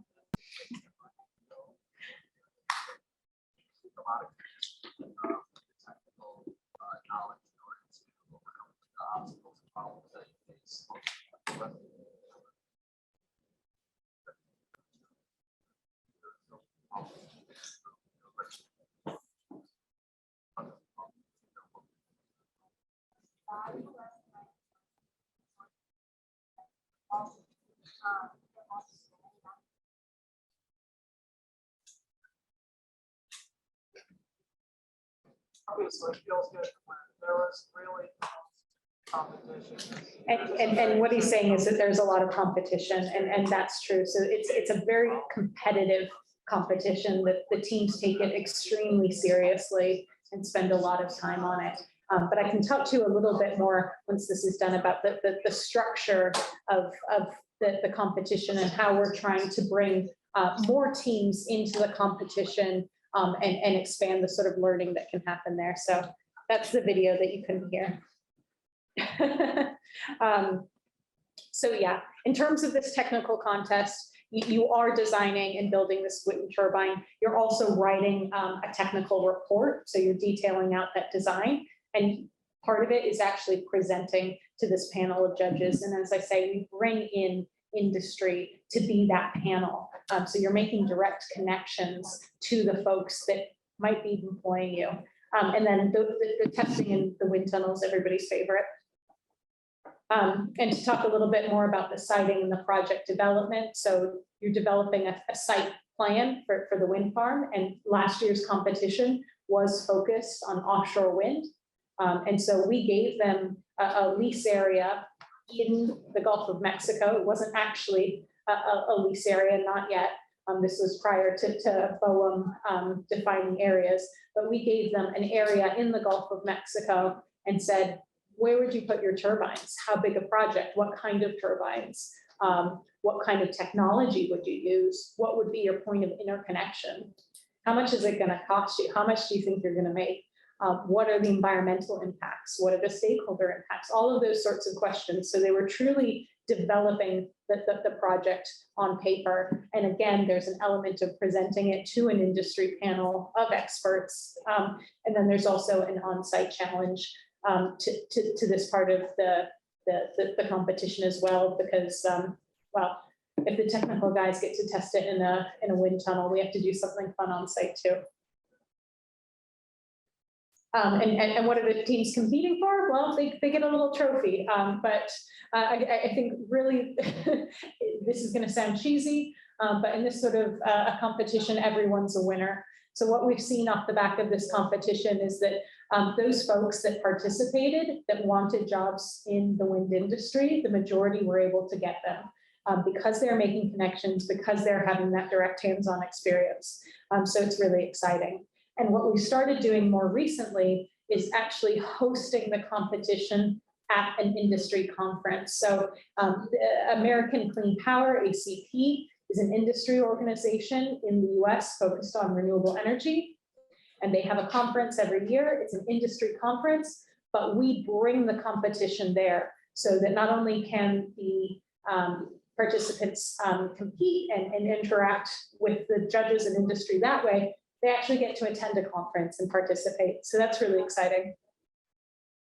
And I have a photo here of some of the past participants with something saying, apply soon. And I talked about how we're trying to expand some of this work on these programs.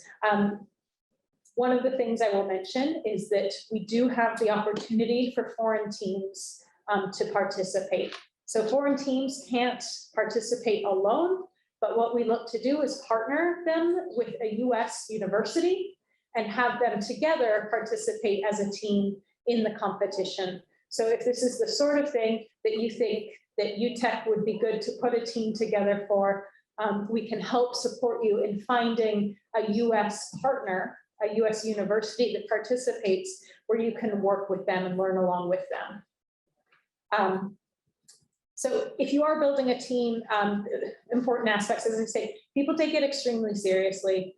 So we do always advise that a team has strong faculty advisors both on the engineering side, but also on the environmental and business side. The team sizes vary, but it can be between 15 and 50. And although we don't have any requirements for diversity, we have found the more diverse the team, typically the better that they're performing. And in terms of integration with the work that we're doing at the university, we're finding a couple of different things. Sometimes it's part of the coursework that they're already doing, and sometimes it's part of sort of electives or clubs. So it might be that a university doesn't have a wind energy program, but they do have a strong engineering program, and maybe some of those engineering students have a wind energy club, and they participate on that basis. But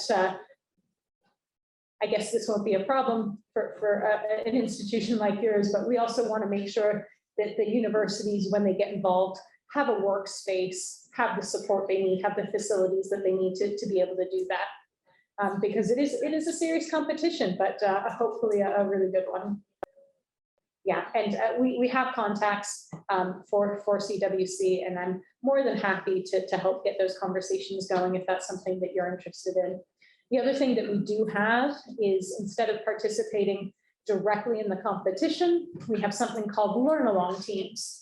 So basically, you still do everything that the teams competing do, but it takes a little bit of the pressure off. You're not competing, you're not being judged directly. You do still have industry engaged and looking at what you're doing, so you still get that interaction, you'll still get that feedback, but it takes a little bit of the pressure off. This is particularly good for new teams that haven't participated before, or programs that are a little smaller or more modest. Maybe they don't have the facilities to build a turbine, but they do still want to participate, for instance, in the project development portion of it, which might be a little bit easier to achieve, that sort of thing. So there's different ways to get involved, but it's a really exciting competition. It's a flagship competition. And then I also wanted to just take a moment to talk about women in the workforce, but should I pause and take questions? Yeah. Okay.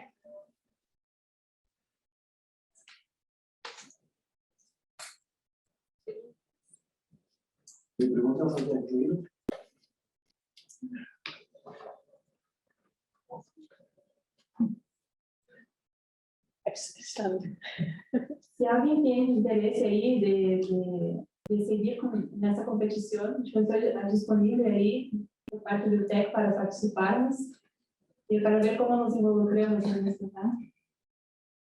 Sí, yo iba a agregar eso, ¿no? Que como docente de Renovables y estudiante, es muy motivante que se contó.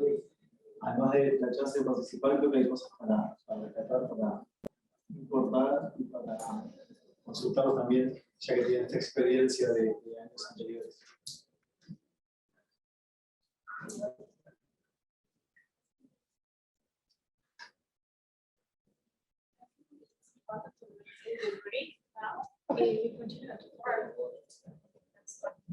Si hacemos un corte hasta las 16.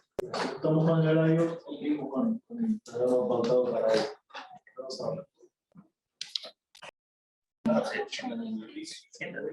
Hola. Empezamos ahí, vamos seguir con la presentación de mujeres en el mercado laboral, en el mercado de trabajo, con Eli. Okay, yeah, so I'm going to speak just very briefly about women in the workforce. See here, and I should say a couple of my slides are in Spanish, and it's thanks to actually an Uruguayan colleague that we have working at NREL, who does work a lot in getting women in the workforce. Unfortunately, she doesn't work in wind energy, so we didn't bring her along, but just to know that, yeah, this is all thanks to a colleague of ours from Uruguay. So I guess, you know, I won't spend too much time talking about, you know, the importance of having women in the workplace, but there's a valuable role for women to play, and it's very valuable to have them be part of the workforce, but there's a lot that we need to do in order to achieve that. So we have some statistics here about how women are represented. So looking at wind energy in particular, only 21% of the workforce is made up of women. So renewables does a little bit better at 32%, but we're actually worse off in wind energy than traditional energy industries, which I think is sort of surprising, because I think often we like to think about renewable energy, but also wind in particular, as being sort of on the forefront of the future of energy systems. So we have a lot of work to do to get that caught up with where women are now in the workplace.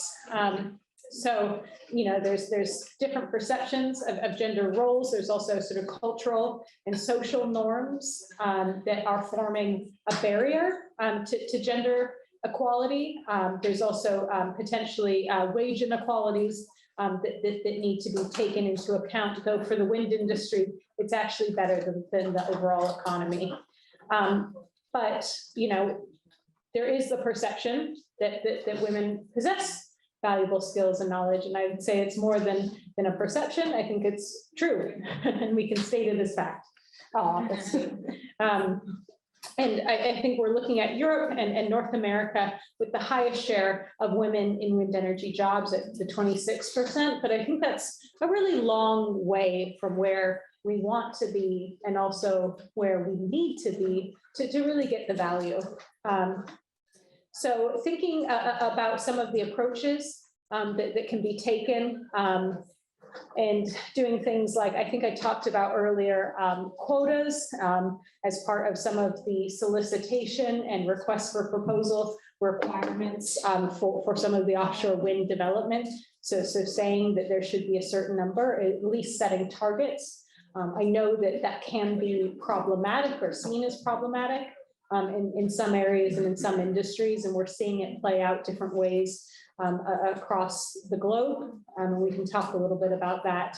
And getting kids and girls interested in STEM subjects very early on is really important as well. I think we're finding that if you try to engage women in STEM at a later stage, at the point where they're, you know, 15, 16, it's already too late. We potentially already, there's already attrition from those areas from young women, which is a really big pity. So we need to get them interested in STEM early, and we need to keep them in STEM. We also need an inclusive recruitment practices and have a sort of work environment that's really inclusive. So thinking about what some of the challenges are for women in the workplace. Some of those are related to social and cultural norms, like having families, but there are other things as well that need to be taken into account when we're thinking about how to get women into the workforce, how to keep women in the workforce, and how to make sure that they're progressing. So making sure that we're seeing women in higher level positions. So again, it's very valuable in terms of decision making. We're seeing companies with women at high levels doing exceptionally well, but it's also good for the new sort of entries or looking to enter the industry to see that example and to set a culture in the workplace that is welcoming for women. And you know, we can speak a little bit to maybe experiences. I know we're short on time today, but I think I can speak for Amy when I say we'd be happy to talk about our experiences maybe after with anybody who's interested, because it can be a challenge. I think there's been any number of times where we have been the only woman in a room, or there's potentially an unwelcoming environment. And that might be something as basic as not having bathroom facilities available, which is something we've experienced multiple times, but also just sort of cultural things. So also doing things like transparency, and so that we know what's happening. I think the last bullet is actually one of the most important, is having groups that can work together to make this happen. And that's what I'm going to talk a little bit about now, is just a couple of examples of some of the initiatives that we have in the US, and some of these are specific to the US. Some of these are more globally focused, but I think that they're great examples of how to encourage women in the workplace.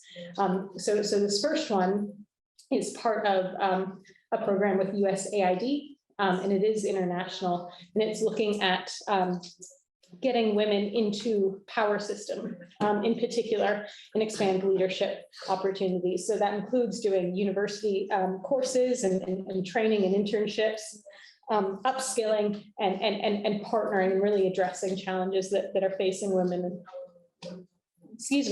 in the workplace. And we have lots of contacts for people here. And as I go through these, if any of them are particularly interesting, we can help connect you. We can also encourage you to sort of look them up if you want to get connected, or even for the ones that are more US focused, emulate or learn from or connect to any of the sort of initiatives that you might have going on.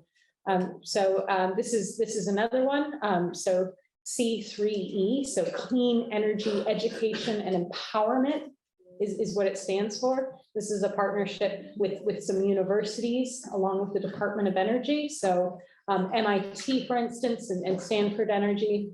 And I think when I was learning about UTech the other day, you mentioned that the MIT and Stanford are in fact already partners. And so it might be something to speak to them about to understand what they're doing in this area. And there's a number of activities that they do to help encourage women. So they do a symposium to gather professionals together. And this is across clean energy technologies and spectrum. They have ambassadors, so professors that can speak to this and get people involved. They have awards. And the thing I particularly like about C3E is that they're recognizing mid-career women. So they're not just looking at the exceptional few that maybe have made it to the top of things. They're already looking for exceptional women in the middle of their careers to highlight their outstanding leadership and accomplishments, which is great. And they do create a community where women can get together and learn from one another, inspire one another, have mentors, peer connections, that sort of thing. So I think that that's a really great initiative that we have going on. And then there's also a Global Women's Network for Energy Transition. And again, this is not specific to wind, it's across technology, but it is a global group, and they are seeking to address some of the gender imbalances in the energy sector. I did look, I didn't see that they had any active activities in South America, but they are particularly active in Central America. So it's an interesting organization that does a lot of good work in terms of networking and advocacy and mentoring, which is extremely important. And then another one in the US, Women of Renewable Industry and Sustainable Energy. So that's one that NREL is I'd say, particularly involved in. Many of the women working at NREL are part of this organization and go to events and mentor each other and create a community. So that's another great one. It's based in the US, but again, I think we can be connecting all of these with you. And I did also want to give an example of from the UK, because I think that there are countries that are taking it very seriously, in part because they are doing particularly badly. So in offshore wind in the UK, they only employ 18% of women.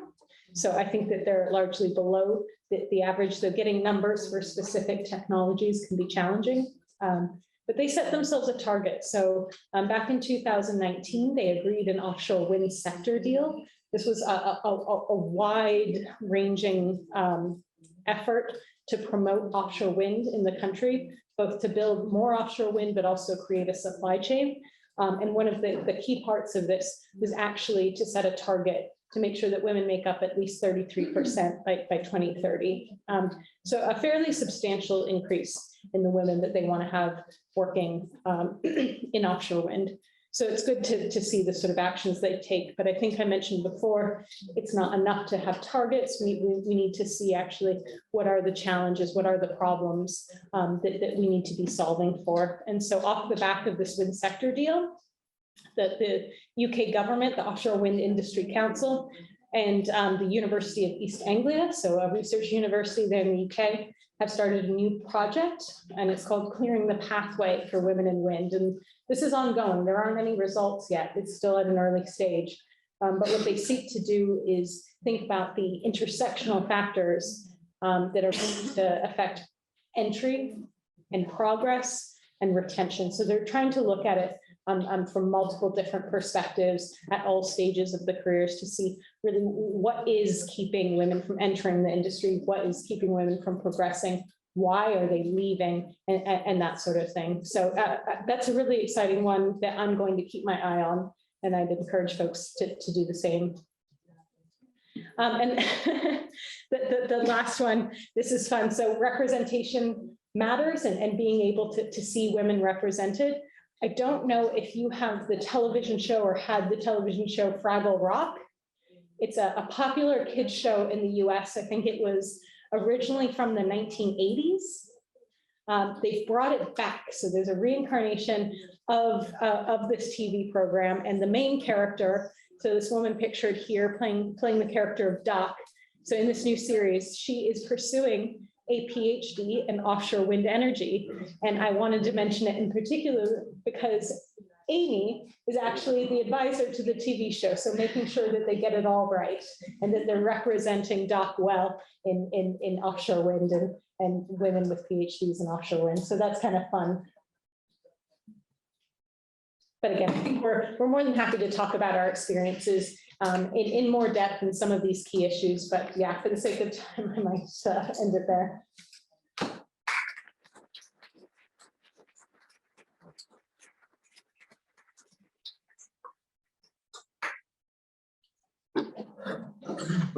Si yo miraba y sacábamos en las cuentas, saqué las cuentas, hay un 40% de mujeres acá, que eso es bien importante, así que vamos a seguir. Las preguntas, no me puedo olvidar de eso. Si hay preguntas para realizar. ¿Te pasó? No. Vale. No, si nos puede dejar a ella como, ya que trabaja en industria, con nosotras,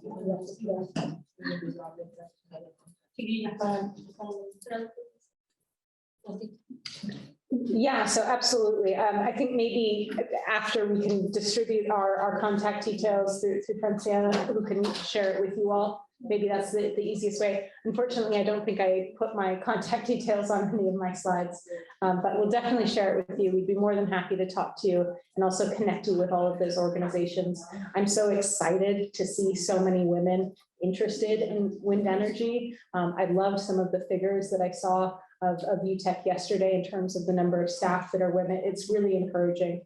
So I think for those of us that have been in the industry for a long time, early stages, it was a little bit lonely maybe, but seeing the transition and the change is just so exciting. So I'd love to see all of you young women interested in wind energy, and happy to talk to you.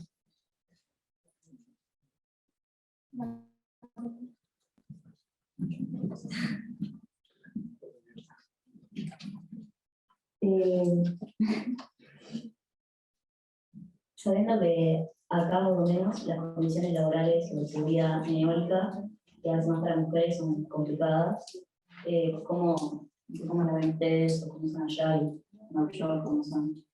Pues yo lo que hablo es onshore, ¿no?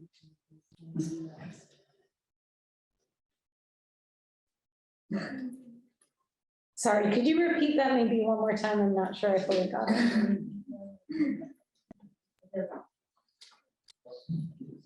Oh, sorry.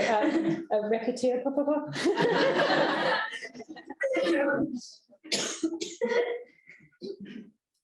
Sabiendo que las condiciones laborales o de seguridad en eólica, acá en Uruguay, y para las mujeres principalmente, no son las mejores. ¿Cómo son tipo, allá y cómo son offshore? Okay, I think I've got it this time. And yeah, it's a great question because, talking about our experiences, I think I mentioned bathrooms, and it's such a simple example, but there were times, particularly when I was doing land-based wind development, and that's something I did before offshore, I would get to the site and there would be no facilities. There were sometimes facilities for the men, but there were almost never facilities for the women. And that can make a huge difference, practically speaking, but also just making it that women aren't interested. They don't want to have to deal with that sort of thing in a workplace environment. I've seen that improve over time. I think the other main consideration is sometimes like safety equipment, and we call it PPE, so personal protective equipment. When I first started out, it was very difficult to find proper PPE in my size. I also worked in power plants, so fossil plants, and I would get to the plant and I would have to put on, flame retardant sort of outerwear, and they just wouldn't have it. So I'd be swimming in it, and the sleeves would be too long and I couldn't do my job, and it was very difficult.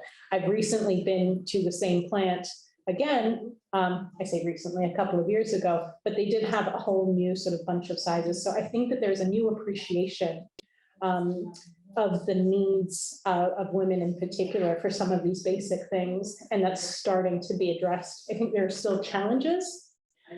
So I don't want to say that it's solved, but I've seen improvements. But there's other things as well, particularly for offshore. I mentioned, so if you're doing installation work or operations and maintenance, you're often at sea for long periods of time. So that means being away from your family. And I think what we see, at least in the US, is traditionally women are considered the primary caretakers for their family. So it might be a little bit more difficult to go away for 2 or 3 weeks at a time than it is for men. But again, there's starting to be an appreciation for that. So you see some companies thinking about things like emergency childcare. So for instance, if you're working offshore and something happens to your primary caregiver, there'll be somebody to step in to help your family or help your children while you're at sea. That's something that they didn't typically do before when it was just men, but now that they're sending women offshore, they're realizing what a big important component it is. And as men take a bigger role in their own families. So it's getting there.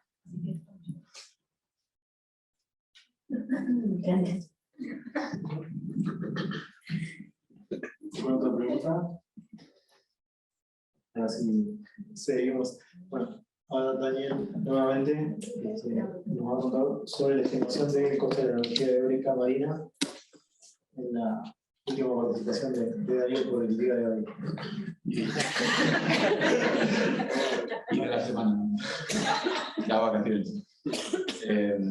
Ahora voy a hablar de la modelización de los costes en offshore wind y también del análisis del supply chain, de la cadena de demanda que hacemos en Enrel. Y bueno, por tener un poco de información así importante de entender antes de empezar con esto, simplemente quería repasar unos términos que se utilizan en análisis tecnoeconómico. Seguramente estoy seguro de que la mayoría de vosotros los conocéis, pero bueno.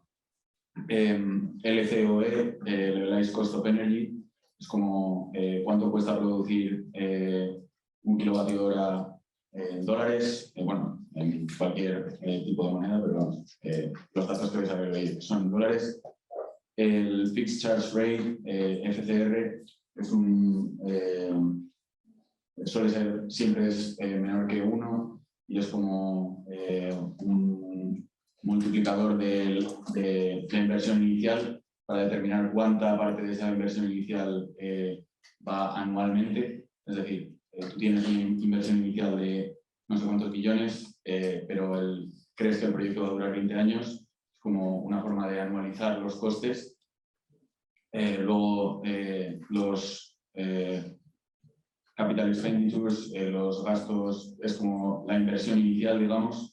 Tienen en cuenta todos los costes del diseño, manufacturización, instalación, costes suaves, los que estaba hablando antes, para la inversión inicial del proyecto. OPEX, los costes de operación y mantenimiento, son todos los costes anuales que van a conseguir que la operación de la planta vaya lo mejor posible, con la mayor disponibilidad posible y el mantenimiento que se supone. Annual Energy Production, la producción energética anual, y luego También dentro del CAPEX están los costes del diseño de la turbina, los costes del balance del sistema, que son todos los costes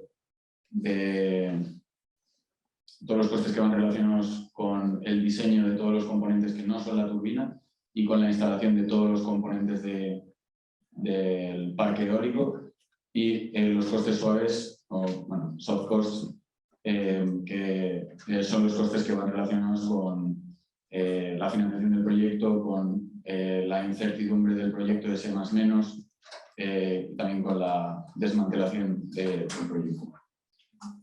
Antes hemos visto unas figuras parecidas, si no son las mismas, pero vamos, aquí simplemente quería comparar cómo es la distribución de los costes en parques eólicos de tipo fijo y en parques eólicos flotantes. Como podemos ver, lo más importante, así que se puede destacar, es que los costes del balance del sistema de los de tipo fijo ocupan un porcentaje más grande, y eso hace que los porcentajes de los demás sean más pequeños. Y bueno, eso es principalmente causado por lo que hemos hablado antes, los costes de la subestructura, los costes de instalación de la subestructura también, porque no hay esa experiencia que tenemos con los de tipo fijo. Y bueno, por último, simplemente quería poner la fórmula de LCOE, que es básicamente el CAPEX multiplicado por el FCR para anualizar esos costes de inversión iniciales más los costes de operación y mantenimiento, todo ello dividido por la producción de energía durante un año. Y bueno, el CAPEX total es igual al CAPEX de las turbinas, el CAPEX del balance del sistema y el CAPEX de los costes suaves. Entonces, teniendo esto ya claro, en Enrel, históricamente Enrel se ha dedicado como a crear softwares open source, que quiere decir que cualquiera pueda acceder a ellos y utilizarlos, y no solo eso, sino que además tienen acceso al código que va detrás. Es decir, que si tienen que hacer una modificación o crear un nuevo módulo para algo muy específico, muy concreto de su proyecto, lo pueden hacer.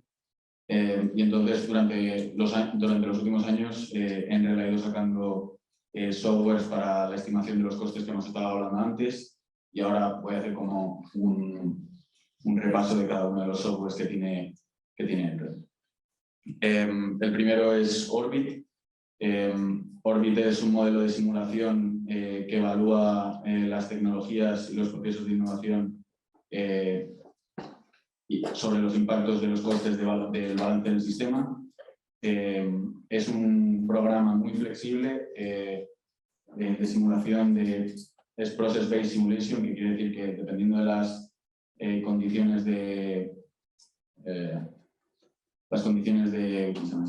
meteorológicas que les des de input al sistema, el sistema va a hacer unas acciones de una manera o de otra.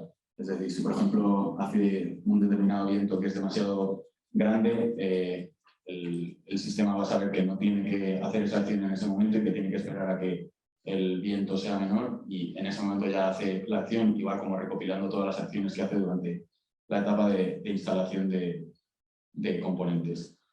La idea en general de este sistema es dar como flexibilidad a la hora de elegir los inputs en cuanto a tipos de diseño, en cuanto a ciertos parámetros de cada proyecto, en cuanto a los barcos que se utilizan para la instalación de cada uno de los componentes. Y lo que hace, como dice aquí, es simular la construcción del parque eólico hora a hora, en función de lo que he dicho antes, de las situaciones meteorológicas que le hayas dado tú. Este sistema es muy útil para poder evaluar los costes y los riesgos de cualquier proyecto en función de dónde lo quieras hacer, a cuánta distancia de la costa esté, a qué profundidad, y incorpora procesos novedosos a través de definiciones de la tecnología del offshore wind. Es decir, cada diseño que se tiene en cuenta en esta herramienta tiene un estudio detrás muy importante sobre cuáles son los parámetros que impactan los costes, y todo esto lo tenemos en cuenta en esta herramienta.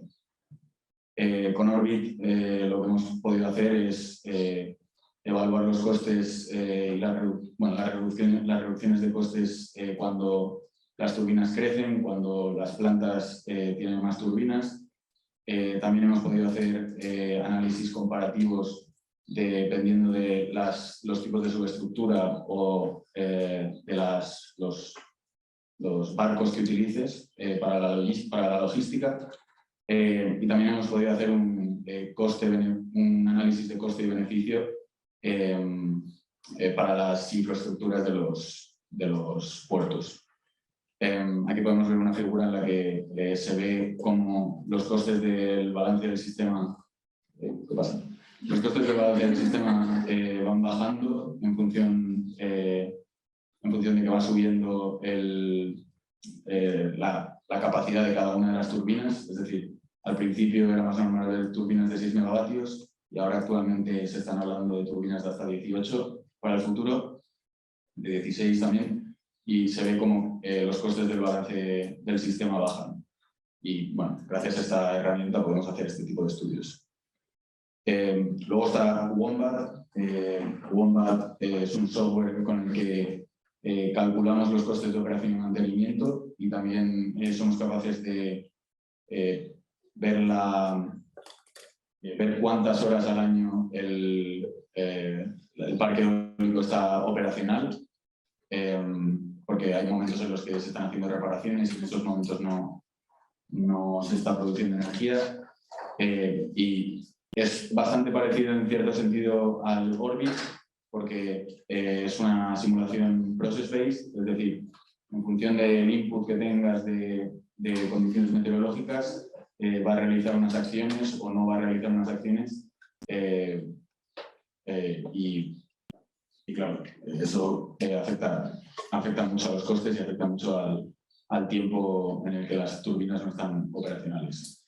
Y bueno, lo que hace es, principalmente tú tienes las condiciones meteorológicas, un perfil meteorológico hora a hora, y tienes unos componentes, desde los cables hasta las turbinas, pasando por la subestación, y cada uno de los componentes tiene unas failure rates, unas tasas de fallo, y en función de esas tasas de fallo se van produciendo fallos en el sistema. Y lo que hace esto, el hecho de que sea un modelo de simulación process-based, es que cada vez que ocurre un fallo, evalúa si se puede ir a reparar en función de la meteorología, en función de la hora del día, porque por ejemplo en este sistema se tiene en cuenta que los trabajadores no van a estar trabajando a las 3 de la mañana, por ejemplo, y van al lugar, se simula cómo van al lugar, realizan la reparación, vuelven al lugar y así sucesivamente, y se van acumulando todas las acciones durante toda la vida del parque eólico. De esta manera, así se puede ver cómo se compara, dependiendo de diferentes estrategias de mantenimiento, se puede llegar a comparar ¿cómo llamaríais? Availability. La disponibilidad mensual en función de diferentes tipos de estrategias de mantenimiento, y eso nos ayuda a elegir cuál es la estrategia de mantenimiento más apropiada para un tipo de características meteorológicas, y también las características del proyecto, porque también depende de la distancia, de la profundidad y demás. Luego tenemos Force, que es un programa que ahora mismo está en desarrollo. Todavía no hay como un link para que lo podáis utilizar vosotros si queréis, pero básicamente la funcionalidad del programa consiste en ser capaces de estimar los costes, como poder hacer análisis de sensibilidad de los costes en función de diferentes parámetros, como por ejemplo, en este caso vemos cómo cambia el CAPEX según cambia la capacidad de la turbina, o también la idea es básicamente ser capaces de ver cómo cambian los costes en función, según cómo cambias tú los parámetros. Pueden ser parámetros como la distancia a tierra, pueden ser parámetros como la profundidad, varios en general. Luego finalmente tenemos Porca, que es otro programa que no está disponible en estos momentos, pero que estamos trabajando para hacerlo público, y es básicamente un programa que junta Orbit, Wombat y Floris, que Floris es un programa que te estima la generación anual, y la idea de este programa es que seas capaz de ver mapas de calor de los costes de la energía en el mar, y para eso se necesita Data GIS, que es Geographical Information System, y entonces con esos datos normalmente tienen datos de profundidad, datos de distancia a un puerto cercano, distancia a donde se hace la interconexión de los export cables, y entonces a través de curvas de costes que sacas con Orbit y Wombat, los costes de generación anual por la media del viento en cada lugar en concreto, que lo obtienes también de GIS, y bueno, todo eso junto, para cada punto concreto del mapa, puedes sacar un valor de LCOE.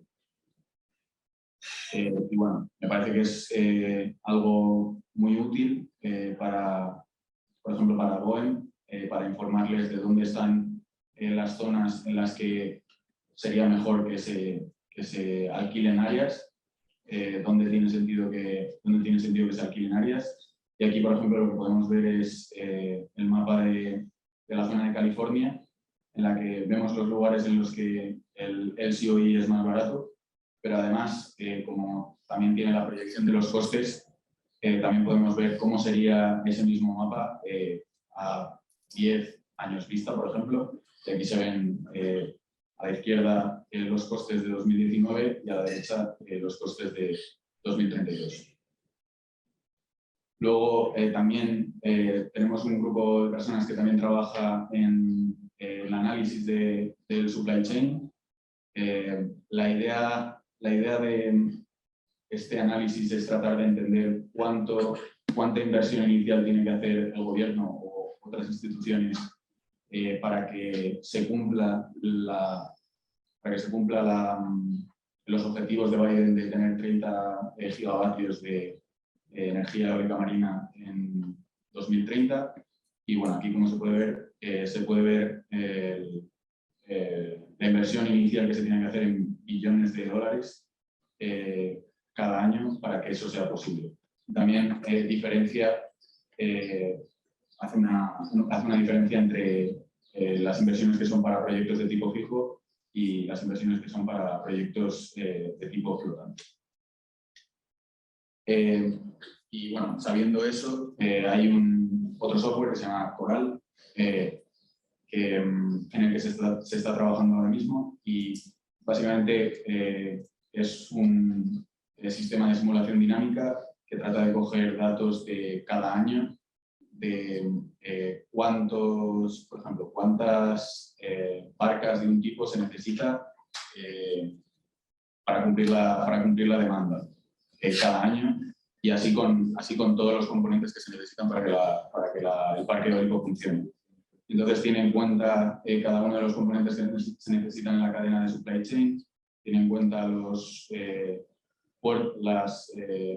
puertos disponibles, y tiene en cuenta lo que he dicho antes, los barcos disponibles, y de alguna manera lo que trata de enseñar es cómo pueden ser los diferentes escenarios en cuanto a la construcción de proyectos de Estados Unidos en función de la inversión que le metas. Es decir, tú tienes como input cuánta inversión le vas a ir metiendo a a las infraestructuras y cuánta inversión le vas a ir metiendo a todas las cosas que son necesarias para que estos proyectos sean reales. Y te va mostrando aquí cómo, si metes poca inversión, todos estos proyectos se van a ver retrasados, y cómo, si metes mucha inversión, los proyectos se van a ir realizando a tiempo. Este software me parece muy interesante, pero no estoy trabajando en él ahora mismo. El que está trabajando en esto es Matt Shields, y la verdad es que me parece increíble porque tenemos que ser capaces de entender dónde están los huecos ahora mismo en la industria, y gracias a esto seremos capaces de dar dirección a esa industria de dónde estamos, qué estamos haciendo mal para no llegar a los 30 gigavatios que están de objetivo. Aquí quería poner, porque entiendo que estas slides se van a mandar a los estudiantes, entonces quería poner como los links de estos softwares de los que estaba hablando antes, el de Orbit, el de Bomba y el de Floris. Y bueno, si hubiera una actualización de Force, Orca, Coral, me gustaría poderlo haceroslo saber. Pero básicamente lo que quería hacer con esta presentación es tratar de animaros a usar estos softwares. Si no has utilizado Python nunca, parecen como que dan miedo. Yo cuando los empecé a utilizar nunca había utilizado Python, y al final son los softwares que utilicé para hacer la tesis de mi máster. Y no, cuando terminé la tesis de mi máster tampoco sabía Python. O sea, y simplemente con esto quiero decir que los softwares son muy intuitivos, son fáciles de usar. A lo mejor no tenéis un interés muy grande en el análisis tecnoeconómico, que es principalmente lo que me centro yo, pero sí que es, por ejemplo, en cualquier tesis que hagáis o en cualquier proyecto, siempre es importante añadir un capítulo final en el que dices, pues este es el impacto económico de lo que he hecho. Entonces es importante poder utilizar estos softwares, aunque sea muy por encima, y pues me gustaría como animaros a que los probéis. Y para ello he intentado meterme en Orbit. Simplemente voy a como hacer una especie de revisión de cómo funciona Orbit y de básicamente todas las posibilidades que tienes con él. Pero bueno, básicamente lo que tienes que hacer es, aquí tienes todas las carpetas, documentos, ejemplos, la librería, que es muy importante. Y no tienes que saber todo para poder utilizarlo, si te digo la verdad. O sea, ya te digo, yo hasta el máster no sabía nada de Python. Y básicamente aquí tienes en la carpeta de ejemplos, tienes ejemplos que te ayudan a entender cómo obtener costes. Este Orbit era el de, solo para recordar, Orbit era el de la obtención de los costes de inversión inicial, el CAPEX. Y tienes como notebooks de ejemplos de proyectos fijos, notebooks de ejemplos de flotantes. Si te vas a uno de efectos de proyectos de tipo fijo, pues lo que ves es como que eliges una configuración, te enseña, te dice cuál es el número de turbinas, cuál es el tipo de turbina que estás utilizando, la profundidad, la distancia al landfall, bueno, es que hay varios tipos de distancia, está la distancia al puerto y la distancia que recorre el cable, la media de la velocidad del viento, y aquí te aparecen los módulos que se están utilizando, los de diseño de cada uno de los componentes del parque eólico y los de instalación. Entonces tú lo raneas y te enseña los costes en millones de dólares y te enseña también como cuánto tiempo y cuánto ha costado cada una de las acciones de la instalación, lo cual me parece muy útil.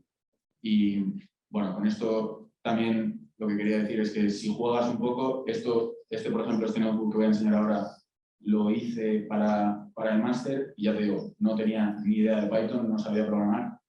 Y aún así, más o menos con lo que ves en los notebooks, puedes ser capaz de hacer gráficas que son útiles. Aquí lo que hacía era como evaluar cómo cambia el CAPEX en función del número de turbinas que tiene el proyecto, como que si tienes más turbinas, el CAPEX baja, es como una manera de enseñar que hay economías de escala. Aquí ver también cómo cambia el CAPEX en función de la profundidad, cómo cambia el CAPEX en función de la distancia al puerto. Y esto, ya te digo, lo hice sin saber Python y muy sencillo. Y bueno, por seguir explorando un poco este software, pues aquí en ejemplos tienes una carpeta que se llama configuraciones y ahí es donde pones el input de cada proyecto. Está, por ejemplo, megal flotante y te aparece una profundidad y puedes cambiar la profundidad aquí, puedes cambiar la distancia aquí, puedes cambiar el tipo de layout, el número de turbinas, el distanciamiento entre turbinas. Tienes grandes posibilidades para cambiar muchas cosas dependiendo de cada proyecto y el tipo de cable, los barcos que se van a utilizar. Es un software que de verdad que me parece muy útil. Y bueno, y aquí está la librería, que tienes la librería de turbinas, la librería de barcos, la librería de tipos de proyectos. Vamos, aquí hay turbinas de 11 hasta, bueno, de 6 hasta 15 megavatios y barcos, pues diferentes tipos de barcos que se pueden utilizar. Pero ya te digo, esto es así con Orbit y me parece que no tengo tiempo para Wombat y Floris, pero verdad, os animo, o sea, si no os gusta el offshore wind y no tenéis nada que ver con el offshore wind, no perdéis el tiempo con esto, obviamente, pero si vais a hacer algo de investigación relacionada con offshore wind, siempre está bien enseñar cómo afecta lo que estáis diciendo a los costes y podéis utilizar estas herramientas para hacerlo. Y nada, espero que haya sido de ayuda y muchas gracias por haberme escuchado.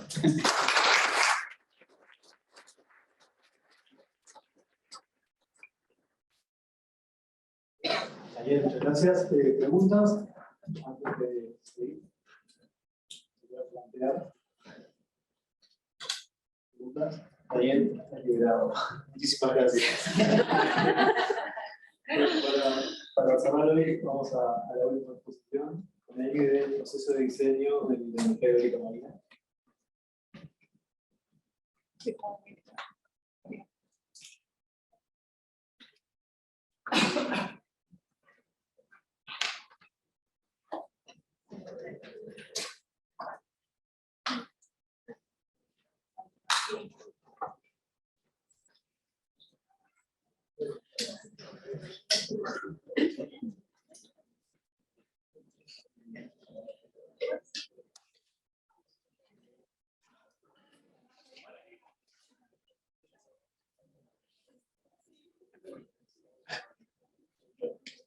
Okay, now for the next talk.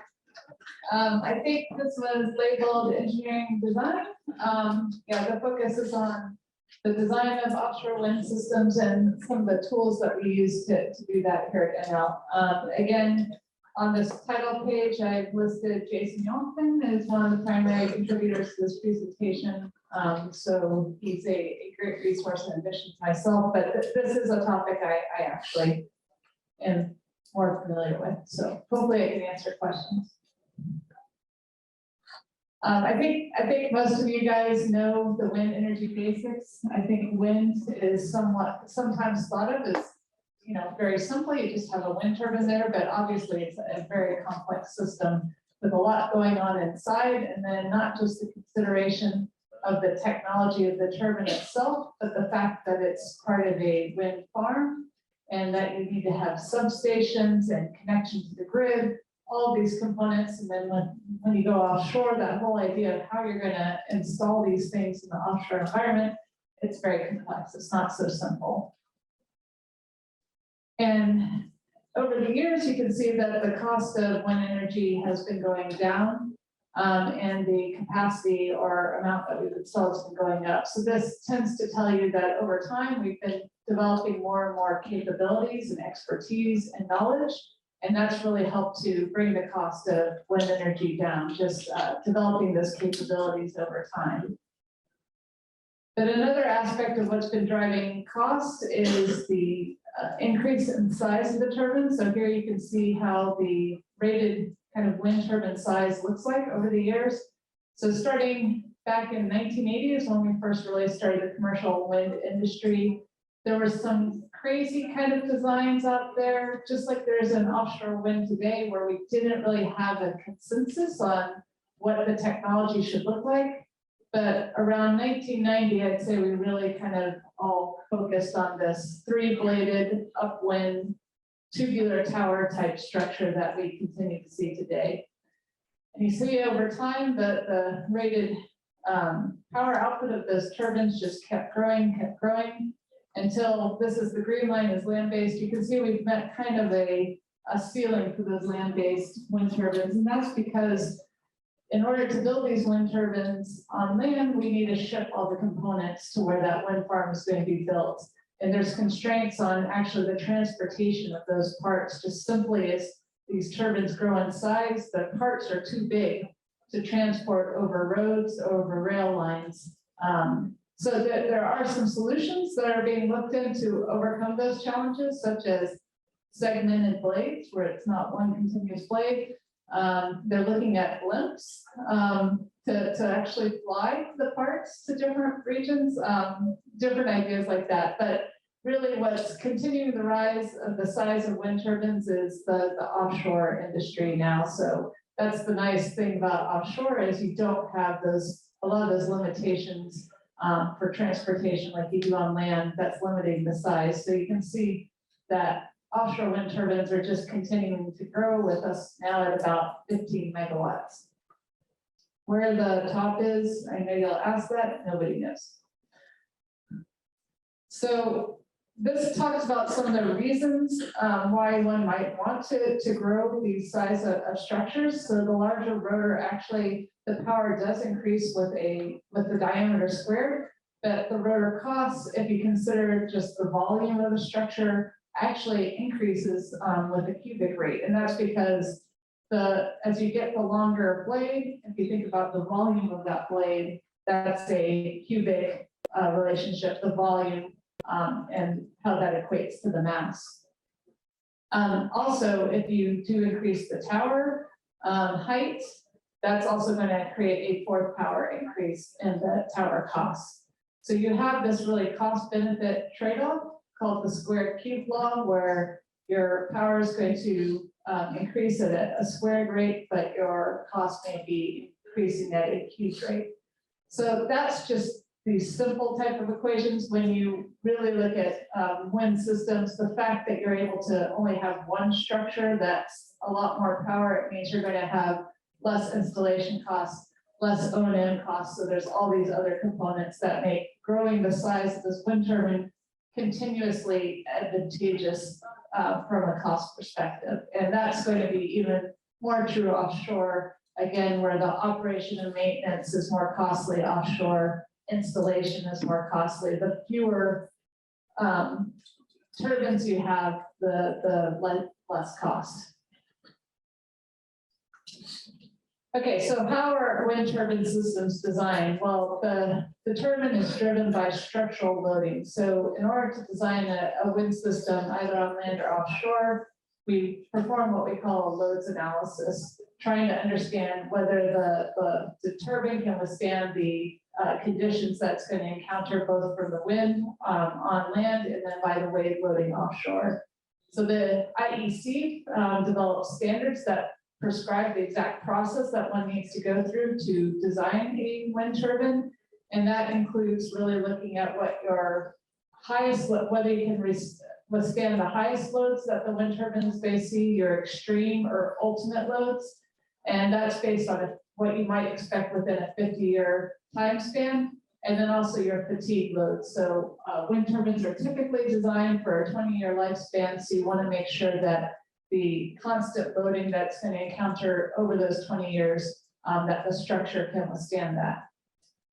So on this upper right here, you can see kind of the list of the different types of loading conditions that you need to analyze for the design of a wind system, including the power production, some fault conditions, startup, shutdown, emergency shutdown, parked park with fault, and then the transport, assembly, and maintenance. And when you're designing a land-based wind turbine, this actually requires up to around 10,000 simulations, but an offshore wind turbine actually requires around 100,000 simulations or more. And again, that's because now you have those water wave conditions that you need to be considering. So you can see this is a very taxing process, and a lot of people rely on now high performance computing type simulations to do this work. So these ultimate loads that we're looking at, these extreme loads, it's the reason you run so many simulations is that you don't know what's going to cause these extreme loads.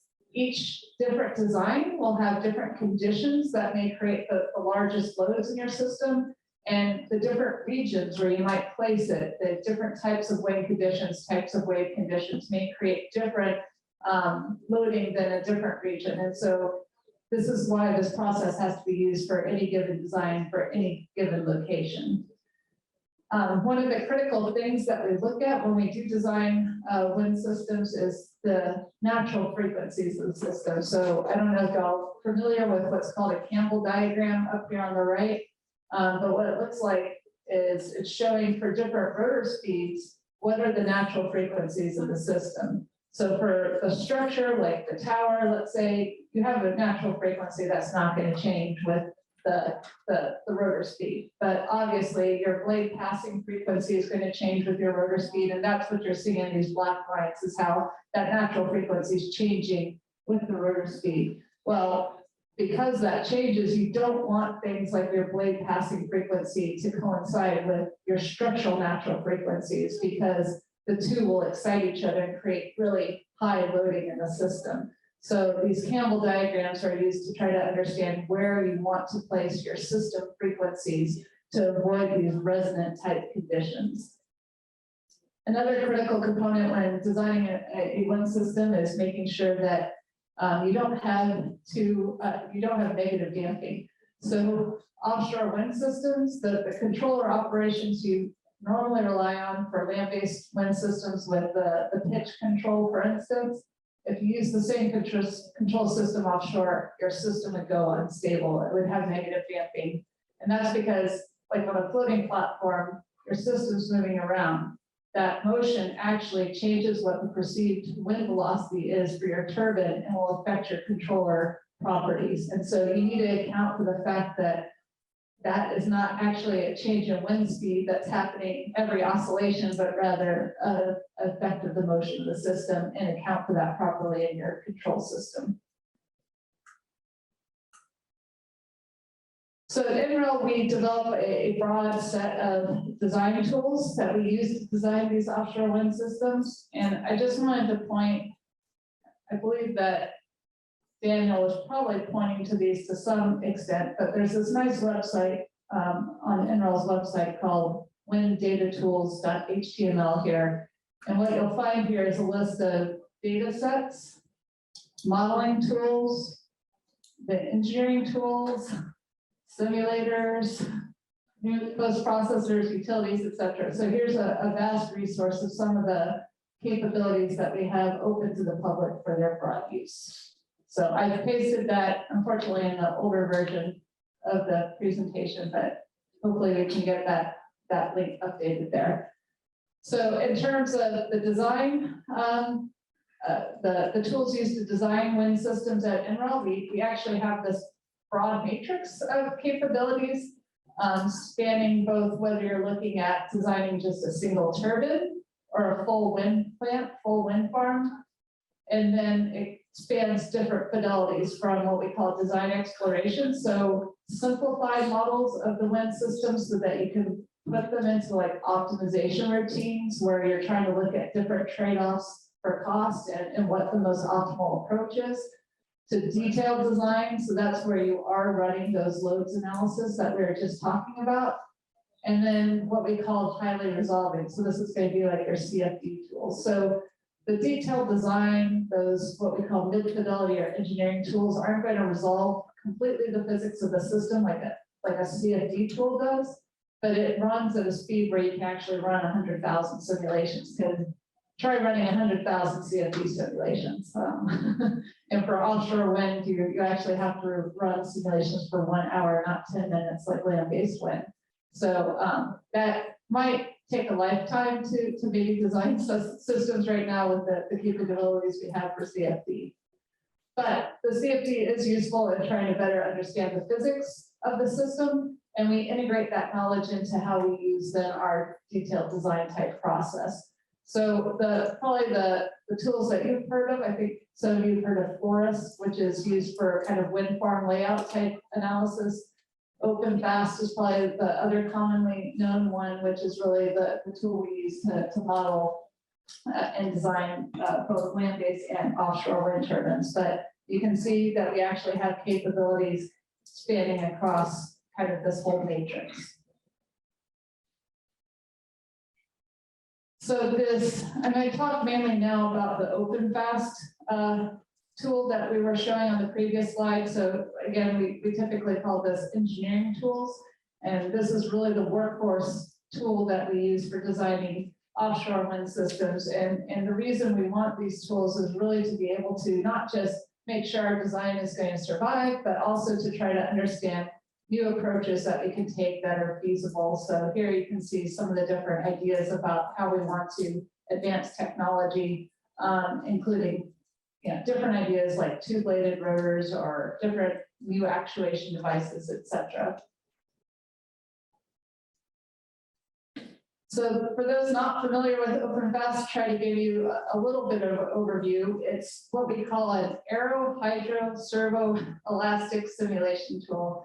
Don't know if that's translatable. But the point is that it incorporates in one tool the modeling of the aerodynamic characteristics, hydrodynamics, the control system, how that affects everything, and the structural dynamics all in one tool. And the point is that it's completely coupled so that your aerodynamics and hydrodynamics are affecting each other as well as the structural dynamics. So when you especially think of a floating offshore wind system, again, this is the area that I work in, with the large motion of that structure, as you're moving from the wind, that wind excitation is going to obviously excite structures in your structural system, but that's also going to affect how you're moving in the water. So that's going to affect your wave loading, and then the wave loading is going to affect your aerodynamics. So you can see why for a floating wind, you need these what we call coupled analysis tools that consider all of this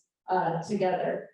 And we do all of these representations, the aerodynamics, hydrodynamics, etc., using these more simplified models rather than, again, these full CFD type models. But here you can see kind of the complexity, all the different things that need to go into it.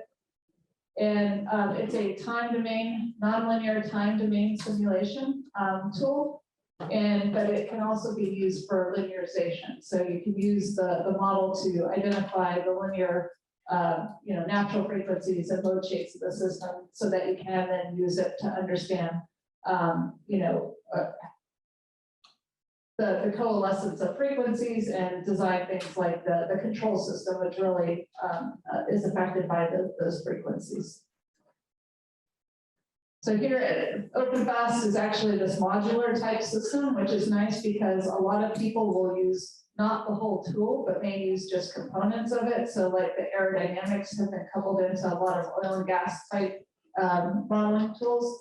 And the hydrodynamics have actually been incorporated into like CFD tools where you want to just use part of the modeling tool and not all of it. So here you can see we have a module for the dynamics of the beam, the beams, the blades, that's the B word.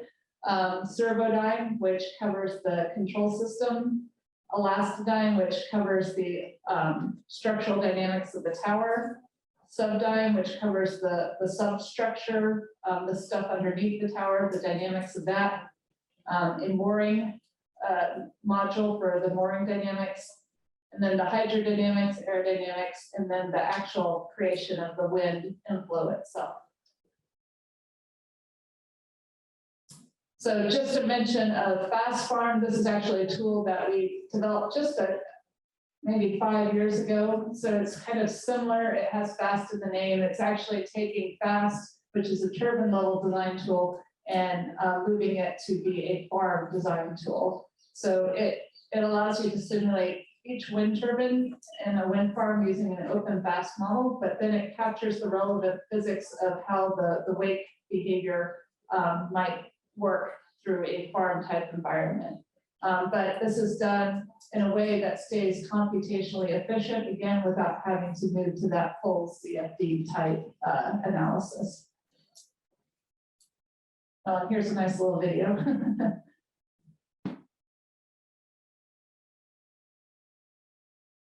Just quickly, some of the major accomplishments. So OpenFast was actually, again, you can see the needs for floating wind, and so it's actually been used to design about 80% of the pre-commercial floating wind prototypes that have been installed today. So been used very widely in the floating wind world.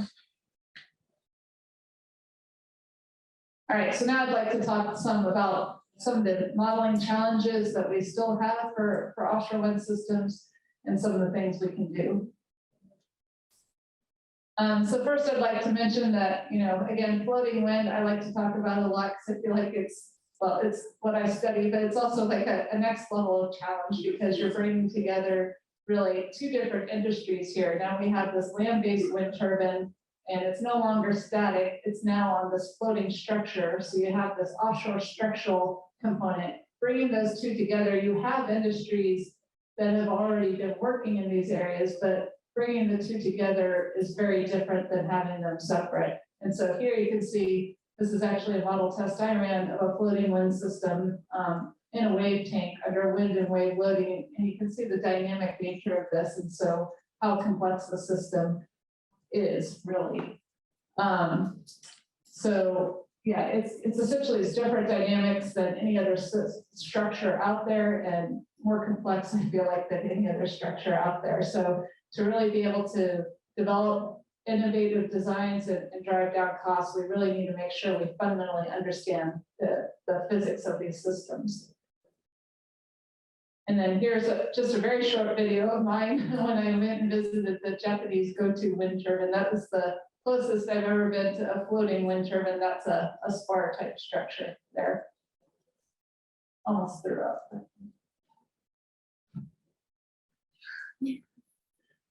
Okay, so in terms of aerodynamic challenges, so these are specifically, again, related to, I'm talking here about the challenges for offshore wind. So first, the way the offshore wind aerodynamics differ from land-based is first, for floating especially, you have this increased motion compared to land-based or fixed bottom wind systems. So there's a need to design a turbine that works well with that increased motion.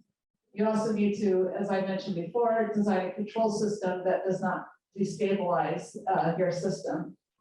And you need to be considering aerodynamic loading on the rest of the structure, not just the rotor. So as we again, offshore grow these wind turbines in size, your nacelle no longer is, not that important. It's a big structure with a lot of wind loading. Same with the tower. You need to make sure that you're considering that in your design. So in terms of the modeling challenges, these big machines are new technology that lower costs, but they have fundamentally different physics. So the aeroelasticity of these very long blades they're very different than the aeroelastic behavior of these smaller wind turbines. So we really need to understand that behavior much better. We also have this added motion, which means that your wind turbine will be going in and out of its own wake, which is going to violate the assumptions of more simple theories like BEM that you're probably using to analyze the aerodynamics. The motion will also increase the interaction of the blades with its own vorticity as well, which is a complicating factor. So on the hydrodynamic side, so now we're saying how we differ from maybe the more traditional offshore structures that we talk about in oil and gas. We now have a structure with a turbine, so we have something with a much higher center of gravity than any other offshore structures out there. We also have a large thrust force acting on that wind turbine from the wind. So we need to design a support structure that's going to keep stability of that system with that high center of gravity and high thrust force acting on it. Your mooring systems also, we're actually going to be moving into much shallower water depths for these floating wind systems than for oil and gas structures. So we need to consider the mooring system approaches for the shallower depths. The design drivers are also very different for offshore wind systems than oil and gas. First of all, oil and gas design is driven by risk more than anything.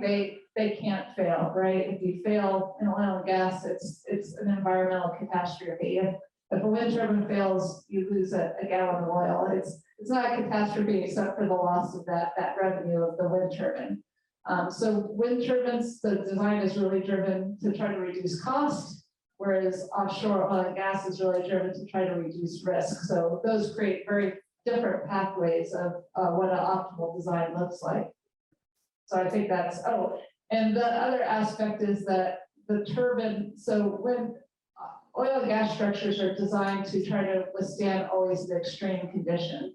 Wind turbines, actually, the operational conditions can be more problematic than like your non-operational extreme wind or extreme wave conditions. So again, it's different for different designs, but these operational conditions are important not just for fatigue, which is a big component, but also extremes.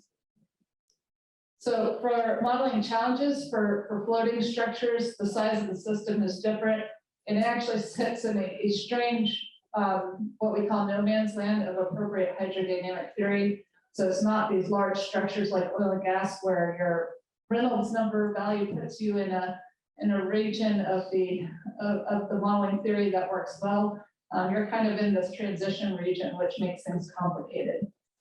The hydrodynamic models, the nonlinearity and irregularity of the sea states is actually really important for the design of offshore wind systems. So just like you have a structural natural frequency, a floating wind system has a natural frequency of how it actually moves in the water. We call these rigid body frequencies. And you need to consider that frequency just like any other. Well, you're not going to design your natural frequency to be in the wave excitation region, like where the wave frequencies will be, but the nonlinearity of waves actually creates broadband nonlinear frequency excitation, which will excite that even slower frequencies outside the wave region. So this is a very highly nonlinear problem that's very complex to model correctly. We've actually been working on that specific problem for many, many years, trying to improve the accuracy of our predictions. We also have breaking waves. We have the viscous effects on bluff bodies at high Reynolds number, VIV, vortex-induced vibrations, and vortex-induced motion, VIM as well, and more. And another aspect is as we're growing the size of these systems and trying to make them more streamlined, more cost-effective, they're going to be becoming smaller and smaller in terms of trying to, keep them from being as expensive as possible. And so that's going to be meaning they're more flexible. So now you have not only the system that's moving around, but it's flexing and that's complicating the design as well. And then we also need to consider design, the hydrodynamic loading during deployment as well as operation. I have another nice little video there. That's another test I ran for trying to investigate that slow motion behavior. All right, and then we also have mid-ocean wind wave climate challenges. So the offshore wind environment is different than land. The wind properties are not the same. And we have very limited measurements offshore as compared to land, which complicates our understanding of what these properties really are. The different characteristics of the wind offshore means that we're also going to have different wake characteristics. So the turbine's different, which means it's going to have different wakes. The turbine motion's different, which means it's going to have different wakes. The wind is different. All of these are contributing to completely different wake type behavior than what you would have on land. You also now have extreme conditions such as breaking waves and hurricanes. So hurricanes are a big concern for us in the US and something that we're trying to understand. We don't think of it as simply a higher wind speed. It's a very unique type of condition with this rotating circular thing and these very localized like tornadic type events. So we're trying to understand how to develop designs with those conditions. We also have sea ice loading, and again, that interaction between the wind and waves. Okay, so actually the area that I work in the most is what we call verification and validation. So if we're going to use these tools with this complex modeling characteristics to design and innovate these systems, we need to make sure that the tools are accurate. And we achieve that through verification and validation. So we consider verification really trying to understand, first of all, if your modeling tool has implemented the theories you want to use without errors. So you've taken those theories and put them in the modeling tool correctly. Then validation is really that assessment of, are the theories that you're using accurately representing real world behavior? So verification and validation. And again, these are important because with this knowledge that your modeling tool is accurate, you're going to be able to have less uncertainty in the loads that you're predicting coming out of it, which will allow you to lead to more optimized designs. It also means you're going to have more certainty, less risk associated with your design, which means you're going to be able to get more acceptance, better financing rates. So both of those are going to mean that you're going to get to lower costs. So I'll talk about some of the projects here that we have focused on verification and validation, and a lot of them, as I think Chloe mentioned, are related to IEA wind tests, the International Energy Agency. So again, IEA is a way we bring together researchers working on the same topic from across the world to work together. And if there's ever interest in Uruguay joining IEA wind, I'd be happy to get you more information. And we also have people that aren't formally members but are observers who are welcome to join to listen in on a lot of these tasks as well. So, so we have one task that used to be 29, now it's 47, focused on aerodynamics. So this is really just focused on our aerodynamic models working appropriately. So there was a recent study that they did with this Danish aero field experiment of a 2 megawatt wind turbine, where they were able to validate and improve their turbine aeroelastic models under design conditions. They also did what we call a 3-way verification and validation with higher fidelity modeling tools. So again, we're really focused mainly on these engineering modeling tools, the workhorse, as we say, for design, but we've started integrating more and more in high fidelity tools to look at certain conditions to understand if our engineering models aren't working correctly, the reasons why. At Enro, we also recently completed a validation of this. So this is one of those big turbines that Chloe said she didn't have on her picture. It's a Siemens wind turbine that's installed at that campus we've been showing you. And we recently did a validation of a variety of different properties with that, including this picture here, which talks about blade tip deflection. And the interesting thing there was we did in conjunction with Siemens. So we used our OpenFast code, and they use their own internal BHOC code. So we're really trying to work with the industry to understand the similarities or differences in our capabilities and how we differed in our modeling approaches. And then the IEA wind task that I lead is task 30. The acronym is OC6, which stands for a very long list of C words, which I won't go into, but it started with OC3, Offshore Code Comparison Collaboration. So the focus of this is really to make sure that our offshore wind design tools are valid. And so we've had OC3, OC4, OC5, and now OC6. We've been doing this since actually 2005, just continuously trying to improve on these tools and understand their accuracy. So we're right now finishing this project. We're in phase 4, but you can see we do a variety of things, where phase 1 was focused on that nonlinear hydrodynamics problem, phase 2 on soil structure interaction, aerodynamics under motion, and now this novel floating wind system with the wind and wave loading. And here's just an example of a fast farm validation that we did recently as well, with 5 GE 1.5 megawatt wind turbines in a Colorado wind farm, so actual operational measurements. So in addition to that website I showed you from Enron with all the information, we do also have what we call the data archive and portal. So this is also managed by the Department of Energy and run by PNNL, one of our national laboratories. But this is a place where we're trying to get all the wind turbine data that we're collecting kind of on a platform to share with the public. So you can go in there and you can see, you can click on data and just browse around and see what data sets are on there if they're useful to you. The OC5 and OC6 projects, that a lot of the data is on there. We'll eventually get everything on there over time. So yeah, definitely take a look at what's available.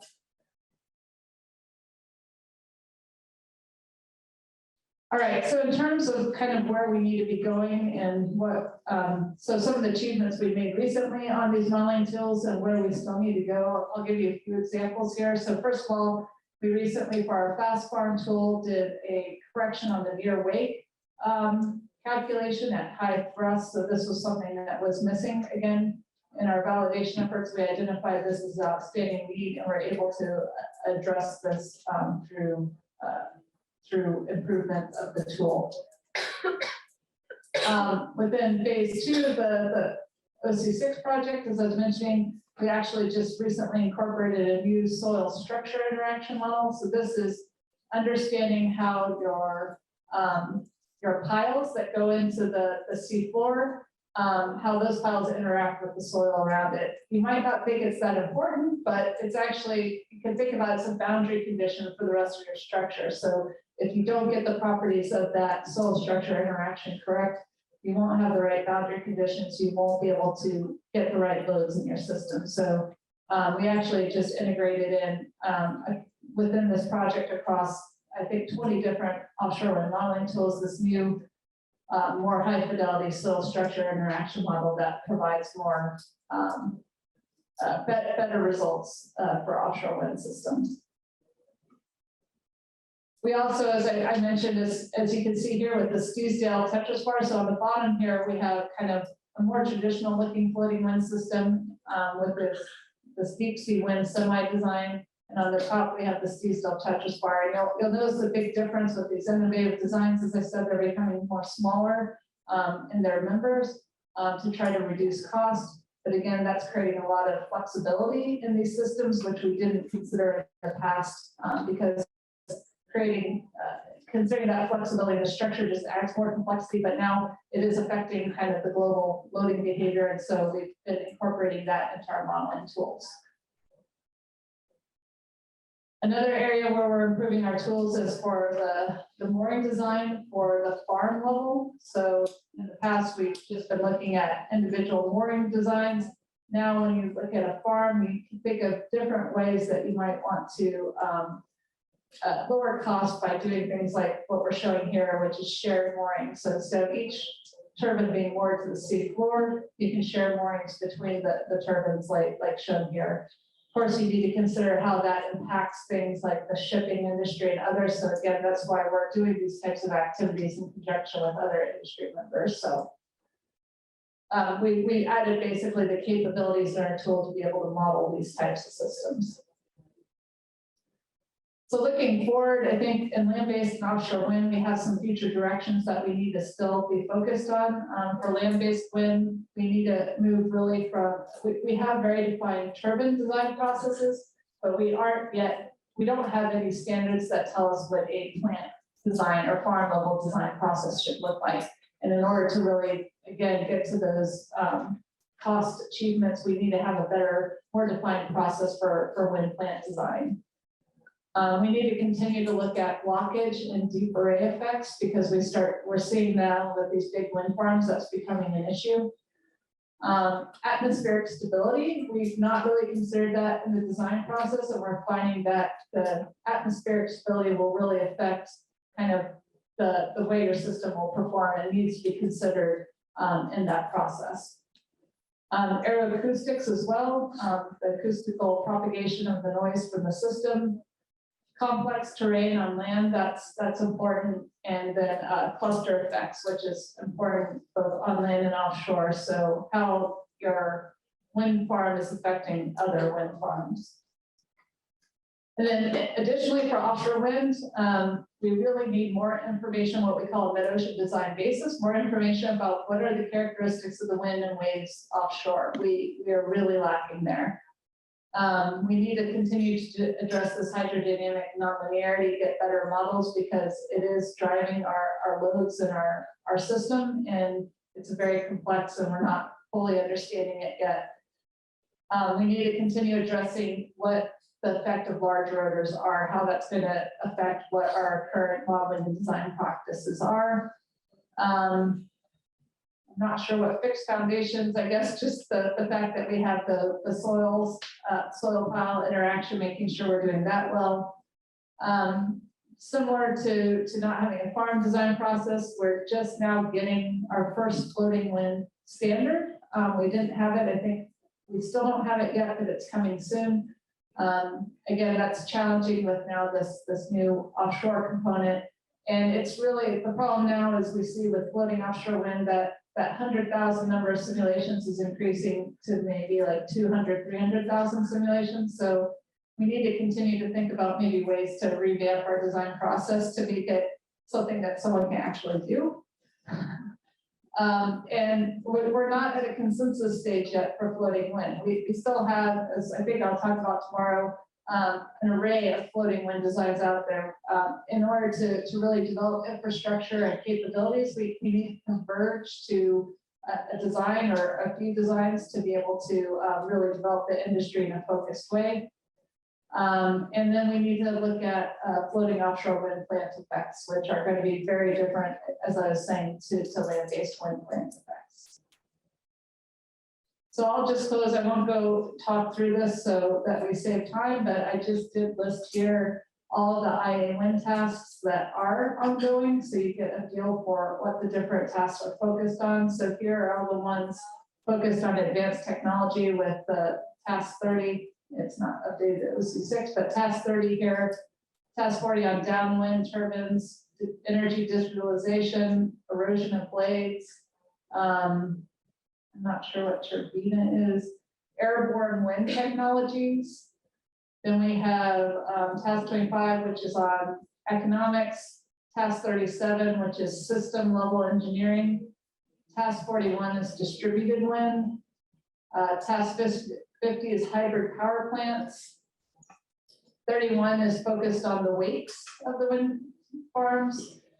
44 is on farm level control. 49 is a new one that's focused on the design of floating wind arrays. And 51, gosh, there's a lot. 51 is focused on forecasting of the weather. 52 on LIDARs, how we use LIDARs. And 54 is cold climate, how we address the challenges of cold climate. Oh my gosh, and there's more. Sorry, 34 is the REN one, the environmental one that Chloe mentioned. 39 is quiet technology. 42 is lifetime extension. 45 is recycling. And 53 is, it's the new version of the cost project. Okay, so that was it. So just to close out, we do need these accurate engineering models to address design challenges so that we can be more innovative, optimized, reliable, and cost-effective for our offshore wind systems.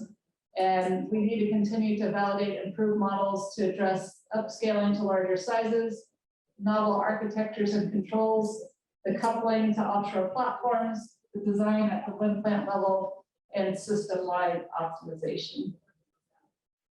That I'll close. Thank you.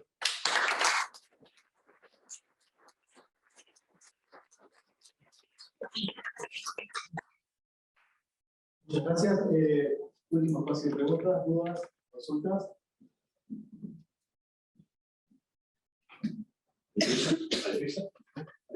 ¿Hay prisa?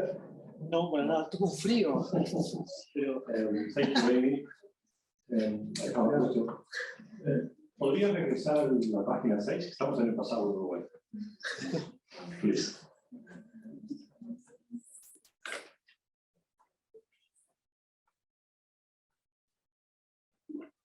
That's slide 6. La anterior, creo que la anterior. Yes. Okay. Ahí has dicho, se nota ahí que logramos aumentar la energía cuando aumentamos el motor, la energía del cubo. Luego fuimos a aumentar las torres. ¿Podrías explicar lo que es la Square Cubic Law y cómo se acerca eso al límite de Betz en condiciones reales, no en modelado ni en prototipo? Por favor, si es posible.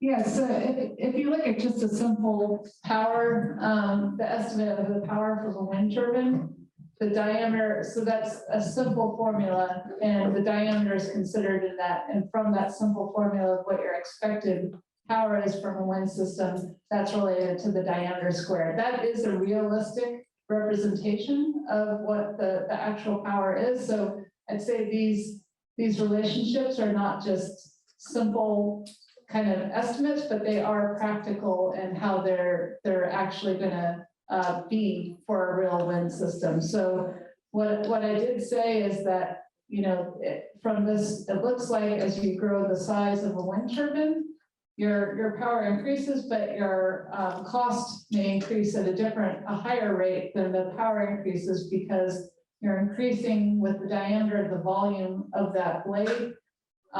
So that's, I guess that's the difference practically, is that if you, the cubed factor comes from the fact that with a wind turbine blade increasing in length, the volume will increase cubically.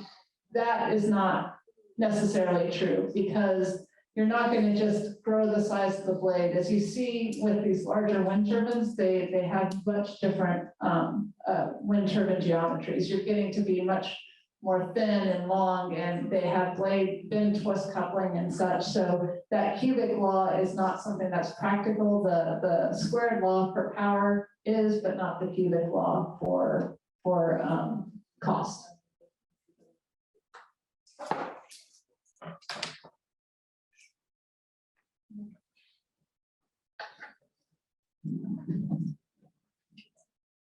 Viste que hemos hablado de que el movimiento del sistema generaba tipo que no podía adaptar la energía. No se puede nunca pensar en utilizar esa energía que se genera por las horas.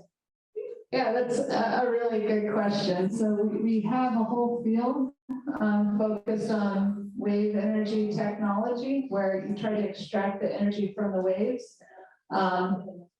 That's a different field than offshore wind, but a lot of people have thought about integrating the two so that you have a wave energy device on the support structure that can be using that wave energy and also helping to damp the motion of the offshore wind system.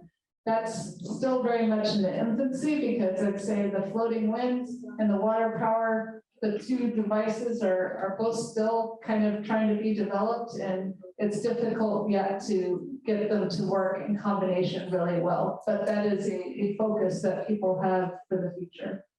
No es una pregunta, pero un comentario a unos estudiantes que vieron ahí que hay una base de datos gigante ahí abierta, tanto como base de datos como herramientas para hacer varias estimaciones, la parte financiera, la parte técnica.